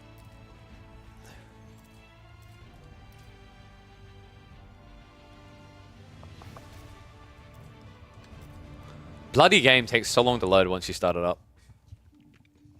No, don't start that midweek muster stuff. Muster is not a hard word to say. It's literally like an English dictionary word. Don't you bloody start. And it's just like, muster just means to mass. Like, you know, you muster people in the midweek. I thought it was a good name. A little catchy one. We've got Rus versus Japanese.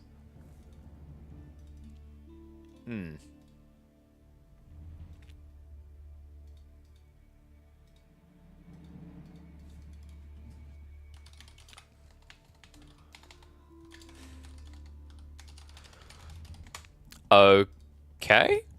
Alright, let's have a look. Rus versus Japanese. Like, what's your plan here? Do you just fast castle? Mass curveball with Jap versus... well, I don't know. I'm not sure why Core chose... Like, Abasis is better, right?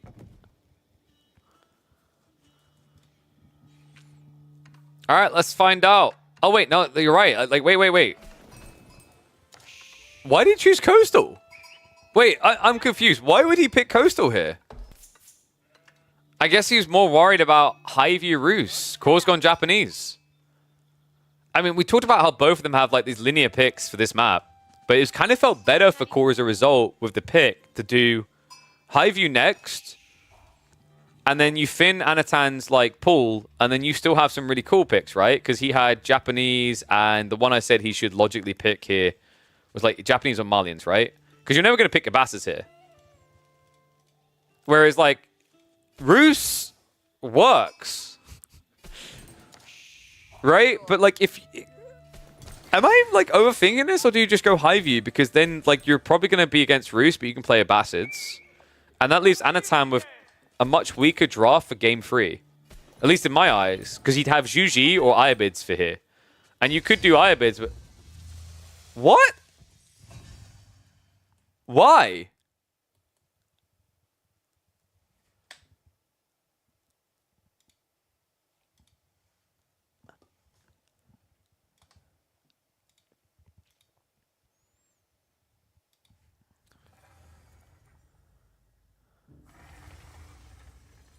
I'm immensely confused. And if that is it, a bit disappointed. And considering they haven't re-queued, I think that is it. Did Core have to go to a business meeting or something?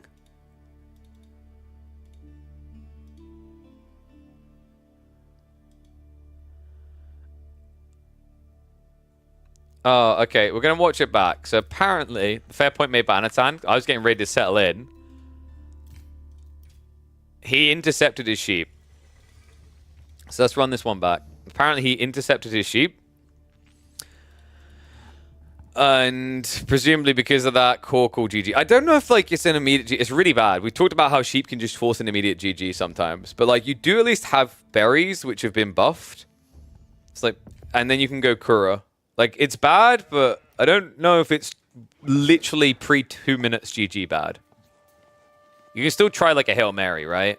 Let's have a look. So, 2 sheep, already infinitely better than we thought. Uh-huh. Right. So he gets cut off. Yeah, but he's got sheep down here. Oh, he gambles this side. Wait, really? I mean... You spawned kind of left, right? So, yeah, so he thought that he couldn't go in because he'd, like, get caught on the right side. He did miss 2 sheep back here, though. It's bad. I don't know if it's 2 minutes GG bad. Like, it's bad. Don't get me wrong. I don't think it's 2 minutes GG bad, though. Not with berries. Like, dude, look at the berry spawns. Obviously, he doesn't see it yet, but that's the value of scouting the entire map before going GG. He's got triple berry backside with deer nearby. And he can wall this. Obviously, this one's more open. I don't know, man. I think... I get it. It sucks with the sheep. I don't know if that was a 2 minute GG, though. That felt a bit of... I mean, the scan pattern in his eyes makes sense if there's not a tree line here, because you might get 2 more sheep spawning here, right? But, like, I don't know. Overall, that was a really underwhelming way for it to end. All right, shout out to Anatan for giving the clarity on. I legit thought, like, something weird had happened. At first, it was showing in-game. I was like, did they forget to, like, make it spectatable? It wasn't. It was Anatan was sitting in the after screen, probably being like, huh?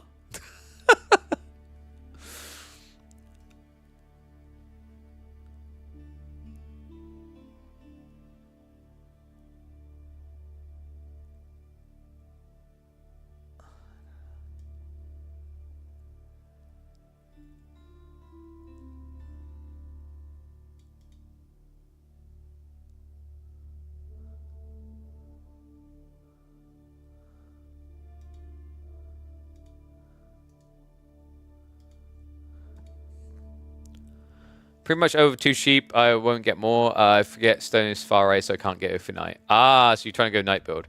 I mean, that was someone I highlighted though, called. Like, in hindsight, do you not think High View next makes more sense? Because I was looking at Anatan's draft, and I'm like, if you go Coastal, it's going to be either Roos or Ayu. If you go High View, he's going to pick Roos. Do you not think Abasas can win that? You never played the other map. The other map is High View.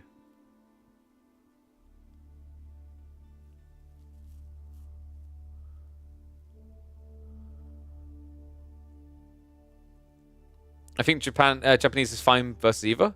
Yeah, but do you think like Marlians is better against Ibid then, right? Because then you force his pick, is what I was thinking. But yeah, the final map is... I'm pretty sure the final map you guys drafted was High View, right? I can double check it, but I'm pretty sure... Yeah, it's Pigeon's View. You know Pigeon's View is basically High View, right? Just improved. Ayu's not that easy. Okay, gotcha. But Abasas into Roos feels good though, right? Or in High View. Oops. Then we have the second didn't check the map of the day. It's funny, we began the day like this. We had the first game on Scarguard, our opening guy didn't realize there was no shoreline fish. I didn't realize you hadn't looked at Pigeon's View. Oof. Well, GG, buddy. Better luck next week. Make sure you sign up, as we've got weeks 4 through 7 now live on Start GG, so you can sign up for all of them. If you are an aspiring pro player, do so. You never know. Some players might pass on a certain week. You might get a shot, an opportunity to get in there, so it's always worth being prepped. But I believe we might be able to catch more live series, so bear with me a second. Just having a look now.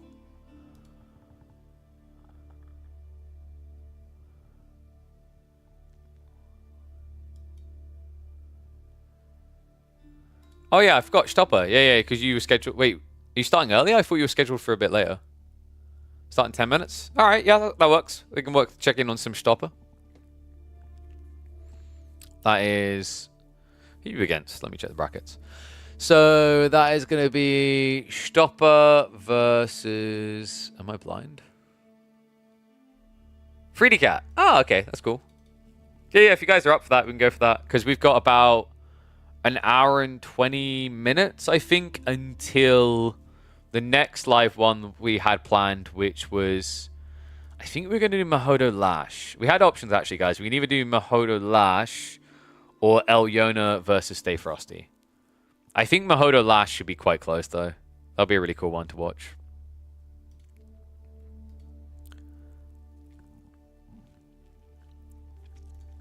Yeah, so we'll check out Stopper versus Cat now. And then that might line us up quite nicely, because like just double checking the exact time.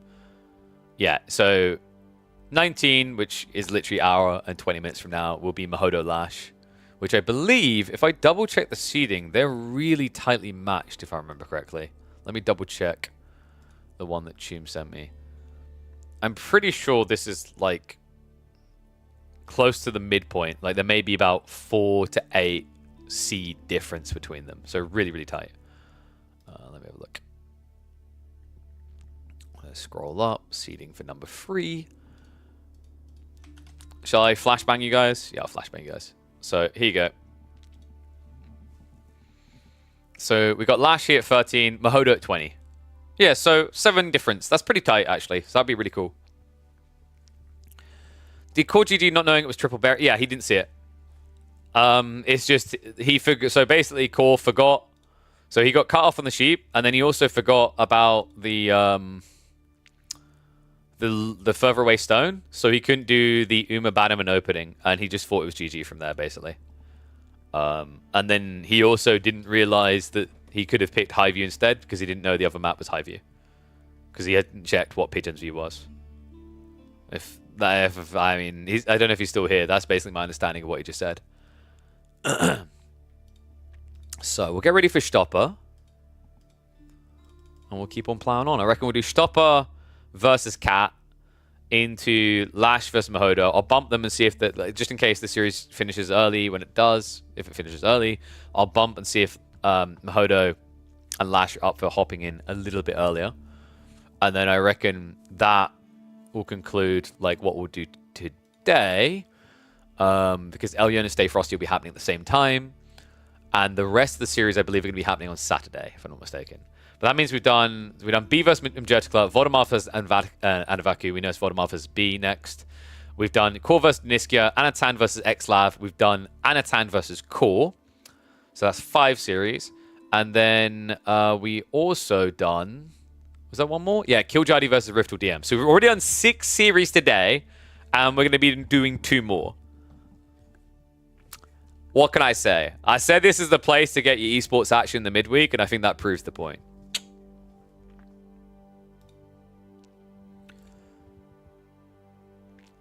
To that point, Boston, it's someone will review. Usually our feelings on it is if it's seen as a repeat thing, that this is just a habit, then yes, at that stage.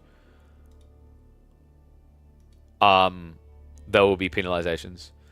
My feeling on this one, I'll talk behind the scenes. This one will probably be a case of a warning of open the maps and look at the maps, the love of God, and then go from there. So we did have, for example, I think I talked about this already, in week 1, for example, we had to ban Kyo for a week because he legit just said, I have no chance against Beastie. I forfeit. And I said that's completely unacceptable. So while it was a bit negligent not to actually look at the maps before playing your series, and he looks a bit like a muppet for it, hopefully something he learns from and just looks at them next time. But this wasn't on the same level, so I don't know if that'd be a penalization. But hopefully not a pattern.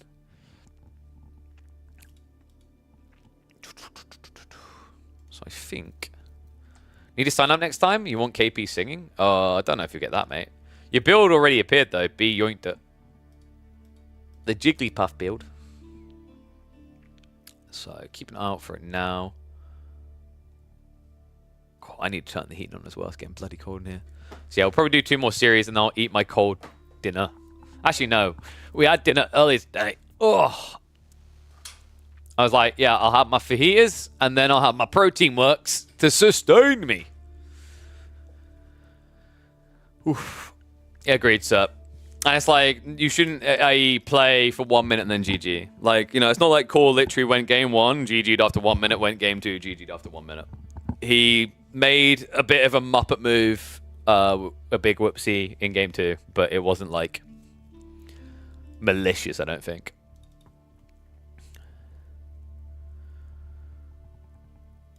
But yeah, like my take, yeah, I agree with what's being said in chat. Like the case in week 1 where it happened is my mind was like, dude, if you don't believe that you can be the best or this doesn't help you get to be, why are you even in this tournament?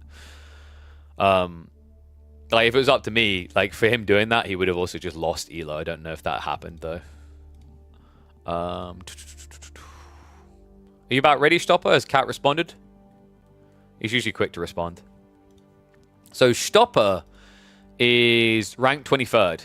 Cat is 10th. But on the 1v1 right now, Stopper is ranked 124th, which is really, really respectable, actually. So, you know, we might actually get a close one. Correct me if I'm wrong, I don't know. Stopper, do you play against Cat a decent amount as well, I think?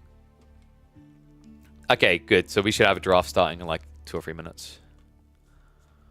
What I'll do now, guys, I'll run the ads. So when we come back, we'll pretty much be ready to hop in for the next series, okay? So I'll run ads now. Whoop, whoop. You play versus all replays? Yeah, don't you host tournaments as well, Stopper? I think you hosted a Russian tournament a few weeks back, right? I think I recall that. Because I like noticed that a bunch of players have been playing. I was like, oh, I didn't know this was happening. That's cool, though. So... I'll do. Just checking through. Sorry, it looks like I'm like all over the place because I'm like double checking that there weren't any others I missed. So what that means is, like I was saying before today, we'll probably look to have Louis MT versus Knock Knock. I'll cast on Monday. Gully Deckle versus Chuck Francis is a really cool one. I'll cast that on Monday as well. And I think those are the tightest matchups that come to mind. Just an update on the bracket, by the way. I haven't done it in because I need to build my new PC, which would be much better, allowing me to do that. Is Crackety had to forfeit. Unfortunately, he didn't realize that it required him to reach out to decline the invite. So reminder to players in future, if you cannot make it, but you signed up, you need to tell our admin. I'm letting this one go because Crackety is a good soul and I know he's not malicious.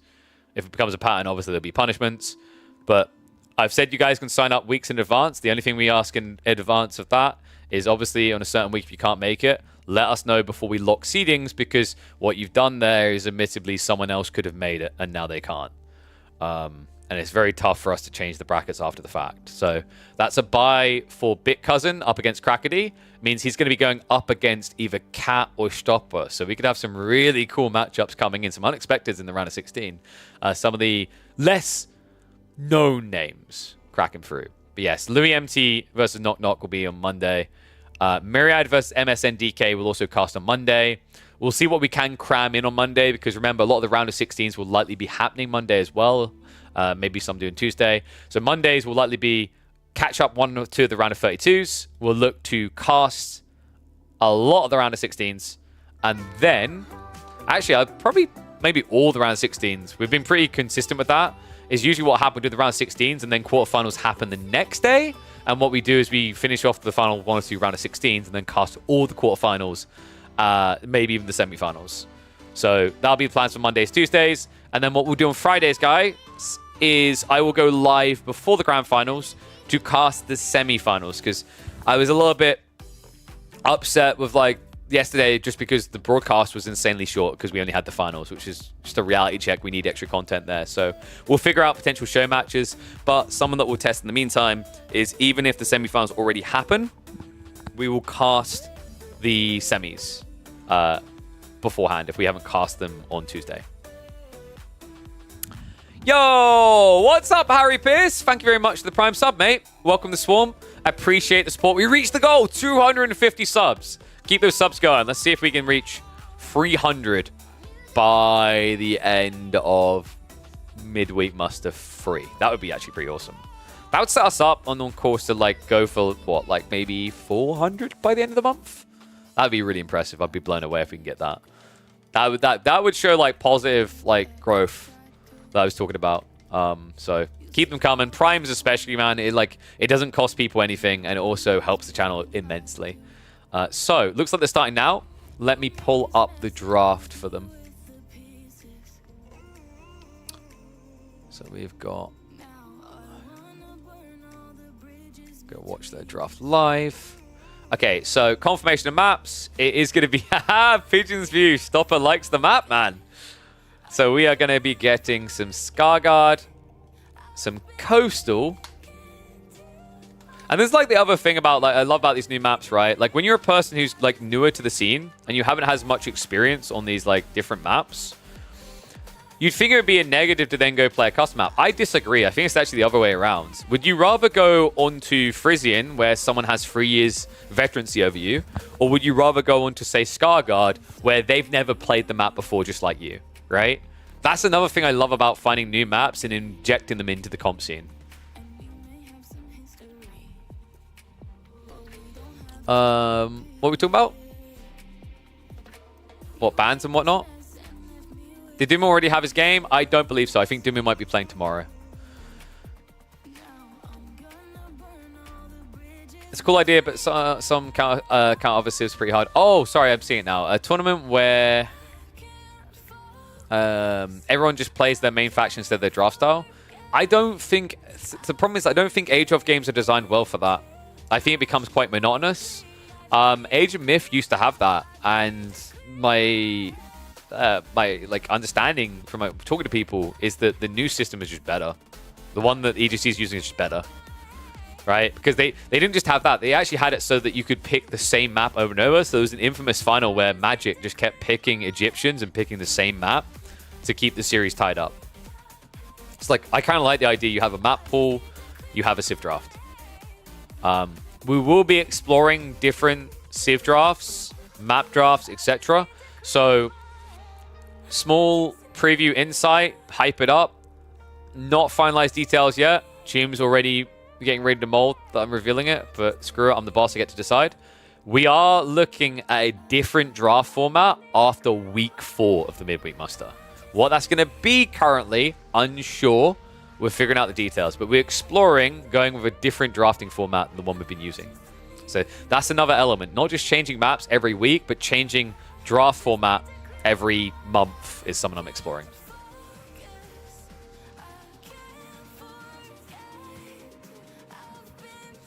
So, Abbasid bans, HRE only ban on one side. Stopper gets it. Does have to give over the Byzantines, though. Roos a really solid pick, though. They've both actually got really good pick for Highview, right? Cat's got the control factor of Delhi, and then Roos is just ridiculous on that map. The hunting cabin generation is just absolutely absurd. I will say, the new Pigeons View spawns, where deer don't necessarily spawn out the Stealth Forest, we can spawn in them, is a slight nerf to Roos TC play. Marlians is going to be interesting, though. Now with the guaranteed vein spawn, they can work there as well. Outside that, we had Coastal Cliffs, so likely Stopper's going to be using on the opening map. I think you could actually go Roos there. So you go Roos on Skargard. You save Marlians / Zone for Highview, and then you pick HRE for Coastal. I think that makes a lot of sense. You could play Zone actually on Coastal, so HRE obviously can kind of slot in anywhere, but that's the way I'd imagine it. Cat, most likely it's going to be Delhi coming... Well, actually, Ibids will be coming in for Coastal. Delhi will be coming for Highview, and then that would leave Skargard for French. French is pretty solid, actually, especially if it's French versus Roos. Because if Roos go TC Boom, you can TC Boom better than them, right? Because you just, like, your TC is just more functional. So yeah, it should be a really fun one. Let me see. Have I got Cat added? I just remembered. I don't think I have Cat added. Is he called Cat right now, or is he going for a different name? He's probably called himself something else. It's been a while since I've had to actually expand the people on my friends list now that I think about it. So we'll go to Observe Custom.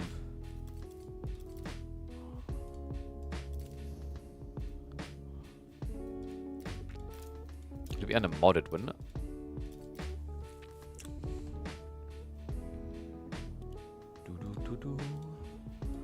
God, I love these vibes. All right, let's get that in. Get that updated. Hop back across the draft screen and let me check for the game.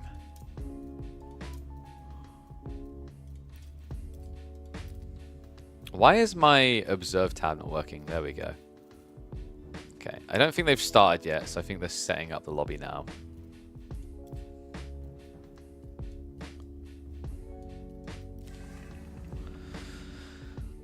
Flexing that I have a lot of friends. They all ignore me though, so I don't know if it really counts. Pepper hands.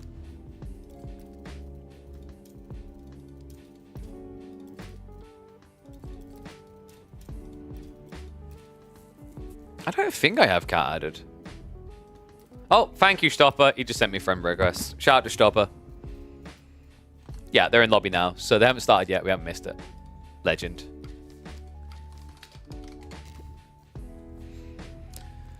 Okay, the players flex to say, yeah, hey guys, you can get them played by this day and need to have all the games for this day. Well, that's the whole point, right?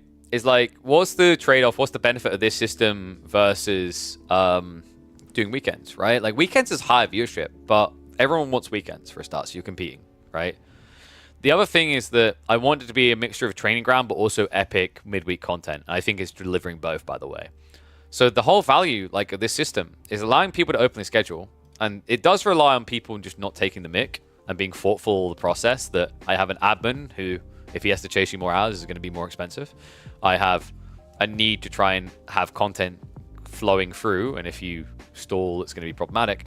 So, like, and obviously, if you laze out and don't bother to play your series without a good reason, you hold back the entire bracket, which is what happened last week, right? We were late the other week. What's up, Myriad? Thank you very much for the raid. Got to clear my throat. Hope you had a good stream, mate. Thank you, thank you. So yeah, like, so the whole goal is to provide that opening scheduling format so that people who aren't full-time have an ability to play. Because full-time people would be fine with a tournament on Monday and Tuesday. But this isn't just about them. This isn't just about Dumu, Beastie, Marine Lord. You know, I think Anno's trying to just be full-time or is full-time. It's not about the people who have the ability to put 40 plus hours a week into AoE4 if they want to. It's about not gatekeeping an AoE4 competitive scene, right? And how you do that is you provide a way that others can hone their skills. Because the problem is, like, how do you hone your skills? How do you catch up with the people making deep runs in tournaments who are playing 6 to 10 times the tournament games you are if you go out in the early rounds of a tournament, right? EGC hosts a tournament that's going to expand month to 2 months. You go out in week 1, you don't have any tournament experience left to get for 2 months. Whereas in my format, you go out in week 1, just like you would in an EGC tournament. You could argue, like I'm saying EGC because they're the ones that do all the tournaments. But anyone who's doing these type of tournaments, they're all like this. You know, or let's say it's double elim, so you get a second shot. Or like you can say qualifiers. So let's add in qualifiers. 2 qualifiers, double elim. That's 4 shots in 2 months. I am giving players 8 shots in 2 months, right? And I gave the best case example for like a big tournament. So like that's someone I see as a very big win. And I'm also hoping what this does is this encourages a lot of players to scrim with people of similar level. Because right now, a lot of the upcomers spend time just grinding on the ladder. And while that's valuable because it gets you matchups against Beastie and whatnot, it's not the be all end all, right? So like this gives you a balance where you can get these environments where you go against like a Puppy Paw or Wham and whatnot. But also, you know, you are getting familiar with the competitive landscape where you have to do things like drafting. The amount of players who'll be coming in here for the first time who don't know how to draft, this now sets you up when you go into the big S tier tournament like Wall qualifiers to like be ready for that, because otherwise you're like a deer in headlights. It's a completely different ball game. It's not the game you know once you get to that stage.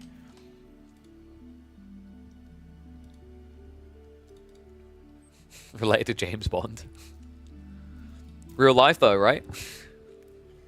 Where he looks like a true Brit with the buck teeth. Alright, let's get ready to go. There should be a delay on the game, so I have a few minutes. It's going to be Roos French, by the way. Yeah, so we kind of predicted this. We thought maybe you'd save Roos for map 2.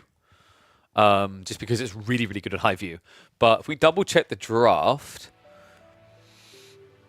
He's got HRE still. I think you could have HRE'd here. HRE would make a lot of sense. It could beat French, but like, I don't know. I think this favors Cat now because it's French Roos, right? Because you can't TC boom. French can do it better. And if you just spam Knights, there's a better. So I'm expecting Stopper to go for a fast castle build here. I think you kind of have to against French in this situation.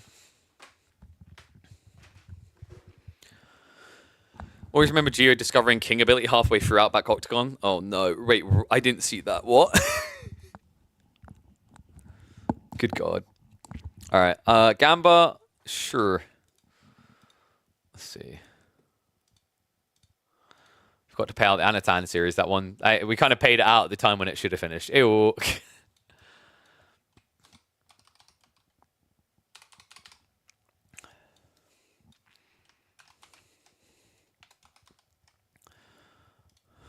We'll do 5 minutes. Prediction for the series. So once again, because prediction for the series, I'll let you guys take one more look at the draft. So not just game, for the series. So if you think Cat's going to win this, but then he's going to lose by game 3, make sure you put your predictions accordingly. Dude, look at my hair go. Boop. In fairness, this is hair with no hair product. It's kind of impressive that it's staying up like that. Gravity, man. What is it?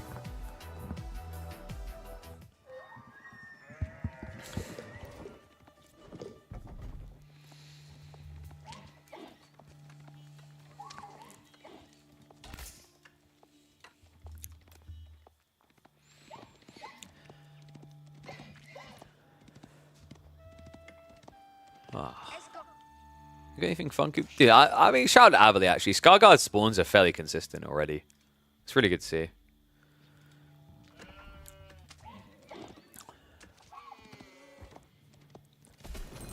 Stop! And don't forget to subscribe to the channel. Sorry, I had to do that with this guy in the game. One and all, welcome back to the channel. Welcome back to the Midweek Muster. Week number 3. Our opening series of round of 32s. We've got Stopper up against Cat. A Russian showdown. 2 familiar faces. 3D Clan's Cat on one side, in the blue playing as the French, and Stopper on the Rus in the teal.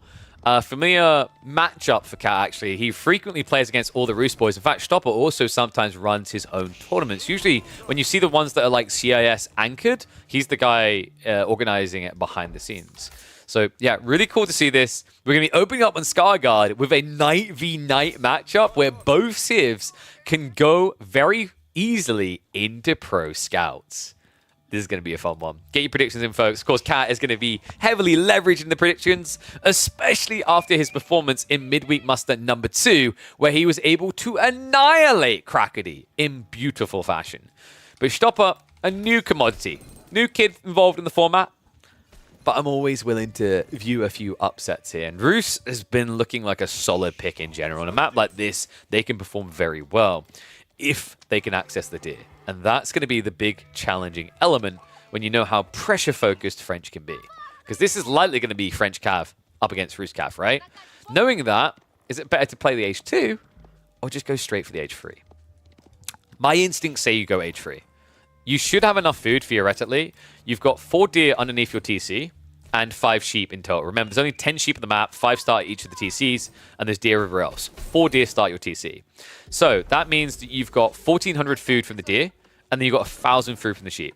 That is 2,400 food with Golden Gate as well. That should be good enough to get you an age up. You could even shove in a second deer to make it worthwhile. But Cat is being a pain in the ass. Look at this. This is an interesting thing, right? Because there's only 5 sheep, what does your scout have to do with all this time? Lame the deer. Kill every single one, because in this map, the scout has a completely different role to everywhere else. So yeah, cool read. Because I think now Stopper has to go into Pro Scouts, and that's kind of annoying from this position. I wonder if we're going to see Pro Scouts the same. Like, if we do, it's, in terms of expenses, kind of comparative. Because remember, the French get a lofty discount, 30% off, right? So they only pay 230 resources, right? Whereas other civs are going to pay 350. The difference, though, is the hunting cabin trickle, the extra gold gathered from gathering food, kind of balances you out to a similar expense to what the French put in real terms economy. Over time, the other benefit from economical standpoint for French, of course, is going to be the eco-scaling. So what we're probably going to see is Cat just trying to build mass knights and draw the age out. The question mark is whether Stopper's going to be able to thread the needle for that castle play. If he does want to go castle, he's going to have to make a stop on the way, and that's going to be probably into Raxus here. Nice thing for him with the spawn, by the way, is he's probably going to set up a lumber camp here. So what you can do is you can build a wooden fortress on the east side of the gold, so that if a night raid comes in, you can just garrison, and then you can short wall here, really tight to your TC, and then just play south side. Cool thing about doing that, by the way, is the deer are then so close by that you don't necessarily need Pro Scouts, but it's on the way. And Golden Gate ticket was already utilized to get that much more efficiently. Cat on the other side, first Knight's going to be coming out. So this is a big trade-off with going Pro Scouts this early, of course, is that Cat is going to have Knight advantage. And we already see he's queued up Pro Scouts. Difference of economy, right? Like I said, it was a little bit tighter, but there's still a difference to be had there. Cat can't be worried about the roost, because if they're mirroring you here, when they go hunting cabin as well, like they can't afford the stables. That really is the difference. And then, of course, at this stage of the game, Cat basically has like almost 1 extra villager in average. Actually has more, as we can see. Awkward part as well is that's great micro. Cat almost getting the club on the scout. So Pro Scout's coming in what, 25 seconds? You won't be able to leverage your initial scout here. And Stopper has yet to build additional. He might be able to grab deer from the backside because there's a wide rotation. And there isn't a wooden fortress up. So great read there. Cat tries to dive in, goes past it. Oh, but the charge doesn't last long enough. Outpost goes up. So Cat, a bit of a blunder there. If he'd clicked on the wooden fortress villager, he should have had enough charge left to attack. But we've got an outpost rush coming. Man, he understands. Look at the gold spawns. Backup option is abhorrent here. And then the other one's behind this. So we are going to see a layering of the cake as Stopper tries to move up for additional palisades.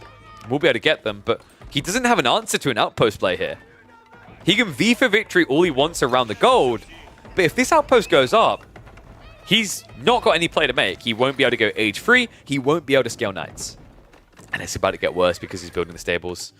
It's 5 villages. He's going to build the stable, build the outpost rather, play onto the boar, and just camp out here. This is really smart because then you can get a proxy base going. If your opponent builds knights here, you can just build spears. If he builds into archers, you can build extra stables, go into horsemen. He pretty much can tick any box he needs here. Oh, this is sick. What a cool way to open this series. A French outpost rush. You don't say that often. Unless they're against Malians. And Stopper, he does at least still have some gold trickle with the tickets, right? He's saved free. The tricky part, Arislets. He gathered the initial stone required. This is important because the scouting vision. You're going to have to move your tree line over here, further away from the wooden fortress, and more exposed to the knights. Meantime, Stopper is at least able to sneak some deer back home. Spearman now going to be on the way. But this is getting claustrophobic, and if Cat just reads this and drops an archer range here, it's borderline curtains closed. But the knights have already been split around the back of the base, so just blocking any potential grab. This is suffocating. Check the vision from Cat. Guarding all groups. Unfortunately, though, that knight taking an injury there does mean that Stopper gets an opportunity to strike back. Second knight arriving means it might be a bit difficult to maintain, though. Does try to go in for the snipe. Nice bait and switch there. One hit from Def. No chivalry on the way yet for Cat. And no archery range yet. Once you see spears, though, you'll change your mind, right? Then it makes a lot of sense, because also you can start just targeting onto these villagers. Weirdly enough, actually, Cat... Oh, you can't see it. That's such an awkward angle. He has 2 scouts. Realistically, you could keep one down here, and then the arrow slits would idle out all wood. Because if your opponent can't get wood, he can't get the spears. He also can't trade for the Golden Gate. Got that first spear coming out. A literal nightmare for him. Great bait. He knew exactly what Stopper was looking for, the injured knight, so doesn't get the kill. And we've got a villager pool, but the outpost has already been garrisoned. Stopper, what? Wait, he got a villager kill here, but what is he doing? Not on my Scar Guard. So he dove in with the knight. He killed a villager. I think that was a misbinding there. Stopper, he may have accidentally selected villagers with the knight. When he tried to pull the knight south, the knight died. So I think what happened there is Stopper panicked. He plays panoramic probably. He clicked like this, right-click south, saw the knight die, didn't see the villagers. That is such a blunder. Oh no, and now as a result, he's 6 villagers behind. Cat has got to be loving life at this stage. His outpost returned a lot more value than he would have anticipated. Stopper, he's at least close to the castle age, so there is a comeuppance, there is a potential way out, but it's not easy now. There's going to be a lot of pressure onto him here. Chivalry is coming in. We do have a blacksmith drop, so Undermesh is going to be queued up as well. The timings could align for a dive as he attempts the tech up, and it has to be a high trade house. And that is an overly ambitious one. He wants the extra gold, but this is greedy. He's at least putting the wall up first. That should buy extra time. The knight should be aware, though. Why would spears be out here? Cat isn't marching over yet. He really needs to be, though. Yeah, Cat's a bit too AFK here. I'm not liking this. Even if it's just for the food, you shouldn't be giving it to your opponent for free, right? When he's pretty starved like this. It's a little bit odd of a choice. I think Cat's thought process is, it's fine. Like, in a few minutes, I'm going to go castle, right? Because I'm just scaling raw knights. So by the time I have 20, I'm going to want castle age anyway. And I'm already eco ahead. I will get further ahead because of my TC being better. Still definitely feels a little bit weird, though. Cat, not paying attention. It's like scouts are going to try to grief the attempt to return deer here. Knights are going to cycle through. And arrow slits. Outpost does see it, so tries to get some kills. Not quite able to. The tech up completes, and Cat at this stage has to be going, huh? That's what you were doing there. Getting a big number, but question for you guys in chat. How big is that number? How much gold is he getting out of this high trade house? And how many nights before Cat decides to go age free? That's a big pump. Kind of makes sense. Stopper still doesn't have great food. He's only started to access this now, so there's a delay on gathering. I got the hunting cabin dropped as well. Remember, those do work next to each other. Knights, a bit ambitious of a reach. Cat just thought he'd be able to walk in. Instead, though, he's going to try to burn through. Wall wasn't fully built. We'll better repair it now, though. You can't contest with spears until you have veterancy. Crossbows are being prepped, so Stopper looking for a way out of this chokehold he finds himself in. You can see Cat. He's trying to click through the wall, but Stopper, I think the villager might just be perfectly placed to not suffer this way. And oh no, he didn't realize! Oh my god, Cat. This game is slipping. The 2 Knights earlier, another 2 there. Luckily, only 1 dies, but this damage is adding up. I'm surprised he didn't cancel him back to the wall after the failed attempt to attack through. There's still a good, healthy Knight count, though. So Cat now going for the Royal Institute, but it's giving signs of life to Stopper here. Spearman count looking decent. Veterancy just got queued up. Crossbows are amassing slowly. But also these Knights, although they're not as good as the French Knights, once they're aged up the same way, they'll still do reasonably well.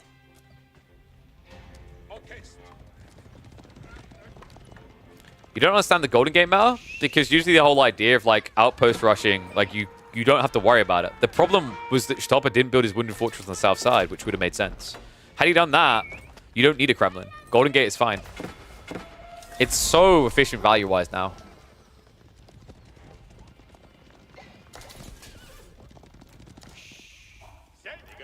So tech up complete. Are we just going to see Knight still? It kind of feels like it. I'm expecting a rush into relics here. Wars have not been going well for Stopper. How long can he play the corner like this? He's got a bit of deer left over. He has got the pro scouts, right? He has to come out for more. That's where Cat should be looking to fight him. The challenge, though, is that if you just kind of edge out with the spears here, you can easily protect each of those grabs. Now outpost that has served him well. It's now going to be put out of service here. Knights, in the meantime, do dive in, though, and they do find the crossbows left out to hang and dry here. Stopper, that's pretty much all of his backline, right? Only 3 crossbows left over, so great striking by Cat. Pre-bloodlines at that. And the trade house is going to be 192 gold. Not bad for sitting in the corner. Just 2 relics free worth of gold extra in your economy for the rest of the game. In a game where you were feeling pretty gold starved just a few minutes ago.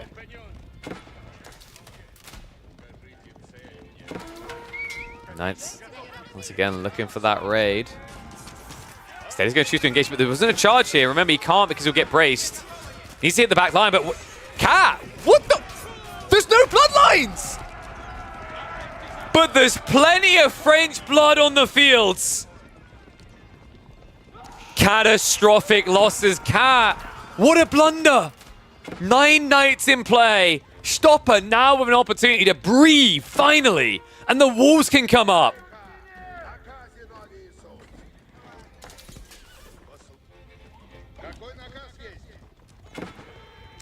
And all of a sudden you start to feel this game slipping for Cat. I mean, the good news for him is at least he's not losing extra eco on the back foot. Bad news is he's starting to play to areas where he might. And the Knights are still prowling, looking for those targets. So that's a 10 eco lead when you consider the passive income for Stopper. He's really not that far behind. The extra 20% as well. Really not that far behind the French. Wolf's trying to go up. That's going to put him further behind, though. A little bit of a blunder here, Cat. It's getting messy on both sides. Stopper, a bit of a miss micro there, walling from the wrong side. Does cost him more villages. How many people who bet the house on Cat are getting a bit worried? I mean, it kind of feels like you should be. However, he tells you to keep faith. We have got to transition into Arbitrier. Arbitrier with Gambesons counter spears. Arbitrier will counter the Knights. And Arbitrier with Pavis can also counter the other crossbowmen. So funnily enough, this unit can solve all of Cat's issues. It is painful, however, that he wasted all that resource going into Raw Bloodlines only to kind of give up on Knights and now have to go crossbow stirrups. He could have had this tech already if he just transitioned instead.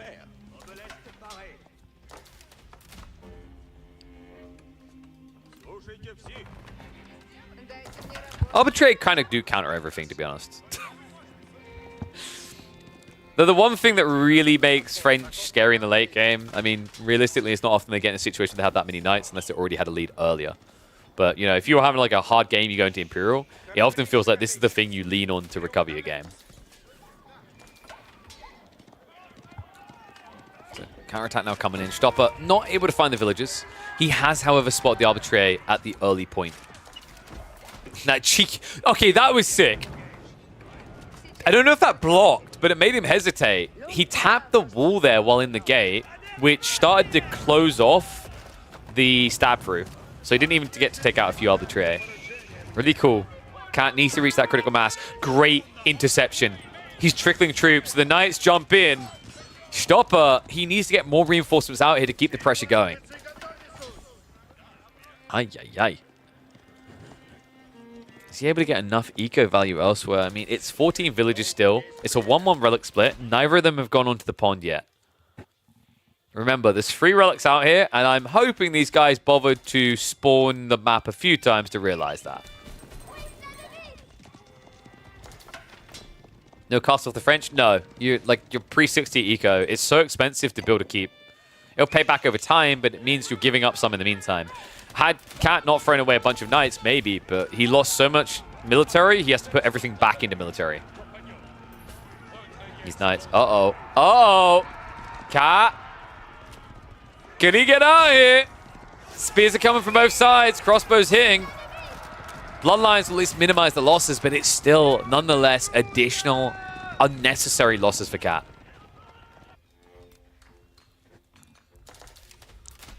Goal here for him is, of course, to make it not about the Knights anymore, make it all about the Arbitrary. I think Stopper could actually just go into a Mangonel, though. Your opponent barely has any cav from what you can see.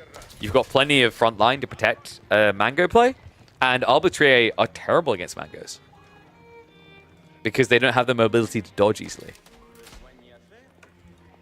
On top of that, this is kind of a counter to the Pavis issue when you're massing crossbows yourself.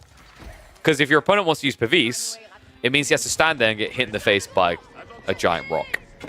Which is, for the better on your health as you get older in this world, not advisable. I still get... Wait, did he wrap all the way around the back? Arbitrary will be able to mop it up. A little bit of an expensive loss there for Stopper. Pretty much all his cavalry dead now. We do have an attempt to flank on the east side. Some hesitation, though. It kind of feels like no other player really knows where he's at right now in the game, right? Like, Cat, bit paranoid, needs to get so many troops before he comes out. Stopper, hesitant because he hasn't really taken a true look behind the veil in the last several minutes.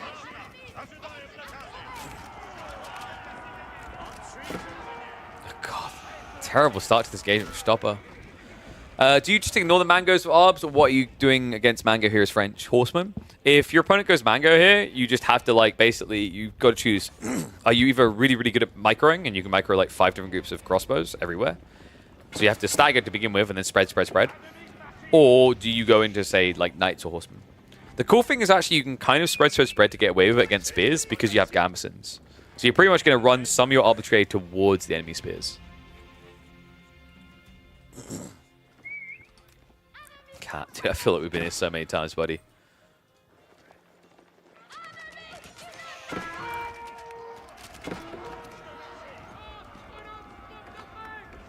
Stopper got any food left?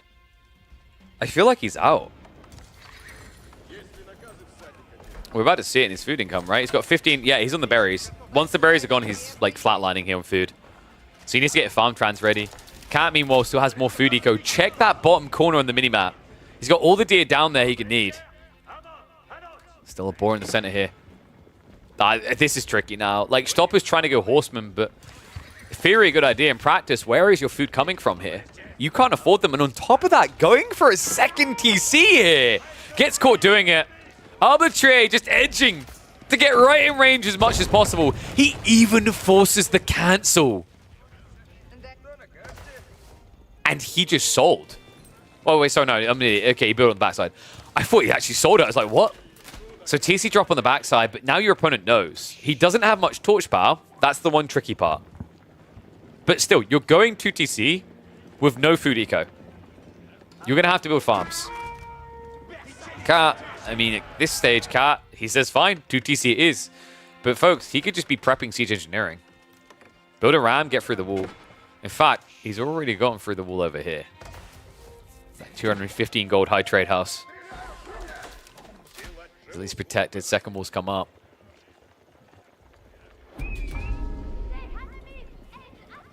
It's tricky. I mean, credit to him. Like, I think Stopper has played well from his position to still be in this game up to this point. He made Cat fumble a few times, but I just don't see the path to redemption here, right? Like, he's going for a farm transition. Cat would have to be so ignorant of how Age of Empires 4 functions between 20 and 30 minutes in the current meta. I don't think he's that ignorant. Burn through coming in, into the main. Arbitrary Mass is getting out of control. 60, almost 70 crossbowmen. And all of a sudden, like, this is scary. When you're defending your base, usually you feel, oh, static defenses will help me against ranged. When there's so many, what you start to realize is if you haven't got as many ranged units, your own base becomes your tomb. Because your army cannot fight. While all of his army will be attacking you, maybe a half of yours maximum will be able to. March in. Able to claim any new spawns here. Wood of Fortress being dealt with first. You can see he's a bit paranoid about the spoon replacements. And Cat, he's going to go Imperial. While diving the enemy base, he could go Imperial. Deletion of the walls here, though. And he goes right back into the choke point where the gold is to minimize the spread. Crossbows are chasing, but this is tricky to stay in range. I mean, he could even consider a Pavis drop right now. It would be warranted here. The Horseman's got him a bit paranoid, but the count isn't really that scary. So Stopper able to posture here. Cat finally realizing some blacksmith techs are missing. He's going for the +1.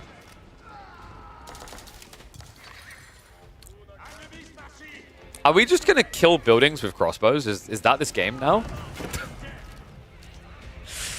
He's trying to get onto some infantry here to kill. At some point, you just have to build a ram, right? And oh, have we got a monk play onto the islands? Yeah, it's been red with a galley, but Cat should actually be going transport ship himself. And there it is.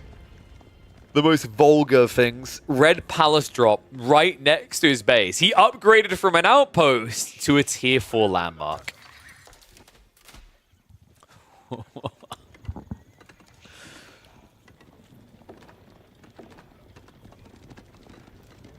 No rush now, right? Just get the elite techs before you go.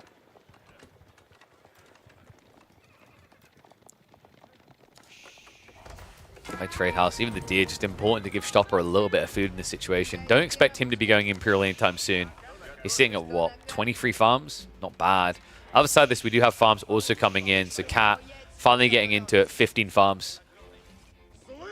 Horsemen are trying to raid out, but wall's already up. Not the most ideal way of doing this for Cat, but you can always just build a gate and run through.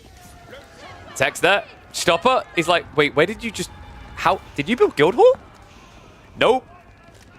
Efficiently use the map. Awesome raid is at least in. Cat, a little bit slow on his reaction to that. So it's going to be a few eco units chipped down. We do have a transport. Now, this was for the Monk, but it actually works out quite nicely to save some lives. And because he's still got villagers here, he can always just keep repairing. In fact, is he... Yeah, he's sneaking for the gold on the island. Very smart there. So where's the Siege Workshop? Because at this stage, man, like, we've been diving the base. We've been wasting a lot of time trying to kill the buildings with infantry. If we just build a little bit of siege, then Stopper can't wait us out. Instead, what I'm seeing is more knights and more crossbows. It's weird to see the guy who always loves to ram all in his enemies not build rams. Instead, he just wants to all in him. Arbitrary upgrade coming in 5 seconds. They've already got crossbow stirrups. They've already got the gambesons. They're already a scary force. And they just got scarier. 17 damage versus the 14. Beast drop as well to guarantee you do no damage here. Stopper pretty much only raw crossbows now. He's getting a reasonable fight for what it's worth, but over time, this is just going to burn him out. What was it? 24 crossbows versus about 30. Knights maybe arriving a little bit too early. They just need to deal with the horsemen. And wait, is he still attacking buildings? I feel like Stopper took a much better fight than he should have there. Arbitrary having to back away. And Cat, like, at some point, this man is clearly going to build a siege workshop, right? There has to be a threshold in this game where you look at what you're doing and you go, it would be much easier if you had to come and fight me underneath this big red palace. What item do I have in my arsenal that could make him do that? The item is Trebuchet. Even in Age 4, you could just build Trebuchets and slow sieges. Or you go for a cannon, you range him from here, and what does he have? Crossbows, that's it. Instead, what we have is a really dicey situation where Stopper is up to 26 farms. He's adding in more. He's going to be at late game food economy soon. And that means horsemen. And then the siege doesn't work. And then Arbitrier do not work. So yeah, things are getting pretty worrisome at this stage with what Cat's doing.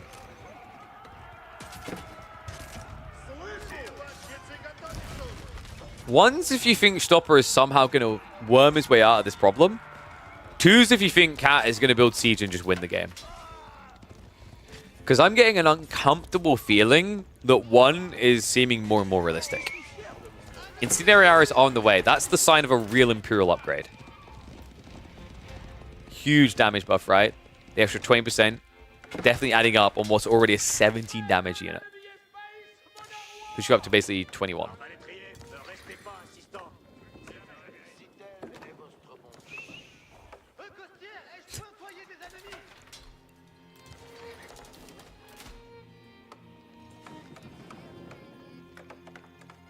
What is Stopper's out? He does have Trebs now. That's step one. Red Palace is now going to become a burden. This is the thing when you try to keep drop your opponent. If you don't end them, eventually you lose it, right? And it's a very expensive thing to lose. Especially when you consider it's your god tier landmark, right? The Gatling gun emplacements are not going to be usable. So yeah, it means that Cat is going to have to keep villagers here and start using them to repair soon. We'll decide a little bit of exchange, but nothing too important.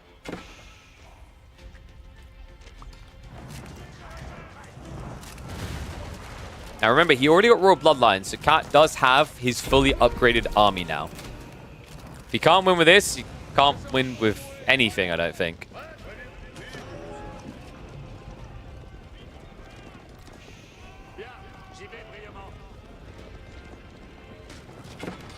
We have some scroll ships coming out.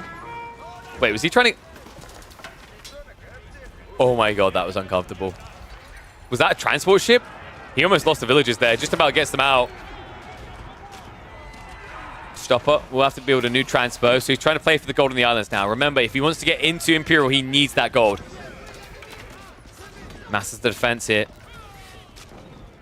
Needs more horsemen, though. Stopper should have the food to get into that. Treb even joining in to assist. He needs all hands on deck here for the defense. Lean Knights begin the charge. Crossbows need to focus fire them down. It's a little bit overkill, though. I've got the beast drop again, so he needs to back away from that. That gives the extra range as well as the ranged armor here. But it's happened again. Cat. A handful of knights are going to start circling onto the Treb, but he's lost the Arbitrier. None of them left here. On top of that, gold access underway. Stopper getting ever closer to Imperial Age and to what is looking like the clear comeback of Midweek Muster number 3. Definitely the top one we would have seen in the round of 32. It might be the top one we see in the entire round of Midweek Muster 3. Knights are at least going to do a little bit of chip damage to the backside. But the bigger issue now is the gold. The fact he did not block this, the fact there wasn't, for example, a Carrack coming up river to block any water play, means that Stopper now has the economy.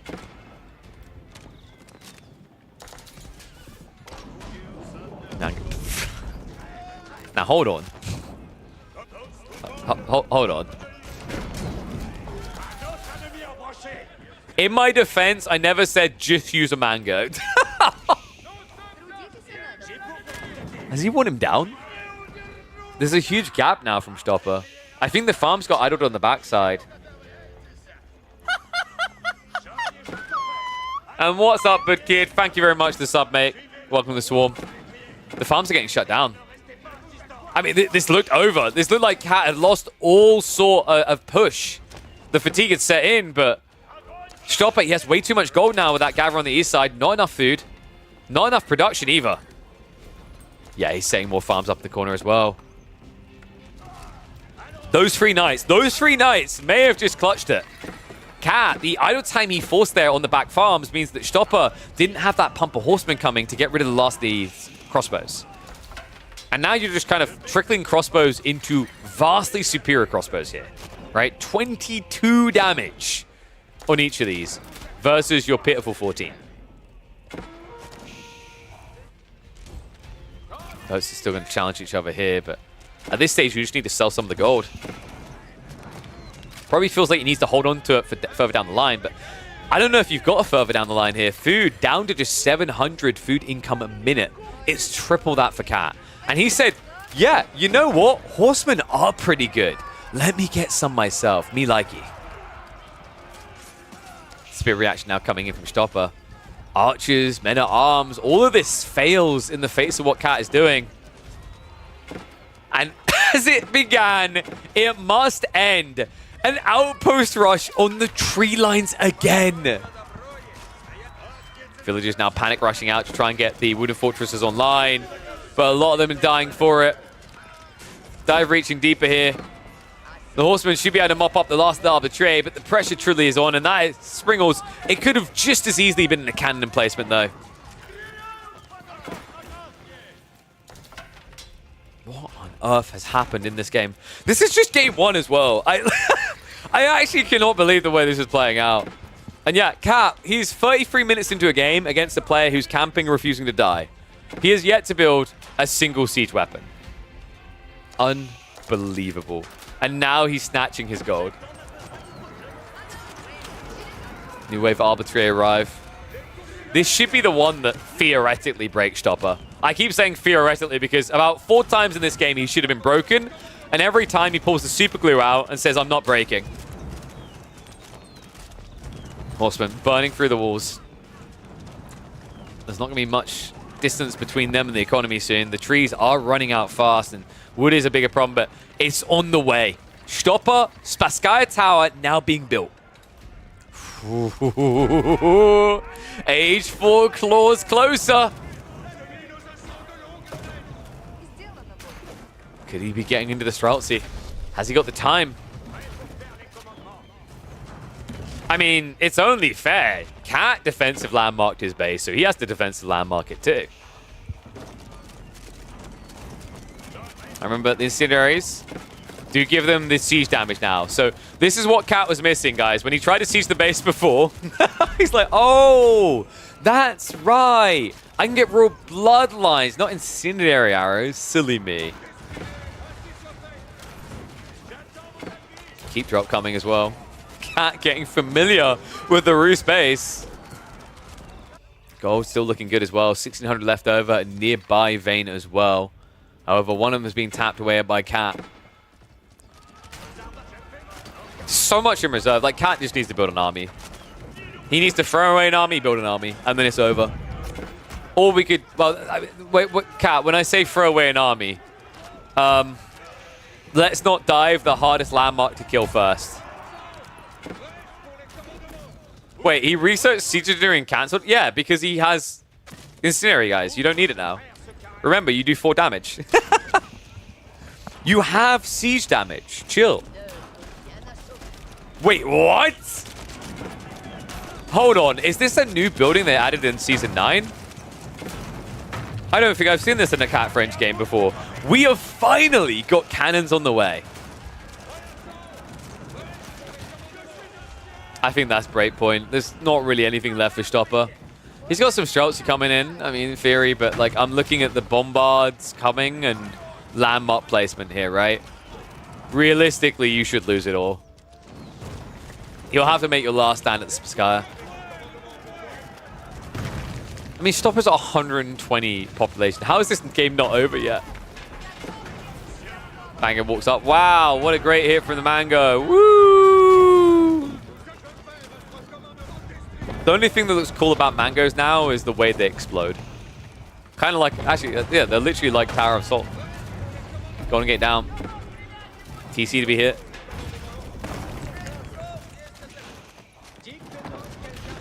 So, that game took a lot longer than expected, but game one is indeed going to be in the pocket of Cat.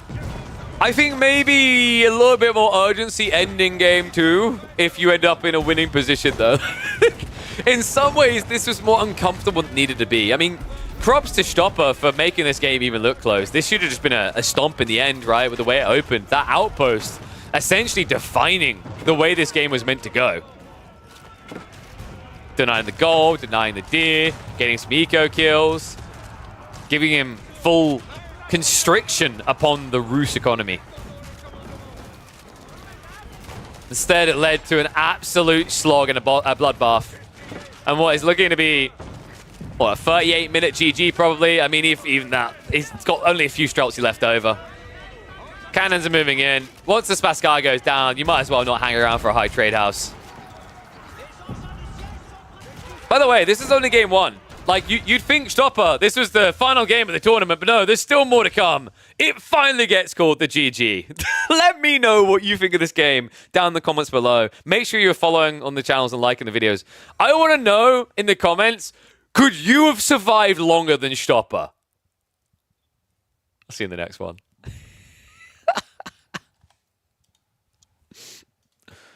Oh my god. What the hell? And people say the round of 32 doesn't deliver. Ha ha ha ha ha ha ha. Psych. What do you call that? Oh man. Alright. That one has to be something to do with the outpost, right?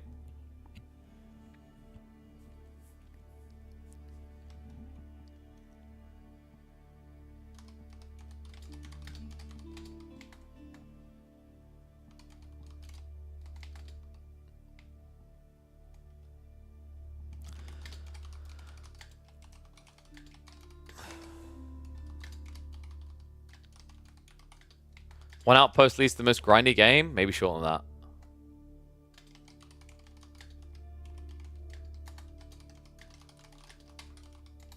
One outpost blows up series expectations.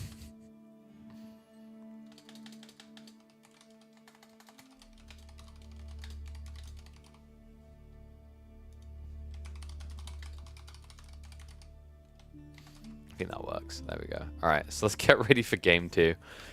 I was worried the series wouldn't necessarily last long enough to get us into the Lash Mahodo series. I think those worries can be alleviated.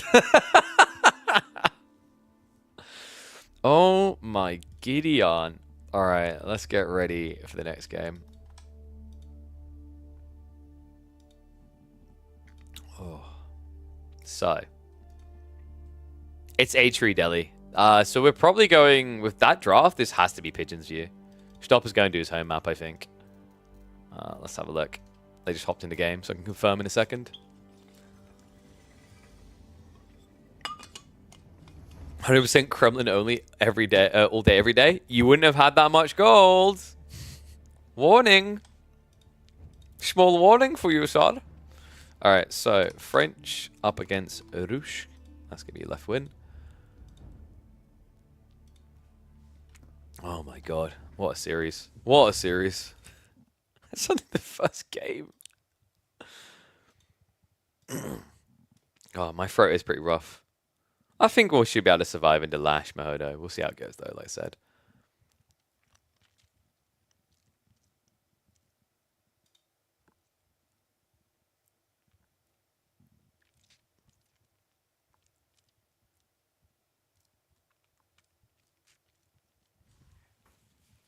Sorry, just checking my messages before we get into this.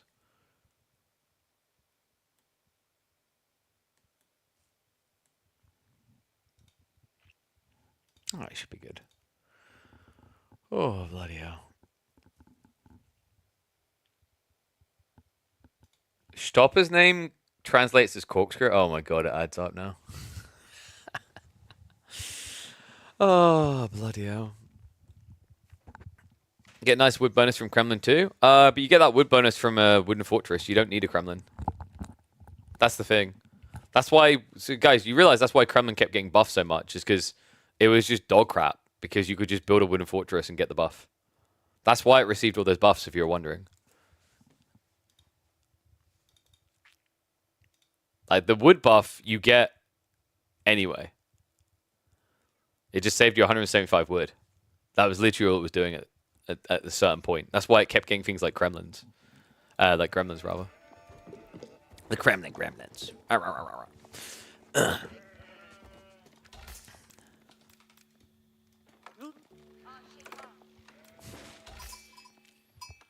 Let me quickly just turn the heating off. Turning this on and off was so much easier when I had both my legs. I just realized. Okay, stabbed in like 2 hours. Actually, it's close. That's 3 hours. Okay, I got some time.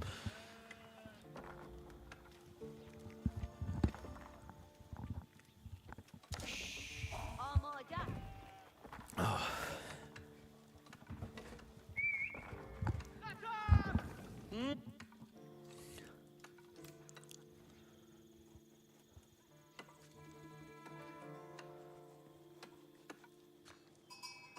It rarely loses. There may be hope in what has already proven after one game to be an insanely close series. One and all, welcome back to the channel. And welcome back to the Midweek Muster. We've got Stopper in Game 2 on the HRE.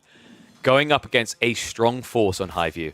It's going to be Cat on the Delhi in the blue. And of course, they had to go with blue and teal. Want to keep them close. So yes, this is the newly improved version of Highview called Pigeon's View, which is a newly improved version of the newly improved version because we just had an update to this map to fix some issues with the gold spawns as well as some resource spawns. So that's why you can now see Stealth Forest no longer overwrites resource placement. So yeah, a little bit wider on the resources instead of them all being on your high ground. So a bit more risk required. But also you don't have situations now where you get 4 of your berries being snatched away by the placement of trees. So, Delhi versus HRE. That's a matchup you don't see very frequently.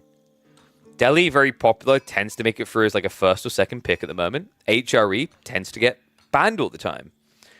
There was a time where HRE was really good in this matchup because they just blob a lot of men-at-arms, not engage and go castle. Those times passed by, though. Delhi dominance of Ghazi was undeniable because they could actually counter feudal men-at-arms. So if Stopper wants to win this in feudal, it's going to have to be spears, archers. Otherwise, it's going to be some sort of fast castle. Dome of Faith is going to make it a little bit tricky, though, if it does turn into a kind of a castle race. We've seen how actually Delhi can be quite competitive. And also, if you're fast castling, you're not blocking relics. It's actually really dangerous to try to fast castle against Delhi because if they do go infantry as well, they can just wall off the relics with the inf. No, the bets we've been doing are on the series. I thought it'd make it a bit interesting and different. So sheep count. Oh my god, no. That is catastrophic. 7 sheep to 18. Wow. Stopper got fully nullified. He got neutered. Ironically, by a cat. This is problematic, folks. Now, the Archon is at least in range of the berries, and you can see he's already resorting to it. The deer shove is very difficult. The angle is awkward when you try to come around the back. Someone's going to run off. But you could theoretically go for it. The problem I see in this is Cat should be looking at the sheep count and going, that's quite high. And as a result, he should be coming to lane the deer. Not to see, though. He's still got to scout another corner. And that's when it should become really apparent to him what's happened with this spawn. So Stopper, Archon Chapel down. Do you really have to start adding in farms early? Because I think that's kind of a deal breaker here, right? Delhi Surge will just be overwhelming. Unless you want to go into archers. You could theoretically blob archers, but knowing that Delhi almost always open Ghazi, especially when they play Dome of Faith, doesn't really instill confidence here. We're getting a clear sign very shortly on whether Kitty Cat wants to go into the Ghazi. Is there a world in which he goes infantry? I'd be surprised here. The thing is, even if you know you're going to get counted on Ghazi, they're just so good especially against greedy civs and civs that are like high-value eco claimers, right? So, like, for example, HRE, you kill a villager, it's like you kill 1.4 villagers. And Ghazi are very good at snatching those. So Stopper, he's trying to hide what he's doing. Racks around the back. Not sure if this is entirely going to work, though. Cat should be circulating towards the back of the base next, as there's nothing else really for him to do here. He doesn't need to scout the forward side, but he's already seen the gold, it's in the stone. He's seen all the critical resources here.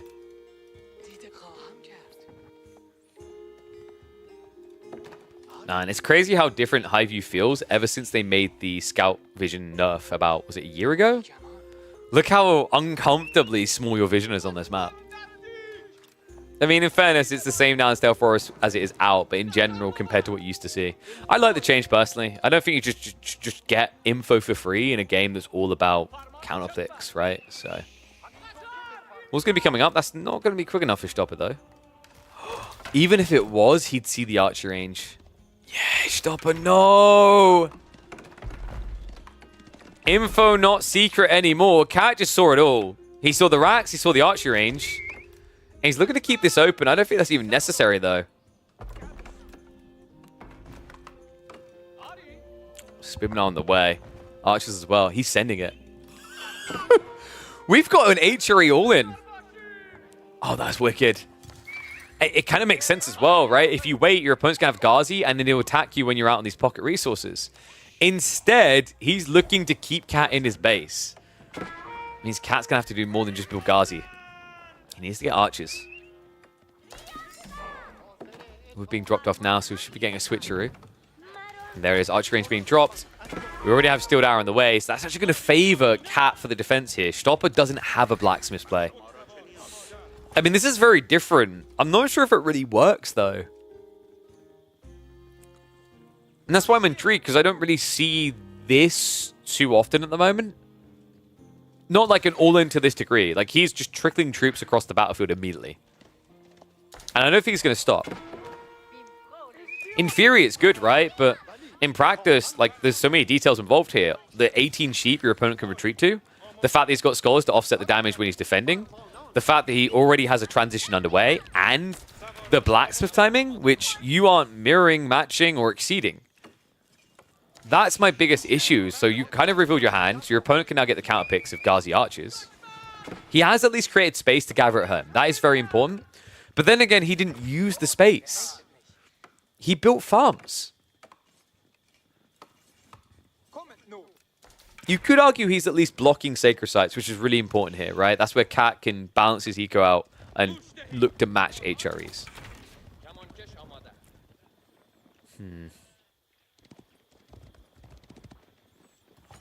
I'm wondering, did he want this reaction as well? I mean, in theory, with these horsemen coming out for the deli, you can mirror horsemen now that your farms are getting out. So that could be the play.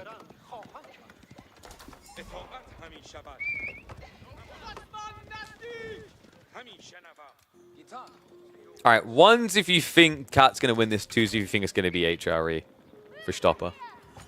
Because I'm seeing men at arms now, and this used to work. But now against Ghazi, it's a bit different these days. Last time we would have seen this attempt where you scale men at arms into Ghazi would have been when Ghazi had 10 more health. And then Ghazi were quite convincing in their victories.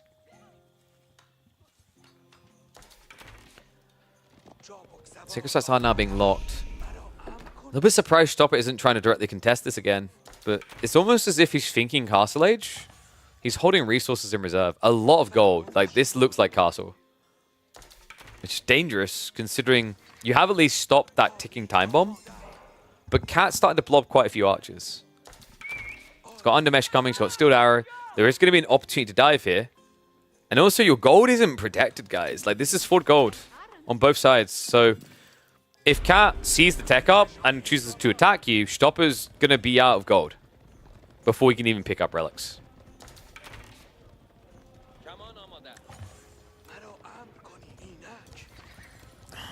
It kind of feels like you poked the hornet's nest here.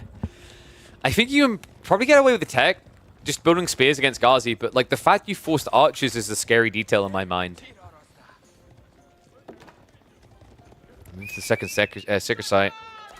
And all you have to do, guys, is click the gold. Like, it's so obvious your opponent's teching when you see this much gold gone. Like, why else would he need over 1,000 gold this early unless he had mass men-at-arms, which you do not see. Stopper doesn't have the remaining gold. He has to go back out here. He did at least clip back in range for the inspiration buff, so this will be fast. And Cat doesn't quite see it. He's on the edge of vision, but not quite capable of sniffing this one out. Is it going to be enough? Wheelbarrow is there, so yes, Stopper has got the gold for attack, but without any gold once you're there, what is it worth? He's trying to gather a little bit more, but Villagers now in trouble. Archers do show up. Ragnet's being built as the Sacred Sites get locked in. This is about to be a man in Castle Age without a castle to call home because he has not got the furniture, he has not got the silverware, he has not got the crown. He has no gold to work with. He's going to have to get ready with a marketplace. Meanwhile, Cat now looking to dive in. Deadly pressure mounting here. Villagers running for the west side, but the Ghazi, I believe they saw them. Cat will look to ripple around. In fact, he could intercept with the archer on the other side, and I think, yep, Stopper realized at the last second there. Another villager down, though. More at a time as well. On top of that, the archers. You could start hitting this, because now if they come out to repair it, there we go, cancels it. I don't think Cat knows. Like, not truly. He hasn't confirmed it yet, right? He hasn't spotted it. But he is going to spot the villagers. Jumps in again. More to target down here. No reaction out Stopper straight away, so that's going to be more eco lost. Another villager's clubbed down. Archers are still curbing on the edge here, but realistically, Cat needs to be going in. The thing is, the way that Cat's playing, because he never saw the tech, he might suspect it with the gold, but he kind of has to act as if his opponent has like 10 men at arms in waiting, which is why I think he's hesitating with the archers here. Even with this tech up, we mentioned it, right? Congrats! Welcome to the Castle Age. Will you take a room for one? Will you take a penthouse suite? Either way, we're going to need you to pay in gold. So Stopper looks to reach into his pockets and get something fast here. Army is going to be able to protect, so he's gathering as much gold as he can. It's a bit of a rush here. And yeah, Cat needs to be moving with more urgency. He's allowing the veterancy for archers to come for Stopper. That's the way that Teal gets back in this game. It's really the only way. He needs to be building more archers as well, which currently is not happening. Villagers. That's not enough. He's 25 short. He can't play for relics. He can't get the veterancy. He can't catch a break. The only thing he's going to catch here is a cold shutout of this series. Archers diving in. The Spearmen have to run for safety. But the Ghazi are now going to have a field day. In under the Archers, in under the economy. And up with the Kitty Cat. This is going to make it a 2-0. Woo!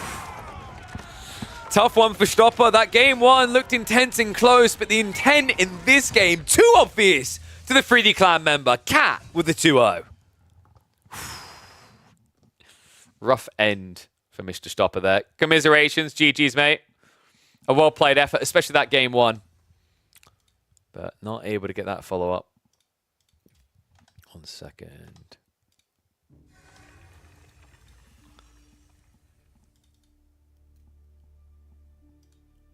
Okay, so we should now have Lash versus Mahodo. 1 sec. What is this?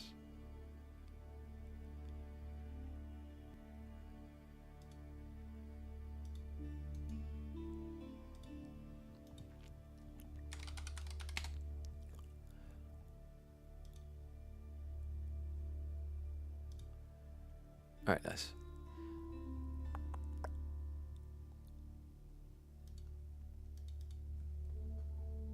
Need to play more feudal last game? Yeah, I was saying stop, but the problem is like with your Castle Age play, because you baited him into archers, it's like the best thing to punish you when you try to tech, right? Because you can just blob, rush in, snipe, snipe, snipe. It's almost like if he'd been on Ghazi, your chances of holding is a bit better because you just mass spears. So yeah, just a bit unfortunate there. But we should be getting ready now for our Lash versus Mahodo series. Draft underway. So ban on Haywire straight away. Dude, I'm calling it now. Haywire is just going to be the most banned map. Do people just hate that map? I mean, it's a different style of AoE 4, right?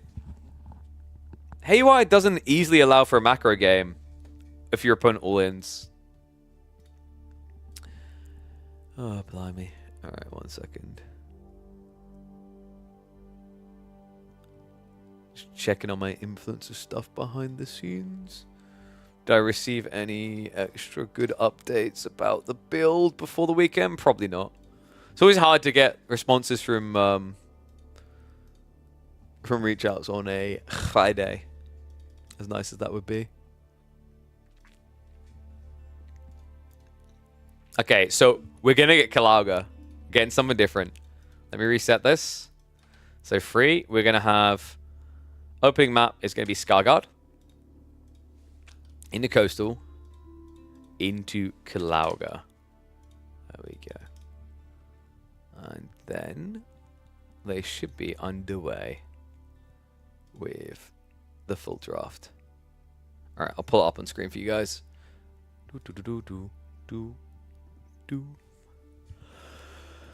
Oh, it's been a good day. And then I got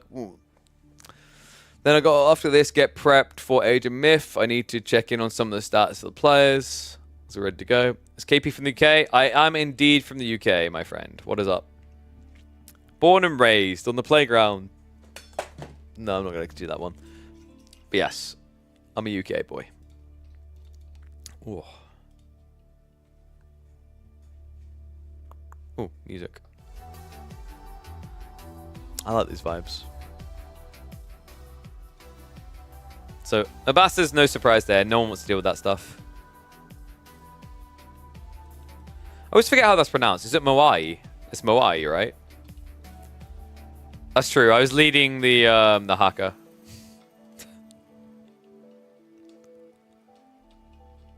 Awesome cheers. Wait, what's he up to? It's like, I now know how to hack you. I know how to hack at you. I hate myself. Oh. Alright, so wait, H3 made it through. What? English on this map draft? Is it really that worth giving up? I don't think so. I mean, I guess opening map Skarsgård isn't... It's alright for H3, but it's not crazy, right? In that, like, there's value playing out into the map. So unless you want to go pro scout, which is weird. And H3 and Kalauga would probably be odd as well. The gold spawn's quite loose, so you're not going to get value there. So yeah, it kind of makes sense in my brain why you'd go for, like... why you'd let H3 through. English maybe has more flex on the whole map pool. But it doesn't mean that H3 is useless. So Roos, Malians, Delhi ban coming through, so Mahodo will be saving that for the end of his draft. Unless Lash wants to react in kind. Lash doesn't have to react in kind though. He can just wait and pick China as a response.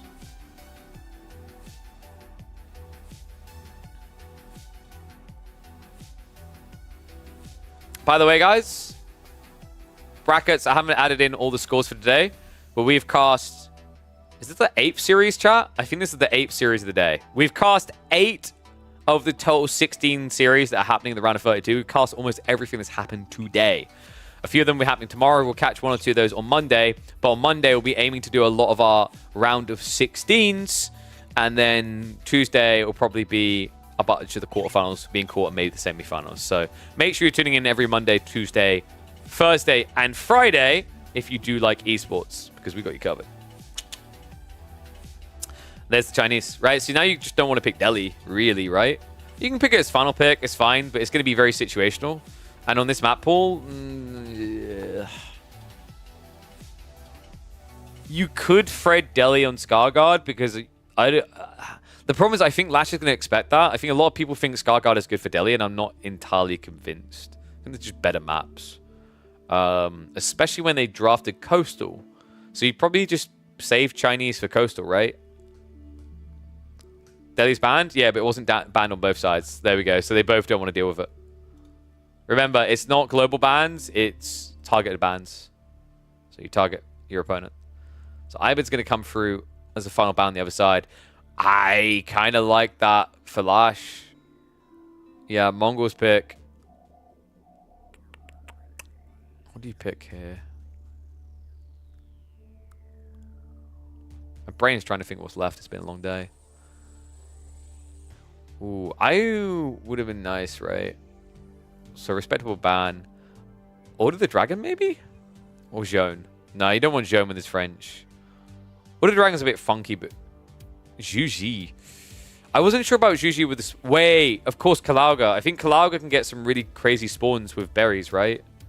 So I think that's why. So that's probably Kalauga, Juji.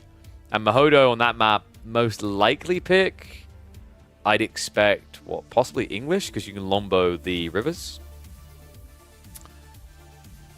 Very interesting. Let's put that into the draft machine and pull across now. Let me hop in to the 20 cam.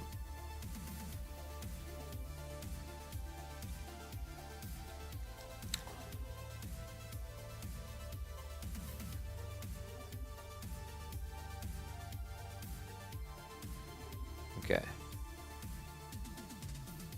Good. Sorry, I thought I missed something. No, we're good. So, opening map's probably going to be... Well, this draft is Roos, right, for Mahodo. Knowing that, you probably go... I think you can play HRE here. HRE versus Roos is pretty good for Lash, right? And then, like, what? Coastal can be Chinese versus French, potentially? No, you don't do French. English, right? Chinese versus English. And then Kalauga, I don't know, I think there's no way you Mongol Coastal Cliffs, right? That would be, that's very situational. In theory, you could. Actually, I think Mahodo might be using Mongols for Coastal Cliffs because he's worried about Malians there. And then that would leave, what, like English versus Juji as the most likely on Kalauga. Interesting. Also, my background on the other scene, that was my Magic. This is my background. Shout out to Akami, who painted this beautiful picture. It's my castle, which I'll be able to afford after 30 weeks of esports action when I'm a millionaire, because that's definitely how running esports tournaments works. It might be how esports tournaments running works if everyone in chat hits the subscribe button now. Maybe. Oof. What do you think, guys? Do you like Lash or Mahodo's draft better?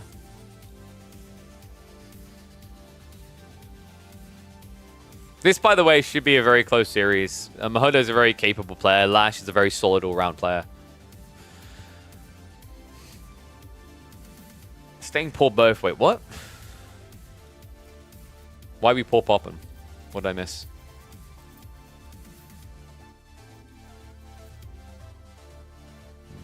So I'm checking the drafts. Yeah, we've been on it, mate. Every single series available, we've cast. Whoop, whoop. Oh. I'm trying to think how many series have I got to cast tomorrow. I think Myth is quite long tomorrow, right? Yeah, we got 5 best of 5s. Jesus. Into... I think 2 best of 5s and best of 7.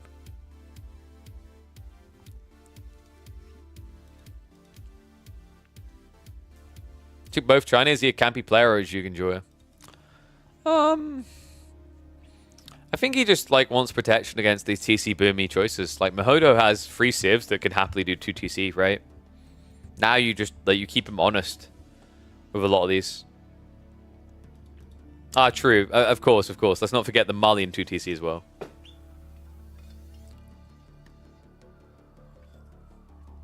Well, like I said, Lash does like to play these more orderly builds. You'll probably see him be more Jugi all-in or fast castle with Juji. But China, yeah, I wouldn't be surprised if it's like 2 TC, hunker down, depending on the matchup, right? It's like, you know, here's some flex there, but I think he is a player that likes to play... How do I put it? He likes to play the meta. I think Lash is one of those players that quite consistently pursues what the meta is, right? You know, whether that bring better or worse results. I'm a big believer that you can kind of seek your own meta, but there is an element of like both where you need to you essentially need to learn and become what... How to put it? You need to basically learn what the meta is and adapt to it, and then you can try to evolve it, right? I've talked with this with a few other players where there's some players in the community that are very almost gimmicky. They have some really cool ideas, but they'll fall victim in the face of like the orderly players, the ones that have set the meta. Because what they're trying to do is they're trying to skip the fundamentals and go straight to the fun stuff. Oh, what I'll do now, guys, I'm going to run the ads as well. So bear with me 1 sec. I'll run ads so then you don't have to worry about it when we're in-game. I know! So thoughtful. Oh, also, another YouTube video did just post, I think, half an hour ago. So after we're done with the stream, definitely go check that one out. It is from the Grand Finals. It is an epic game if you haven't seen it already. It was from the Grand Finals between Wham and Puppy Pool. Alright, looks like they're loading up game now, so you should be ready to go. I believe we should be able to hop right in, because this should have no delay.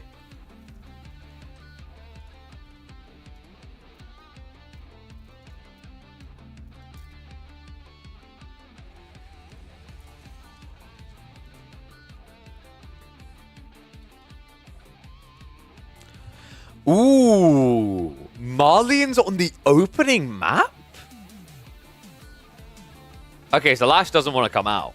Wait, no, this is like classic Malian Pro Scouts. I didn't expect Marlians as an opener here, really. That really messes with the draft. That's kind of crazy. We'll hit it 2 times because we're 30 seconds out from live. Alright. Let's get ready with the predickies. Remember, this is a prediction for the series, guys. So, Lash or Mahodo.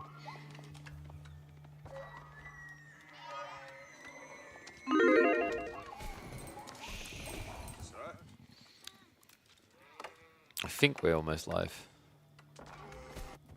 There we go.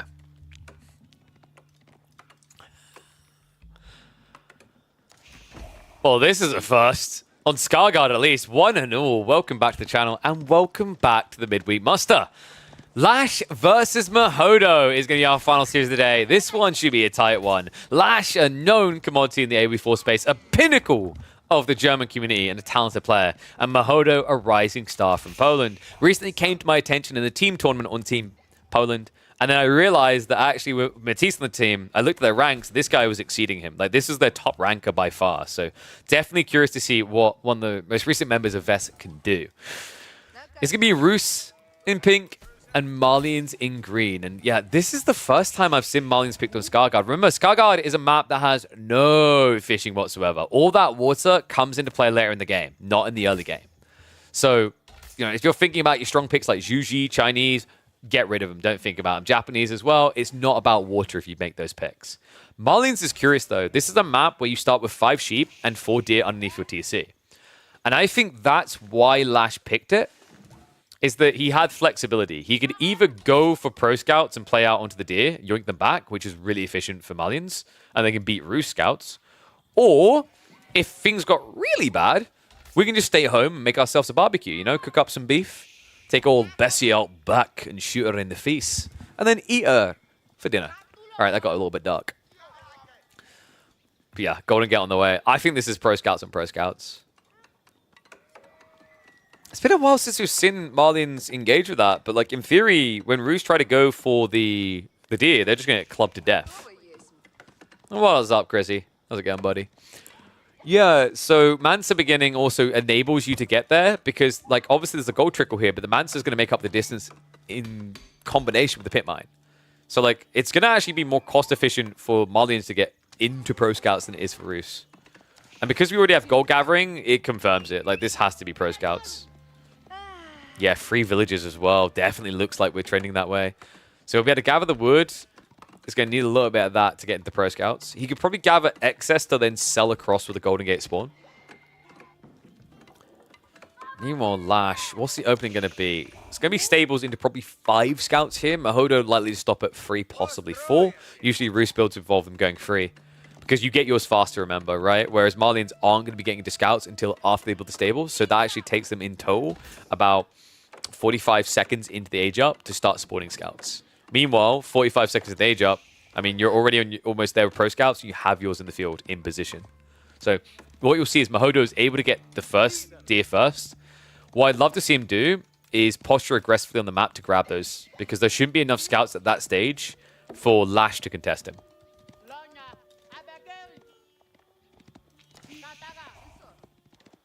How you betting? Ooh. Okay, we got some Mahodo believers. Remember, guys, this is a gamble of the series. In fact, if you're watching this later, like, you know what? Take a guess, take a ganders. Let me know in the comments who you think is going to win. And then what you can do is check on the brackets afterwards to see if you're right or not. So Pro Scout's immediately queued up. Lash. Holding firm. He can't afford to build the mill straight away. He needs the stables first. So his goal is to get enough scouts out to punish the attempt to grab deer. Then, afterwards, he can go into Pro Scouts himself. After which, I think Mahodo is going to go castle, right? No, we have stables. He's going to try to play the edge. So he's trying to contest the Warrior Scouts with Knights now. That's a smart idea. It does take time to scale, though. So you could actually just get punished by the Swarm, potentially. But then again, it's like 35 seconds versus 15, and then you argue what's better, Knight or 2 Scouts, right? The value in these Warrior Scouts comes over time. Because remember, they are Wakanda. They come equipped with the latest nanite healing. They don't die easily. And that's the potency of this play. Is that over time, Mahodo can easily lose his scouts because his healing rate on his scouts is like half of what you get on Lashes.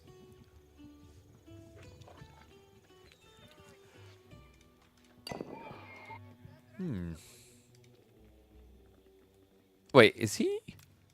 He wouldn't. This is... Yeah, he's going 2TC. He hasn't used... Yeah, he hasn't used the Golden Gate tickets. So this is a smart way of getting 2TC, guys. You walk over, especially with spawn like this, gold and stone nearby. You grab 50 stone, drop it off at the mining camp, and then double buy. In fact, what you can do in this situation, you could like sell 1 ticket of food to get gold, and then buy double stone. Or you could forget to pull them... Wait, is this a solo ticket buy?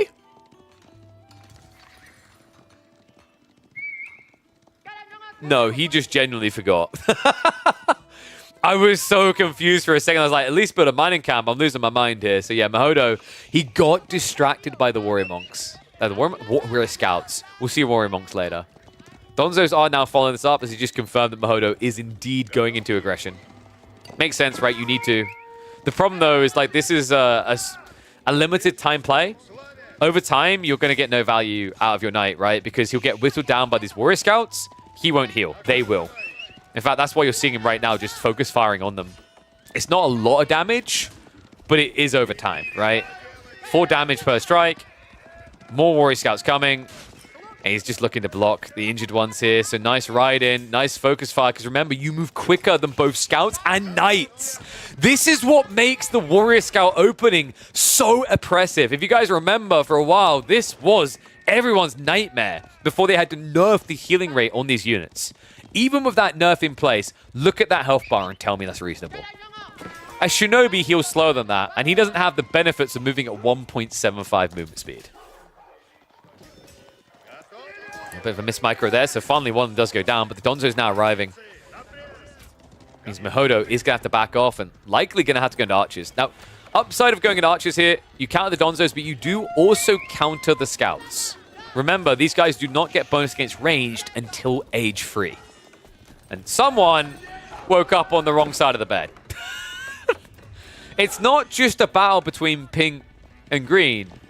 It's a battle between nature itself. Nicely played there. I think that was Mahodo who actually pulled the ball intentionally onto him. Damn, imagine if you could actually pick up the balls like you could in the campaign. All right, hear me out. What if it required like 5 scouts and you barely moved? Like, you moved at like 0.5 tile? No, I'm going to stop. Pro Scouts is back in the meta, guys. It doesn't need another buff, especially with this map in rotation.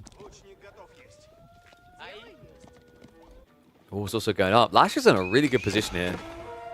Nicely hunkered down, not feeling too much pressure. Second TC from Mahodo is going to give him some scalability, but now you're giving options to Lash, right? He can look to press this. In theory, what Mahodo is doing makes sense, right? I think the Pro Scouts muddied the water, though. The reason it makes sense is because whenever you play against the Malians, the thing they hate most is 2TC. Because they can't easily respond to it just by fast teching. It takes too long. By the time they tech, their opponent has more eco value. So then they just follow you. And that's bad because if your opponent is already at that point where they're equal and then they tech up with even more villages, they're going to start zerging you. And the difference between Malians and other civs is Malians relies on quantity of unit, not really quality of unit.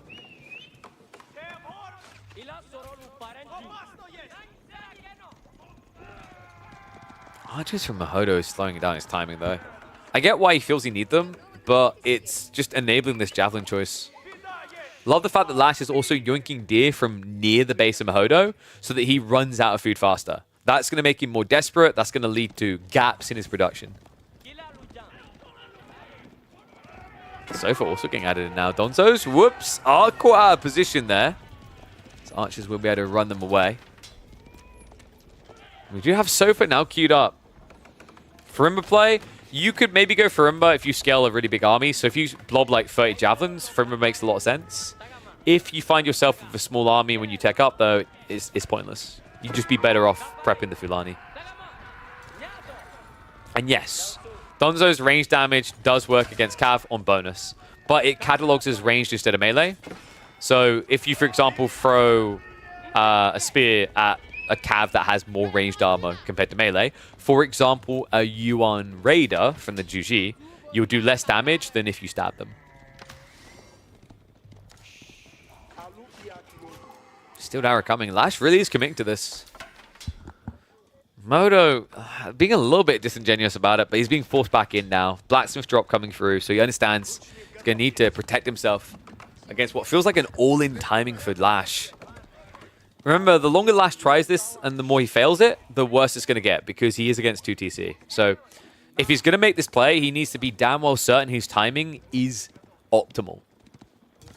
I.e., he has the most power he's going to have at that point if you look 4 minutes into the past and 4 minutes in the future. Difficult read to make, actually. Especially on a map like this because Pro Scouts just kind of changes things. The Deer Surge changes things. Especially considering we haven't really been seeing too much of this style of map which forces Pro Scouts since the bounty change. Lash. Tricky defense here. Mahodo knows it as well. He commits. Donzo's not going to try to stab him down, but it just doesn't matter. Archer's getting rid of them fast, and it should be appealed to the backside of the fight. The Javelins are going to get chased away. Sofa even getting pinched by all the Archers. Good strike there. More Donzos are coming, though. Lash not done yet. Able to shove him back. It's going to have to be a regroup here. So Sofa is finally clubbed down, but the Donzo's overextending slightly. It's going to give a counterattack opening here. Mahodo still with enough knights to scare the living crap out of the Malians. Steel Arrow also on the way, so Mahodo looking to get stronger in this age. We actually do have the melee defense coming through for Lash. A very interesting choice.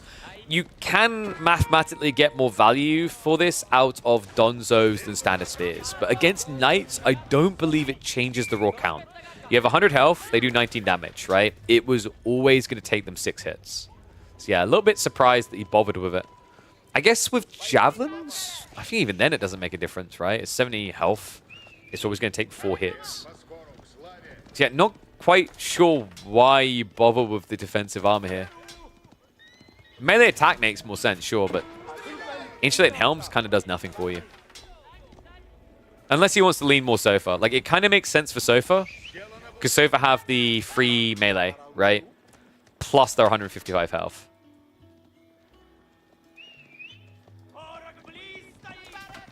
More deer yoinking. Look at Mahodo's side of the map. It's already drained. And while some of that is him, some of that is actually Lash. Look at the other side. Like, the polar opposites of this minimap right now. One side has a crap ton of deer left. The other has practically none. And while part of that is due to Mahodo's efficiency picking up, it is also the yoinking. Wait, what? Mahodo?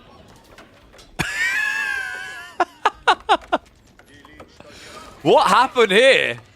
That is a very angry Pumbaa. Well, positives is, although it cost the villager, Mahodo just hit the jackpot. That's 2,200 food. They just walked into his base. Are you kidding me? Don't mind if I do. Lash. Don't mind if I do an age 3 here. It looks like Castle's on the way. Javelin count at 17. This could be Furumba. Your opponent massed archers, right? Even against the knights, the Javelineers, they're faster. They do poison damage. There's a lot of sense behind Furumba here, but it's looking like a Fulani. Yeah, he can't resist it. I actually would have preferred Furumba against Roos, but I guess it's because he's 2 TC, you can't afford to be without. You need the Fulani to reset your economy to his level, right? In an ideal world, if this is like Roos 1 TC and you found your way here, you go Javelineers. You go with the Furumba, because what's Mahodo going to do? He's going to lose with his archers against Javelineers. He's going to lose with his horse archers against Javelineers. And he's going to trickle knights into Javelineers. So, like, it's just win-win-win. Behind this, Mahodo doesn't skip a beat, though. High Trade House now on the way for him.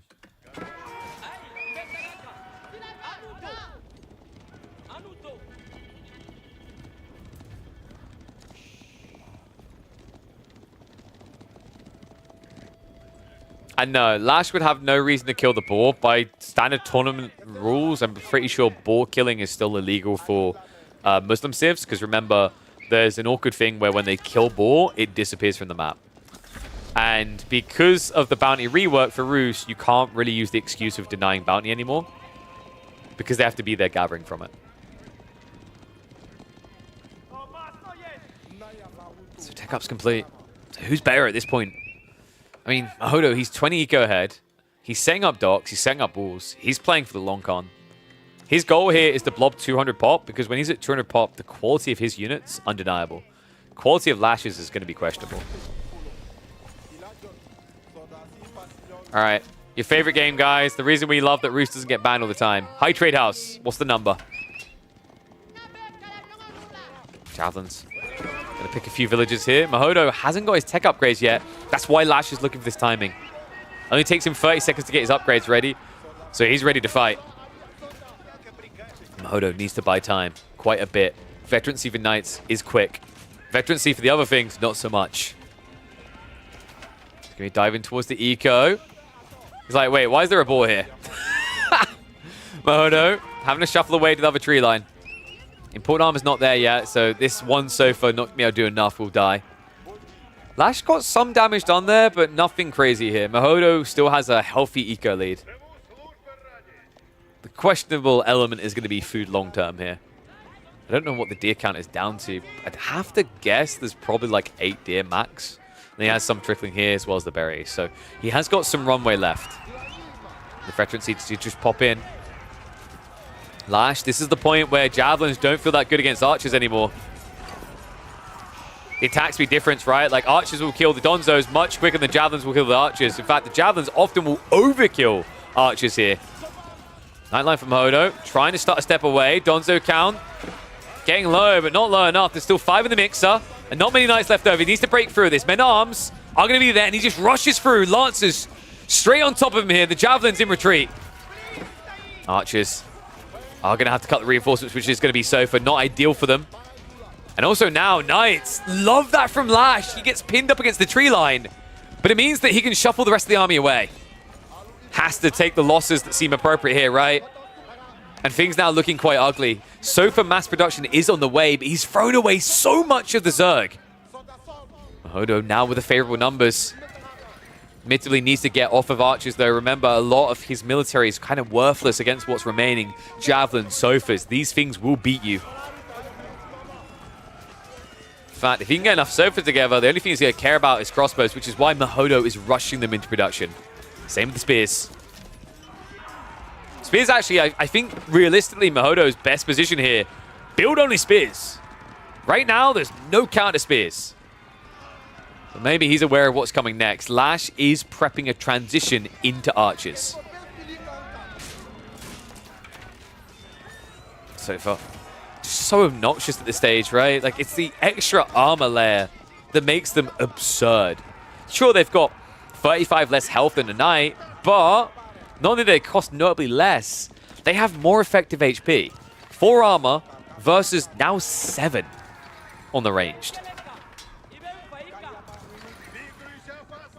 Even now, on a delay, that melee tech defense 1 proving valuable at this stage of the game, at least. Hodo gonna have to be reset here again. Needs to be careful because the javelins are looking to snipe onto the crossbows. So much wasted effort for one so far. The spears at least speed it up. Starting to wonder if Mahodo is slightly overextended here. Behind this, farms are now coming in, so setting up the late game economy. Gold Vein is about to expire, but he does have a second one nearby, and he does now have Warrior Monks on the way as he's taking control of the map. Was it premature, though? Or maybe the better question is, should Lash have been playing for those relics sooner? A lot of gold to work with, sure, with the pit mines, but never say no to more.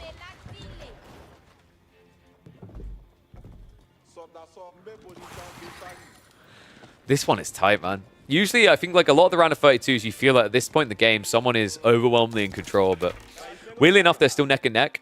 It's a notable eco lead now for the Roost, but it's not out of control, and that high trade house is definitely going to help it feel a lot better. 154 passive gold a minute. Well, crossbow's coming. What's the reaction that's appropriate? I think Lash has the correct read here, right? Just mass archers. Your sofas don't need to be caught out. They can shift around. If you think about it, like actually everything Mahodo is building gets countered by archers. His issue is he actually needs to get into mass farms so he can get horsemen. Without horsemen, he's going to struggle to fight. Central pit mine now being set up as well, so more and more gold.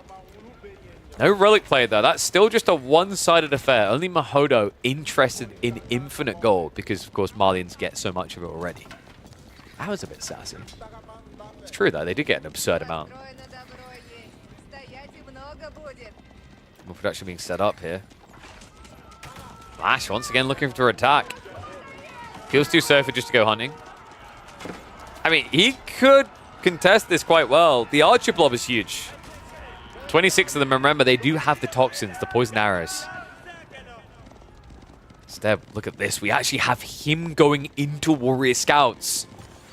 A tricky situation now for Mahodo. I mean, he does have a decent number of spears, but Archer plus Warrior Scouts, you know, if you're talking about equal-sized armies, sure, it's like a budget cut, right? But the Malian Zerg is where this wins out. Warrior Scouts to deal with all the backline. Archer's going to assist to that, but they eviscerate the spears. This is the concern. Mahodo, he is engaged in a similar Zerg.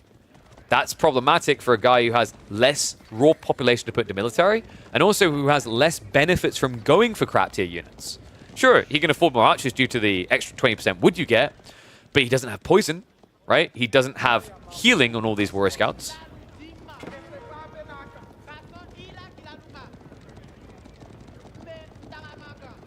Farms are at least now set up, so we might see horsemen coming soon. 34 farms is a justifiable point. A key drop attempt here, though. Ambitious. Mahodo realizing it has to back away. Army looking to engage. Torches come out, though, and he doesn't cancel it! Loses half the stone. Lash, that opens the floodgate as well. Sofas are in. Mahodo caught at the most vulnerable point here. The key drop that he did not want to cancel. But the matter out of his hands. Knight backstab coming in to try and reset things, but the damage already looking done here. Sofa count doing what they need to buy time. Archers trading out against this. Both armies to be reset, but the difference is how quickly one is going to rescale. And also the tail end of this fight. At this stage, it's now just crossbows left to deal with javelin archers with toxins. Not a good look for Mahodo. A temporary reset here as a few more sofas shove in. But Military Academy is now on the way. Lash understands the point the game is reached. Zerg, Zerg, Zerg. Mahodo, he needs another 2 minutes. Horsemen are being queued up. Veterancy is on the way. His income close to 2,000 food. But is he going to get the time necessary? Because Lash, it's almost like he's too aware. He's pumping Donzos. Suggests that Mahodo might be Donzo in this one because if he doesn't read that the Donzos are coming in mass, he's going to run head first into a giant spear with Cav. A lot of gold in reserve as well for Lash here. They did both start playing towards relics around the same time. Is there a world in which he goes into Imperial? Probably not. Wait. He finds the relic being returned here. Oh, can he get it? Oh, the poison. The poison, is it going to sink it? 4 HP. I can't believe that. 4 HP gets him away with the transport ship. And did he have the relic on there? No, I think he was going for it now. So that would have slowed down this recovery on the east side. Unbelievable. Yes, you heard me correctly there. Poison does work on boats. Do with that what you will. Zerg as you will. Unbelievable. So Lash needs to keep going. I'm surprised he's backing up like this. Your options are you back up and tech or you send. I don't know if I like the tech option now that Mahoda has all his farms. And you lose, so when you cancel buildings, you lose resources based on the damage taken to the progress. So if you've done 20% progress, but the building loses 10% health, you've lost half of what you committed into the keep. Same as it's always been. Looks like Lash is now here to show Mahodo how to build a castle. Horsemen are going to try to intercept, but a handful of Donzos could ruin their attempts here. In fact, the A clicks mean he's hitting the wrong things. 1 or 2 villagers might go down, but that's not good enough. Meanwhile, pressure coming in on the south side. So Mahodo, it's a case of pick your poison. Death by siege or death by creep. A lot of creeps. So I'm going Dota terms there.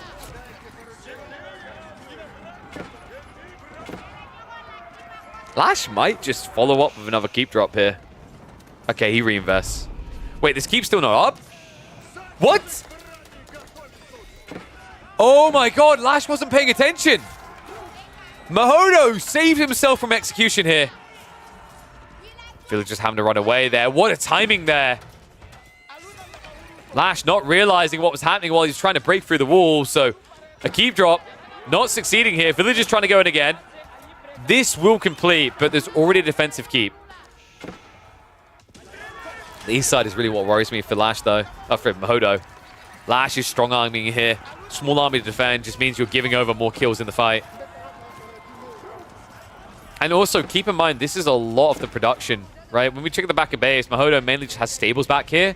A few racks is over here. So a lot of racks, archery range production in this location. If you camp here, Mahodo's going to struggle to get the crossbows. Keep drop. The ambition of Lash knows no bounds. This is risky, though. He's at 70 eco, so cancels it in the end. Mahodo is now going to re-engage on the south side of this. It's a lot of archers to be diving into, though. And I can't help but feel archers are just winning these fights right now. Horsemen move to the backside. Not going to work, though. Sofa's now moving in with the Donzo. And Mahodo, can he hold on for much longer here? It's looking bleak. Eco, great, sure, but it's the military pump that simply isn't there. Crossbow's now trying to hold the choke point, but Archer's once again going to have a field day there. And it is a break-in. The Sofas are in. Onto the farms. Trebuchet down straight away. Villagers without textiles. This feels like it's it. Mahodo's eco lead starting to shrink up here. And the flood is never ending. Lash giving us a firm reminder of a map with all this deer is a good map for Malians. And clean and crisp execution here. A little bit sloppy with the keep, sure, but the core concept from Lash on point in this game. Looks like the German is poised to take a winning game in the opener of the series. Mahodo, he'd need something to slow down the bleeding. I think like previously against Malians doing this, maybe Mango's was it, but Mango's not so great against bulk. They're better against small quality count, right? So like archers don't really feel like a great trade anymore. And a keep drop. Well, we've tried this before. This one's even more ambitious. A blocker to the gold, though. Yeah, he's gold starving him. Mahodo, he only has the passive income of, what, a relic? Maybe eventually a second, as well as his high trade house. And that high trade house might not last long.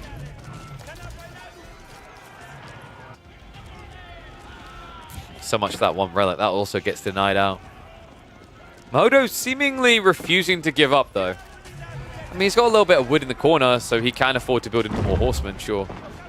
But your opponent's already blobbing Donzos. Like, we are kind of at a stage where if Lash just built Donzos, he'd win. That's how obnoxious it gets from this position. They're neck and neck on Eco, but I mean, the real difference here is the fact that he has the Fulani, providing about an extra 20 villages worth of gathering. Hodo, interestingly enough, switching into archers now.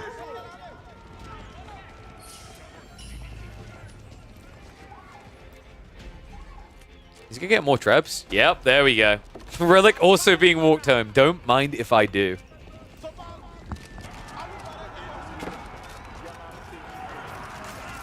Archers. What? Lash, a bit of a fumble there. A bit of a missed micro. It's almost like he feels like this game should be over. Like he should just be able to walk onto the economy. Mahodo refusing to give it over. So many farms here. Working day and night. 65 farms is what's keeping him in this game. Trebs are slow rolling this now, though. Production is starting to be brought down. Do we even have military academy? I don't think so. No. Mahodo never got it, so reproducing his army is difficult.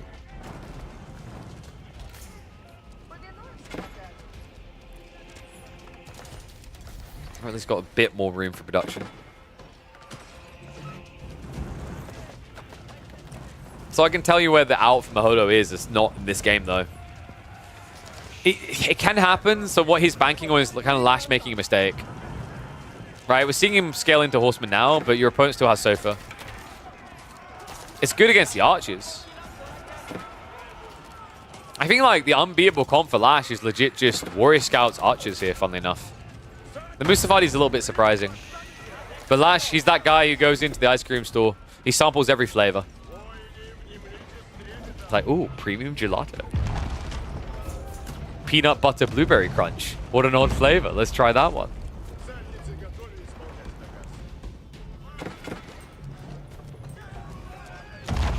Did Lash get Banco? Yeah, he got Banco repairs. Such a vile tech. Makes it very easy to stay in keeps with very little villager investment. Trebs, a little bit of an overextension here, though. Looks like Lash wasn't paying attention. You know, Lash would just benefit from going for Sacred Site right now. If his opponent's not going to come out, he's also not going to let him win easily. You might as well have that ticking time bomb to pressure him to come out. Being said, Trebs are slowly getting the job done. Remember, both of them are still locked in Castle, so only 2 more landmarks to go. Odo is getting a temporary stay of execution here. So how else was he meant to play this? I like the idea of just trying to fast castle very raw. You have 2,400 food, it's very tight, but you've got Gold Gate, and you can still get a bit of value of Pro Scouts. So I think maybe that would have been the way, is Mahodo just trying to thread into fast castle faster. And then what, like horse archers to raid, in theory? Your opponent's built javelins, but you can't be everywhere. I don't know, I think this is just a tricky matchup, right? On a map like this, at least for Roos. The 2TC is the correct call, by the way. Like, you're meant to 2TC because otherwise, Marlins will eventually go castle anyway with Fulani. It's just when we arrived here, it almost felt like Mahodo was playing into trash tier units when he needed quality. He had so many crossbows, but the problem was that after you lost a lot of them, the reproduction rate wasn't on his side, right? 23 seconds compared to 15 base, of course, even quicker with the military academy. Puts him down to like 10 seconds wait time to get an archer.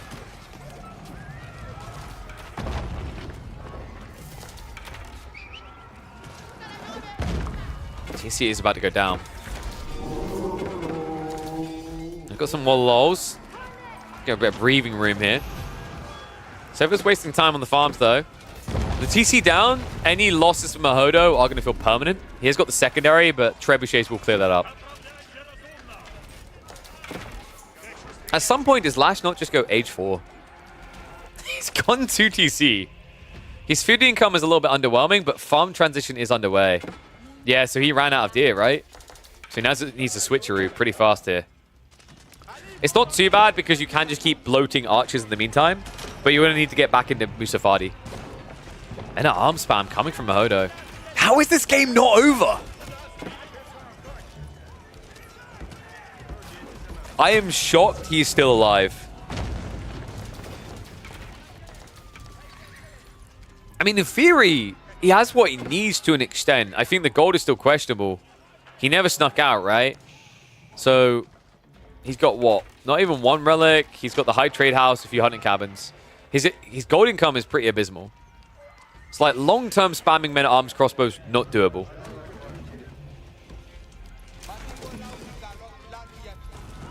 I think actually, have we got a marketplace? It feels like he's been buying. It's the only thing that would make sense here. If we did have a marketplace, it's long gone.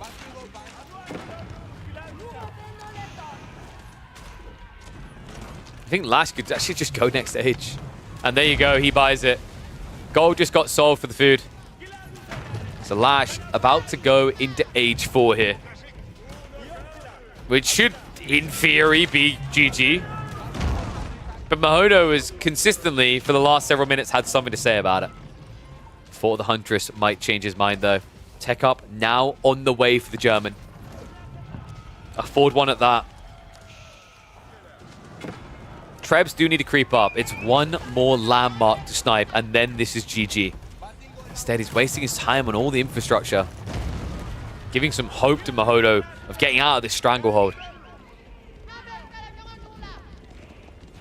I love the killer instinct. I go grill out here and just torch down the last landmark. Hell yeah.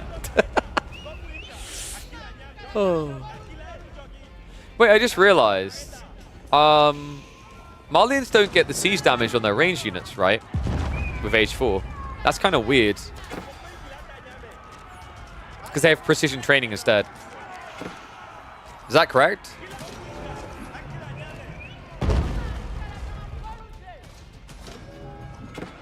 What is going on in this game? We'll have to see if he can get the end. There is a counterattack coming. Mahodo with a lot of men-at-arms here. Grillbar maybe would have helped with killing your opponent, but at least the Fort the Huntress is going to help with keeping him alive here. Have to dive underneath it, and that's going to be hesitation. Mahodo doesn't want to strike at the landmark. Has to back up. Does have a bloated army advantage, but the elite techs are on the way. Archers, Musafadi, and the Warrior Scouts all getting those upgrades.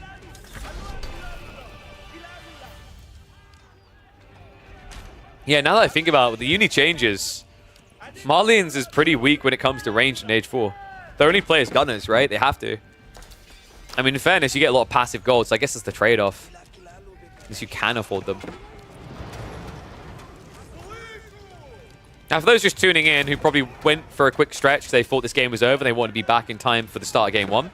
Welcome back. That was Game 2, rather. Welcome back to Game 1. It's still going. It still somehow has not ended. Mahodo, like a zombie, just refuses to die. Lash struggling to get that bullet between the eyeballs. Can he finally get it? Has he finally got the shot he needs? Archer Raiders jumping in towards the farms. Meanwhile, a jump out by Mahodo. Spaskaya is coming. He's grabbing some gold. What is going on in this game? Rumors of his demise may have been exaggerated. Or have they? Farm now getting idled out. Musafadi Warriors charging in. That's a lot of idle time for a man who's going into Imperial Age here. And also this guy has been spotted, so Lash knows about this. He has got a cannon on the way. Just a missed opportunity, man. I feel like Mahodo should have no landmarks left. Instead, he now has 2. And another one that died again. Farms are getting idled out, though. And remember, guys, he lost the town center, so any villager losses are permanent. 66 to 92. Bombard also now moving in to keep the infrastructure down. I think despite the best efforts, the best intention, the lack of economy is what is going to kill Mahodo here. Yes, he did get to Age 4. Yes, he is harvesting gold like there's no tomorrow, because there is no tomorrow. He needs so much time, so much tech, so much food to get the horseman pump going, and 1200 doesn't feel that impressive. Eco now down to 35 and also dying on the gold. Mahodo apparently doesn't know what a GG is.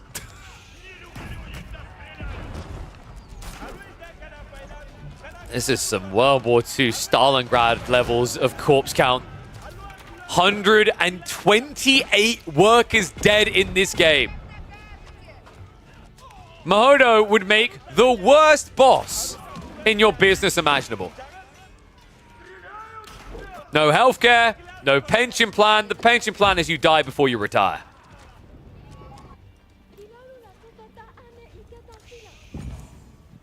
Biology now on the way. So, I mean, this is the gap that's going to build, right? Like, I always talk about how reaching age 4 is one thing. When you get uni techs, it's like reaching age 5. So biology now on the way, you'd think is going to be the breakpoint. I mean, the breakpoint should have been a few minutes ago, realistically. I don't blame him for holding out, because there was a sliver of an opportunity. But now we've gone from, you know, believe in everything, inspirational cat hanging on the line, to, dude, let's be realistic. Right? Like, we went from motivational kitty on the line hanging in there to it's been 15 weeks now. The cat fell 14 weeks ago, and there was a fire pit below it. Sacred Site timer ticking down. Biology coming in. Mahodo, how is he even affording this anymore? I get the idea of going Streltsy here. Like, realistically, Lash should have been going Gunners himself. With this much in reserve, for sure. He might be soon as well, considering he has got the gold veins. He could even set up trade, by the way. It's not grand. It's actually nicely balanced, where, like, trade should just be your backup option after everything else is gone. But it is an option here. So more villagers being transported out onto those islands.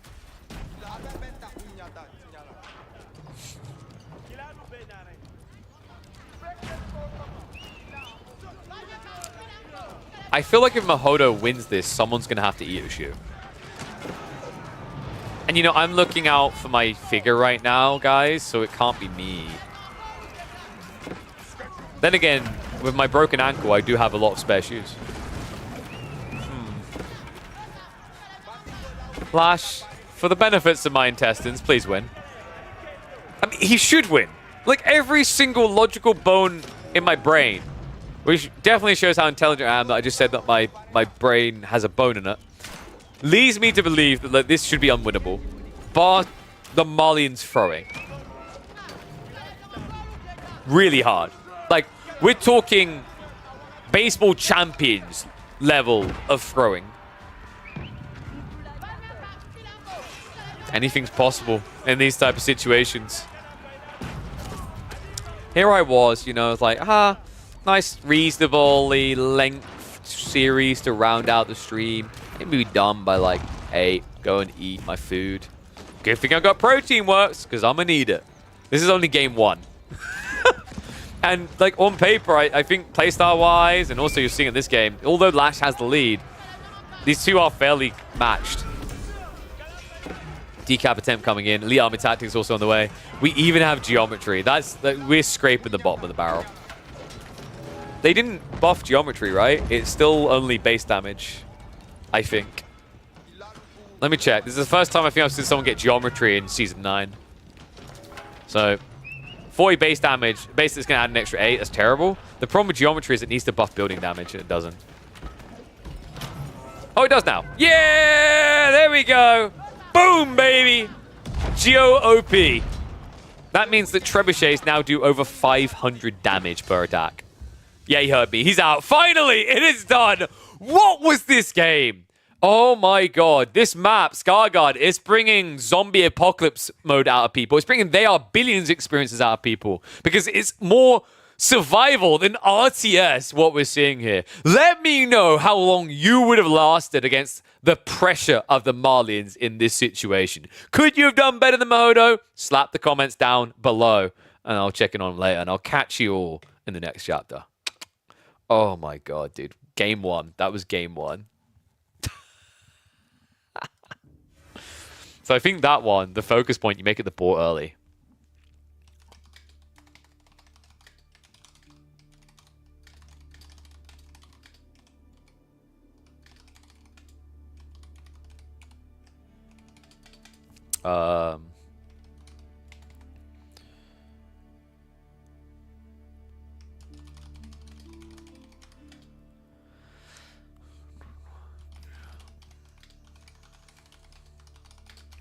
Yeah, I think you make about the boring that one that led to... I mean, it kind of led to that. He's going to run out of food if it wasn't for that 2.2k donation of food into his tree line, right? Holy crap.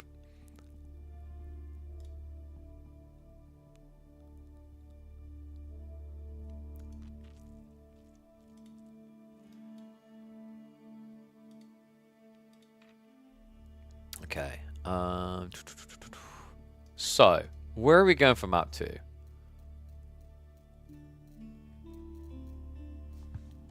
I think... Oh, sorry, I need to update the thingy, don't I? So, Scarguard, it was Lashes on the left side. Yeah, so Malians versus Vrush. Win for the left. I reckon... Do you just throw Kalauga out there? Try to go a bit wild here? Because I thought No, because he's... Oh, man, dude, he's got such good picks for Kalauga. He can play water very efficiently. Meditation Gardens can be hit or miss. I think China's pretty solid on that map, though. He also has HRE. Like, this is the scariest thing. Your opponent is on match point and HRE is still there. You can't pick English into HRE. That's a nightmare. French HRE? You wouldn't do Mongols. That's terrible.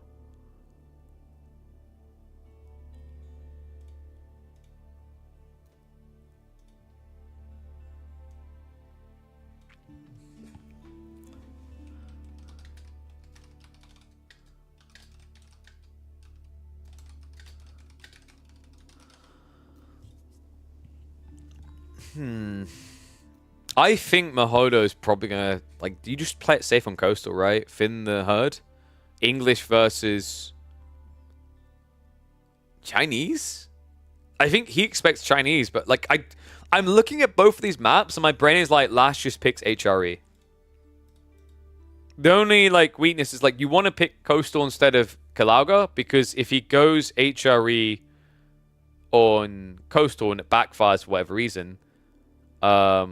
Oh, sorry, no, other way around. Like, so if you do this map first, you can get English out of the way. I mean, you could theoretically play it.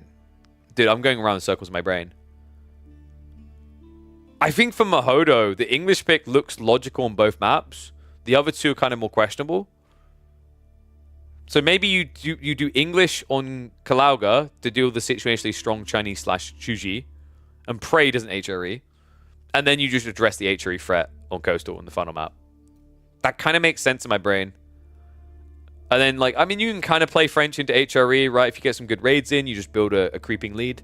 Mongols is a bit more questionable there because their economy is so good and you can't trade well. As in, you literally can't build Silver Tree and trade well on that map.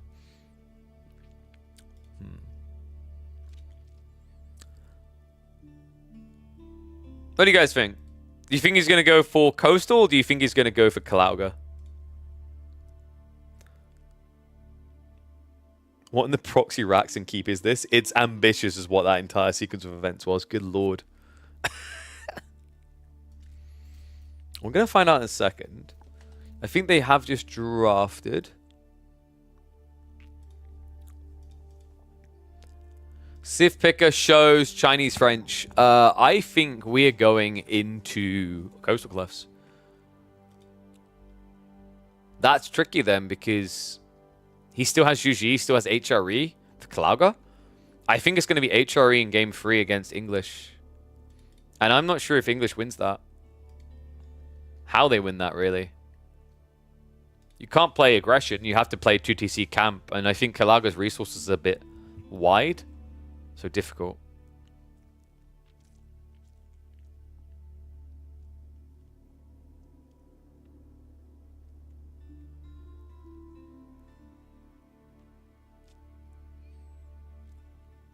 Alright, sorry, I'm just getting messaged about something in the background.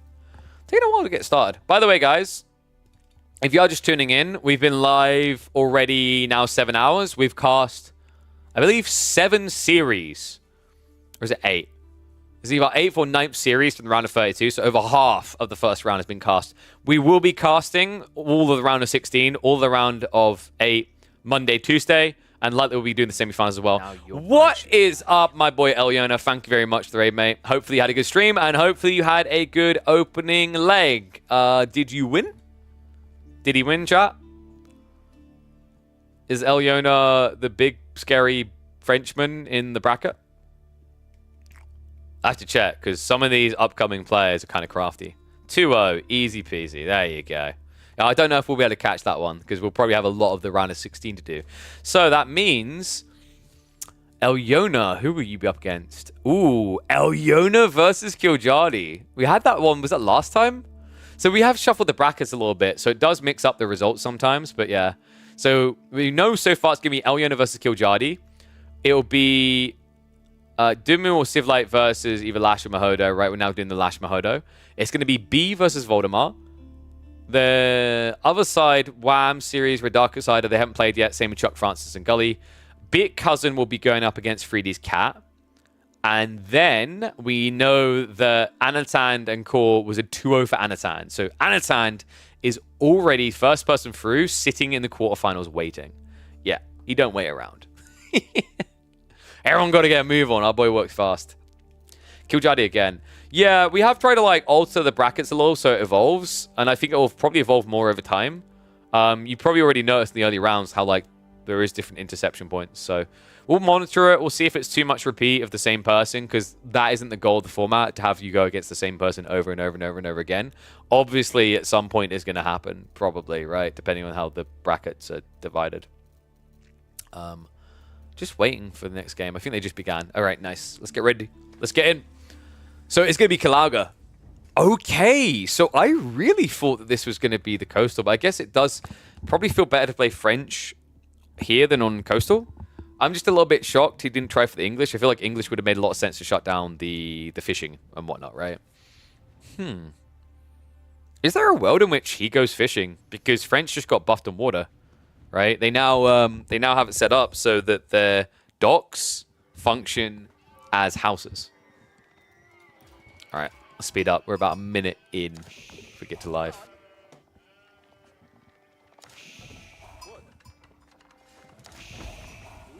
Nice. I just signed up for Blue Sky. You guys should follow me there, by the way. I've been followed by Gamer Sex. I kind of signed up to Blue Sky to escape the Twitter sex bots, but here we are again. All right, with that in mind, let's get to it. Game number 2 between Lash and Mahodo. The first one, an absolute teeth grinder between the two. And this time, we are on Kalauga. That's right, Kalauga of Age of Mythology Myth has appeared in Age of Empires 4, and we're going to have a fun one. China versus French. I'm wondering, do we see dock play from French? No, we actually get Pocket Economy Mill. That's surprising. So I was theory crafting that maybe Mahodo would go for the docks, because French docks got buffed. They now provide population when you build them, right? A very unique thing for them. So you save on housing. So when you think about it that way, a dock doesn't really cost 150, it costs 100 wood. That's essentially the buff. This is still much cheaper though. I think the dock change on a map like this will be better for Jaune than it is for French, because French only paid 25 wood for these type of plays. Really smart move, man. It's going to give him a very aggressive timing, as we're already seeing him go up before with the School of Cavalry. Other side, Lash, about ready to trigger onto the Imperial Academy. You're probably going Academy into Barbican here. But depending on how many sheep you get, it's going to tell you a lot about how playable this is. He did move out to the deer straight away, so deer tend to spawn really close to your base. So close, in fact, they're in Mahodo's base on this side. And you do get a lot of berries behind. But those berries are out of the safety zone. 9 sheep in total to 9.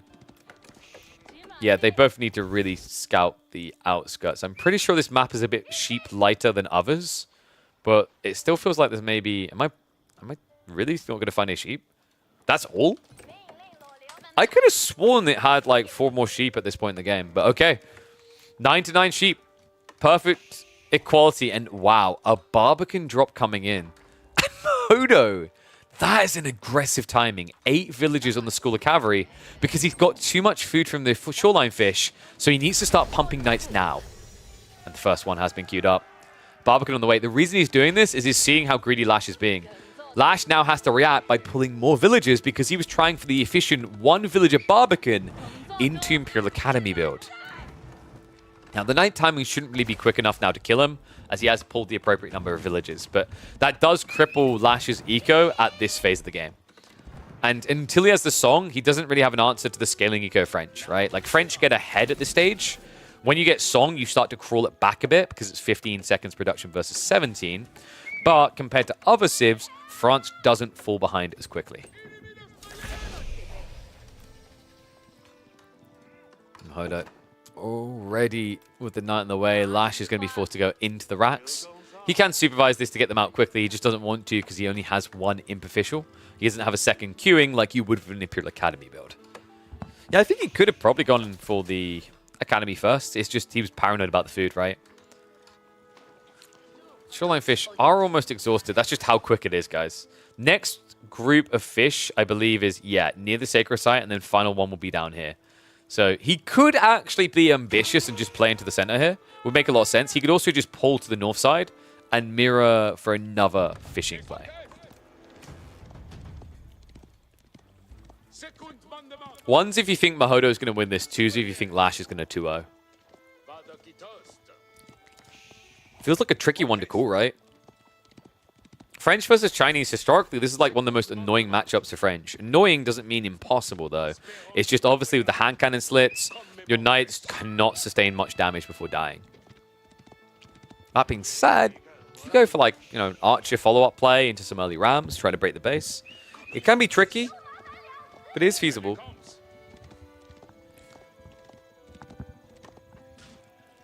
I think the key is not relying too much on knights, though. Because, like, knights become systematically worse and worse as the game goes on against Chinese in feudal, right? Because what happens is they'll bloat spears to defend, and they'll have the hand cannon slips. There is, like, a threshold. If your opponent slips up and you get too far ahead, sure, obviously knights will win. Like, you know, anything can win, even against its counter, if you have an overwhelming lead. But in an equal game, you just feel terrible building too many knights. So now that Mahodo is up to, like, 5, would love to see the archer rangers getting prepped. And first one is already coming in. Sup, Crackety? No, there was not a tower rush. If only, right? Lash opened Barbican because he only had 9 sheep at like 2 minutes. Plus, he'd exhausted the deer first. So he done Barbican to secure additional food. He was worried about running out. I actually think it makes a lot of sense. Otherwise, you are genuinely going to get starved, right? Only 9 sheep? Yeah, each. I think this map has 18 sheep total. And then you've got the deer stack really close by. And then, of course, berries follow up.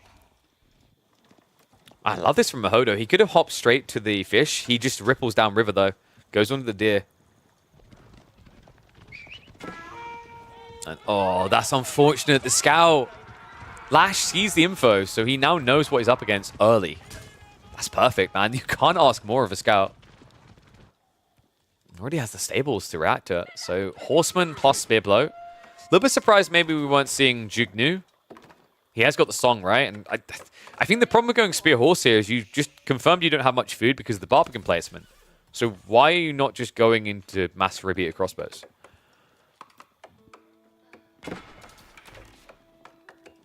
It might be that he wants to race. It kind of makes sense that you've just scouted your opponent gathering on pocket resources. So by going Horseman, you can raid. If you go Jugnu, it doesn't work because what Mahodo can do is he can play out to deer here, berries here. Like, he can just go wide. So wide, you'll never find him.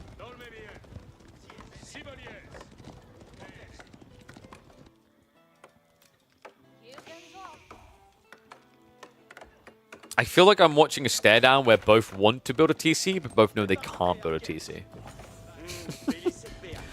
Mahodo might be going for a ram rush. Steel Tower in the way. We still don't have repeater crossbows. Blacksmith's at least being prepped. What is Lash's wing condition in his eyes here? I mean, I get that it's just survive, but it feels like this stables play is solely a reaction to seeing his opponent out in the deer. And the sad reality is Mahodo already went home, right? He's playing behind his base now. So Horseman, their job of finding raids just got even harder.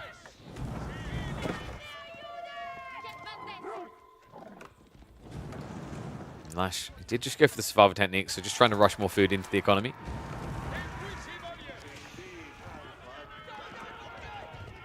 Steel Tower is there. I think when you see no Juganu here, you just go for the ram. Taxman just about gets away with that. Lash's undermesh makes a lot of sense, but his horseman count doesn't, man. This looks very discombobulated for game 2. More production is at least coming in, but I think at this stage you need to supervise. You're floating extra resources. You actually need more bulk behind your army. Best course of action would be to supervise the stables and just pump, pump, pump. Get up to like 10 horsemen as quickly as possible. New to this idea of mass knights, mass archers rather, and then play back into spears afterwards. Imon Mahodo, credit to him, man. He continues to do it. It looks like he did lose a villager here, because usually you pull 5 for the board, right, with the tower. So 1 down. Breaking coming through, though.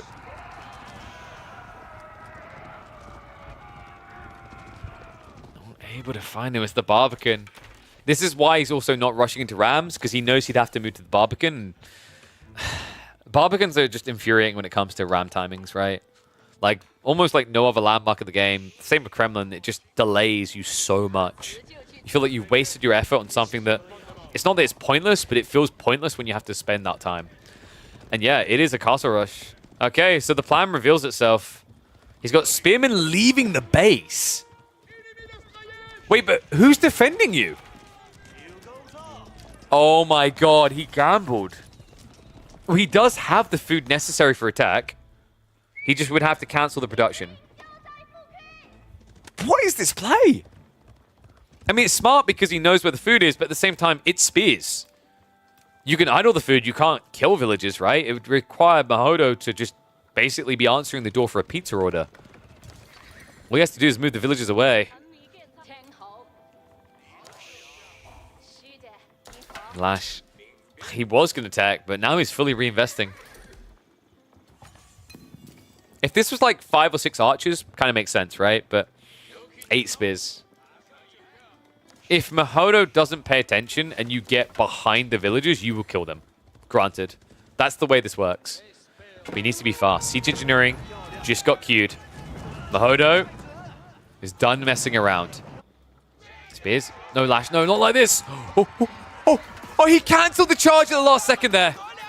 Good damage done here, but can he actually extract a few kills? The damage is way too spread. 2 villagers going down. More would be difficult. Does manage to get it, though. The drop-off. Killing Mahodo on the villager there. The Ram's now in play. So with that damage done, Lash's eco is slowly scaling ahead. This is where Mahodo is just all in. He doesn't want to drag this longer. Lash has got some hand cannon slits coming in. Needs every bit of defense he can get. If he can play a tower defense game here, it could work, especially against knights. Awesome. Try to bait him. Mahodo will actually take the bait. Spears go in. We'll back away before the archers can react. Second ram has been completed. The raid force is still here. They haven't discovered the boar yet. I think Lash is going. The question is he going to the round of 16 or is he going to game 3? Because he's at that point. You can see it. There's just too much food being floated. A tech is coming. Has to be Clock Tower. Meanwhile, finds another group. If he gets between them and the tower, he's doing it again. Look at that. Perfectly rallied into position. Mahodo. Reaction way too slow and the pathing even more cursed. One villager makes it in safely, but that means the outpost is practically no lethality. And also Mahodo now has to go. Oh my god, Lash's little raid pie. And also every time you can see he wants to tech up, every time he thinks about it, he realizes Mahodo is still all in him. But at this stage, because of the eco difference, Lash can theoretically just play out of the hole by playing a long feudal. Another villager down. He can now come back towards the berries again. At least an outpost is up this time, so Mahodo should see it coming. He should be aware that group is going to be there. Barbican now being assaulted. Hard kill here, though. The Rams aren't in yet. Villagers... the Sheik shelter.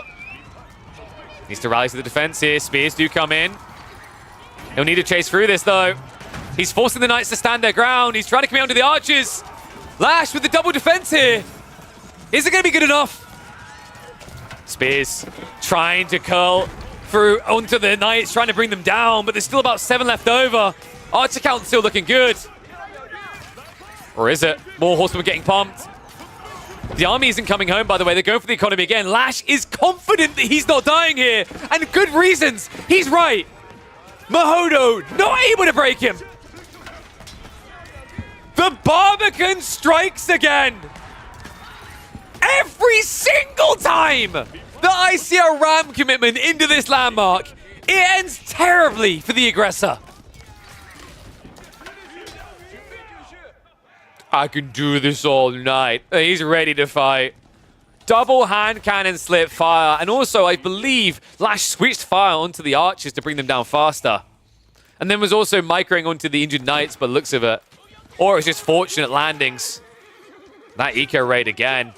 Hitting Mahodo. Now, Lash did take a hit, guys. He lost a lot of economy on that dive. But this raid, consistently from the pocket group from Lash, is why it hasn't killed him.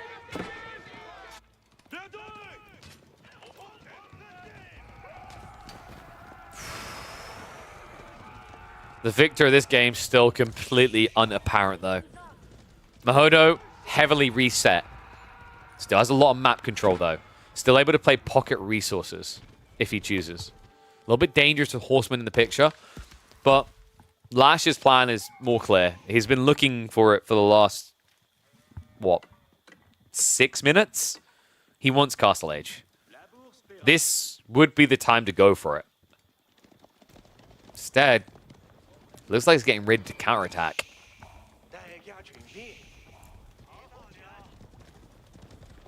Now, the good news is if you can remass as the French here, like Mahodo, at this stage, Lash is playing out of his base, right? The thing that killed you, this thing, isn't going to be in the next fight where the economy is. However, if you wait too long, then Lash won't come out. He has a granary transition. Well, the reason why Mahodo didn't attack the TC on the side where the Barbican wasn't, and by the way, bloody, what? The reason he didn't attack this side is it means that Lash would have been gathering for free here, and he was worried about the defender's advantage blowing, right? Because you'd have to dive with the archers to protect the rams. And a TC is even harder to kill than a Barbican because it's 5k versus 7k. So Mahodo's thought process was he needs to starve. That's how I beat him. But he went too deep. He needed like one more ram at least. He needed to stay behind it all. How is Lash suddenly afforded 2 TC and a farm transition? I'm sorry, but this tip is not reasonable. I will never get off of my hill that I stand upon moaning about the Chinese. That is ludicrous. Game slipping away from Mahodo, and I'm not even sure he fully realizes it yet. He's going again. Like, yeah, congrats. You built 3 rams. While you built 3 rams, I built 6 farms. Woohoo! Self 5.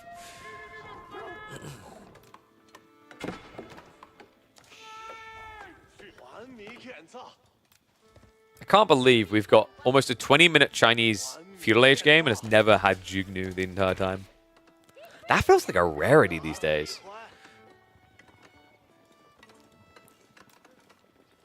Well, once again, yes, he lost half his army to the stacked defenses.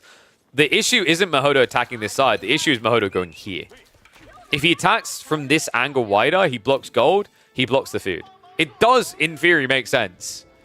Right, whereas he attacks this side, he's just attacking buildings, which can have value, sure, but your opponent's still getting economy behind it. So I get what Mahodo was aiming for. The problem is he legit just went way too far, right? He was fine splashing around in the 5-foot shallow end of the pool. Probably shouldn't have splashed over to the 15-foot drop in the swimming pool when he hasn't learned how to swim and doesn't have armbands, you know?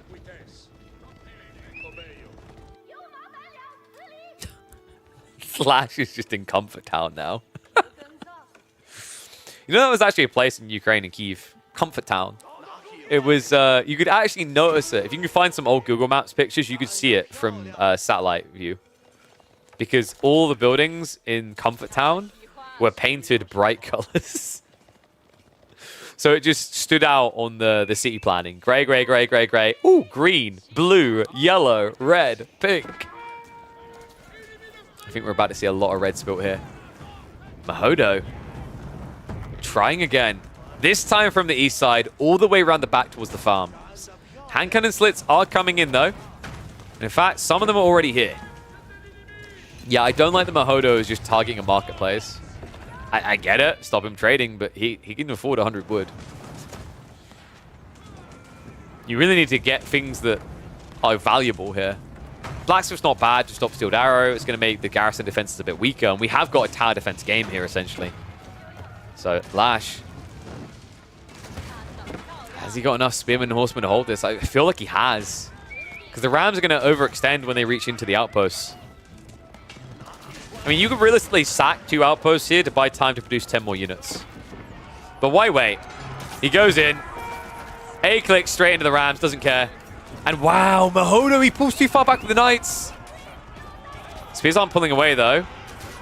He's going to charge in. This is about to be a meat grinder, folks. And it's not a great picture for Mahodo when he's running out of food. I mean, he's got a decent amount to play with, but the problem is the economy difference, right? That's what's going to grind him down.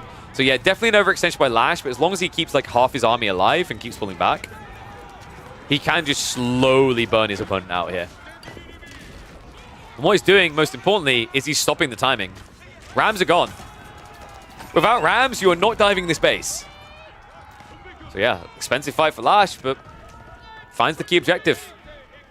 We have got a Knight flank coming in. This could be good for him. There is textiles though, so likely minimum casualties. The Spearman also nearby means you shouldn't be able to get more than maybe 4 or 5 worker kills here. Maybe 2.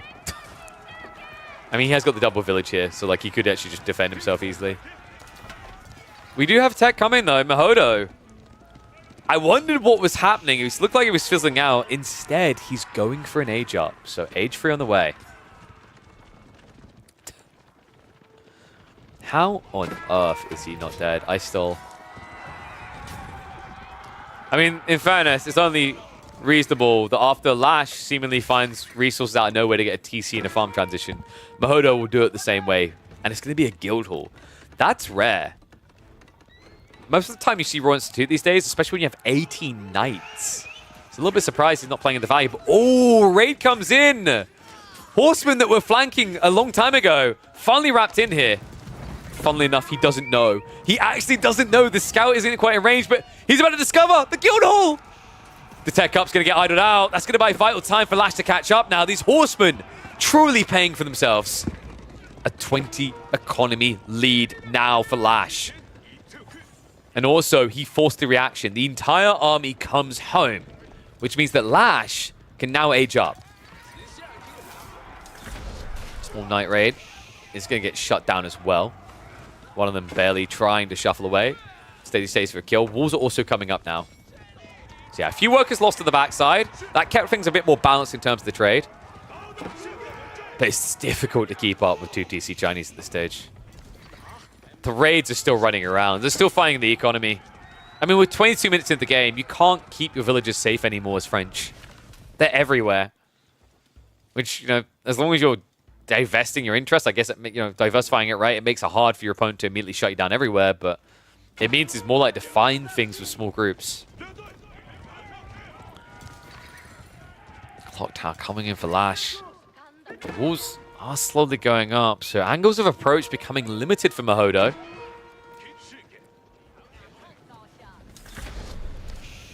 We're back here again, not this thing.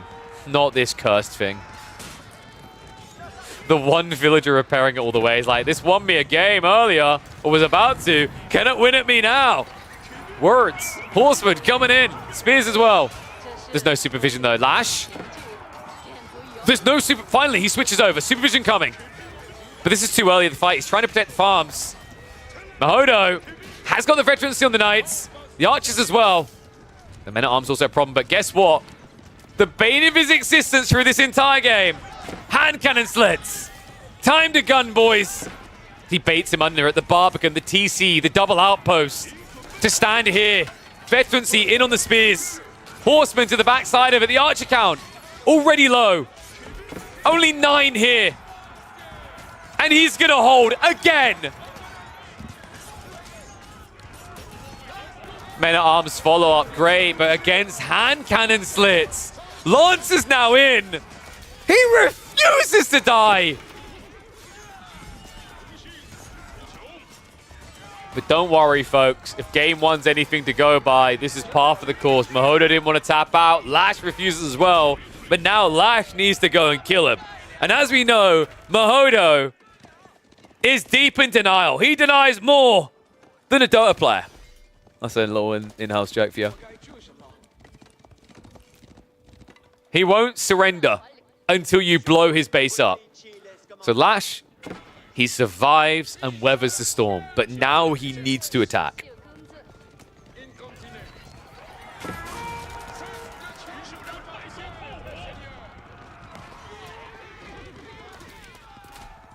They've got more survivability than 50 Cent.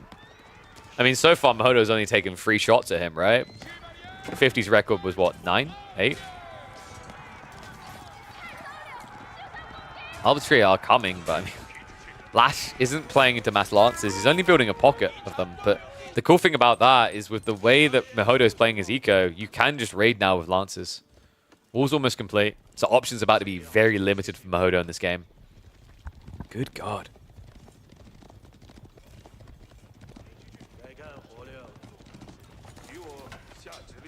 Jesus, the Kiefer just going.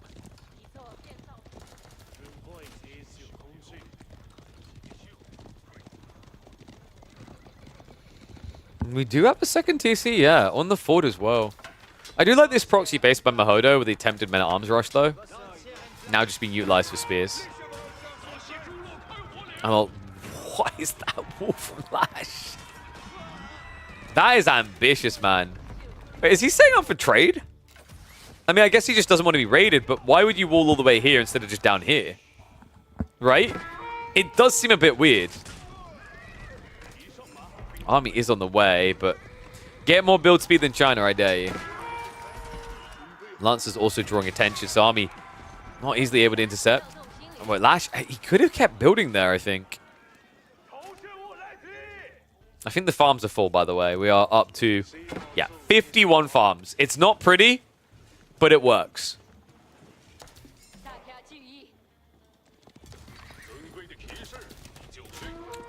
Really resist the temptation to a terrible mom goat there. Lancers are starting to roam in the back, and if you remember what Spears and Horsemen done, just imagine what these bad boys can do. Also Nesta Bees. I mean, Nesta Bees is the counter to Mass Arbitrary here, right?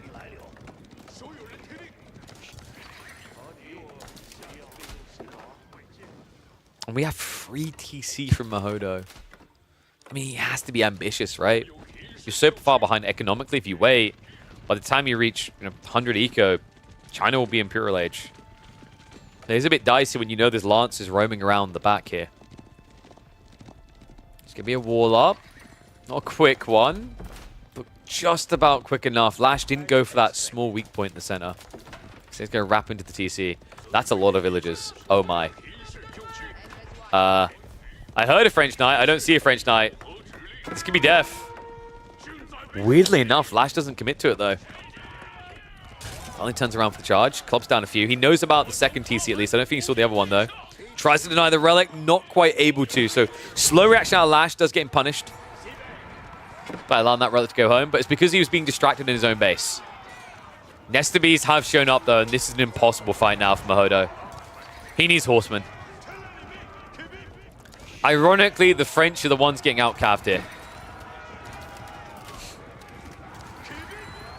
Also just feels like Imperial is inevitable. I mean, he's close to 200 pop. And with the Nesta Bees here, I don't think Mahodo can actually fight him. What does Mahodo build to deal with Nesta Bees other than Horsemen? I mean, you've got men-at-arms, but they don't get through straight away, right? And Guildhall has not been popped, no. It's not time yet. I'm going to Professor Oak this and say this is not the appropriate time to use this. Oh my god, he used it. He's that drained on food. But that means there's no recovery arc into Imperial. This is your stand. If you lose this TC, you're dead. And with double Nesta Bees, I don't see what else is meant to happen but the TC going down. He's just running past. He's like, come to Papa. We've reloaded. Arbitraries in the back. Big hit. Don't tell me these are balanced. Mangoes are a pile of dog. But these are the nest of beasts. Lash used them. Whoa, boy, this is your stand. Turns around. Arbitrate. Not looking that healthy. Tries to dive in, but it's clocked out nest of beasts. This is the thing that makes them obnoxious. It's the extra health. Maybe it's reasonable without the 50%, but there's nothing reasonable about this. GG gets schooled. Lash refuses to die so many times in this series and shows you just how obnoxious China is for the French. Man, crazy series. Let me know what you guys thought of this one. Make sure you're liking these videos. Make sure you comment. I want to know down below if you guys have had an experience like this. How frustrated were you? How many days did you have to take off of Age of Empires 4 after you tried to break a Barbican? I'll see you on the next chapter. Oh, man. So 2-0. GG's to Mr. Lash. Whew. Good Lord. I think... Did we call it there? Maybe. I've got some things to catch up on, and we have got to... I got a lot of messages. Oh, crap. I mean, we're at like, what, 7.5 hours? 7.5 hours, pretty good. Oh, so what we can do is we can have a look at the brackets and see how things are being painted up. How things are looking here. So let me go ahead and get midweek muster number 3. It will be white flashbanged because I haven't loaded all the stats into the graphic. I'll do that for Monday. But we can start to see a picture appearing. We got Elyona versus Killjadi in the round of 16. Lash is waiting for a victor upon Dumu and Civ Light Eterna. B will be going up against Voldemar. We're still yet to see this side of it. Wham versus Red Darksider and Chuck Francis versus Gully. It's going to be Big Cousin up against Cat. Crackety forgot to say he couldn't make this week, so it was a forfeit. And Louis MT versus Knock Knock still needs to play. The winner of that will be going up against Myriad, who 2-0'd MSN. Finally, Anatan and Core won their series 2-0 against Xlav and Niskia. And then Anatan and Core decided to play their round of 16 today. Core getting 2-0'd. And also taking the title of the quickest GG out I have seen so far in midweek muster number 3. He GG'd out pre-2 minutes after he didn't realize that the map had loose stone. His scout rotation was wrong, so he didn't get enough sheep. And yeah, at that point, he'd just given up. So yeah, bit of a tricky one. Oh, and the final detail, I forgot the final detail. The final detail was he didn't check what Pigeon's view was because he said he didn't know the map, and Pigeon's view is high view. So that was a bit of a whoopsie. But how you liking the patch? I don't mind the patch. I think Siege is still a little bit of a question mark, but I always see this change as like a stopgap solution on the way to the real solution, right? And I'm fine with that. I think everyone wants things to be perfect straight away. That's not how it works. You could change everything to what you think is perfect and discover 10 broken things. So break something, fix it, break something, fix it, I'm fine with. I think the most important thing is that the game evolves frequently. As long as the devs don't sit on their fingers for like 4 months now, I'm fine with these adaptations. Blimey. But guys, that means that is the last stream of the week for me, aka Saturday, Sunday, I will not be live streaming. Saturday, Sunday, I'm going to be hosting the EGC TV playoffs for Age of Mythology. So I'll be hosting over 5 best of 5s tomorrow, and then 3 series on Sunday. Next stream here will be Monday. If you guys did not know, we are live Monday, Tuesday, Thursday, Friday. Usually around 1 p.m. is when we aim to go live every single day. So make sure you mark it in your calendar. This is the place to be for your Age of Empires 4 dosing in the midweeks. Monday, Tuesday, and Fridays, usually around 1 p.m. Thursdays, Grand Finals kicks off at 15 CET is the usually targeted point. I'm going to look into seeing, like, what we'll probably do is look to go live a little bit earlier. If one of the semifinals plays on Wednesday, I'll cast the semifinals from recordings before we get into the grand finals on Thursday. So make sure you're on the Discord, whether you're a player, so you can sign up to these and have the comms. But also, if you're just a community member, we're building a really cool community over there. And it's also an easy way for you guys to get notifications of when I go live or when I'm working on other broadcasts. I post there frequently. Same with Twitter. Make sure you follow me on those. So what I'm going to do now, guys, YouTube, much love. I'm going to leave you guys. YouTube will be back on Monday. We should be live by about midday or 1 p.m.-ish, so be sure you tune in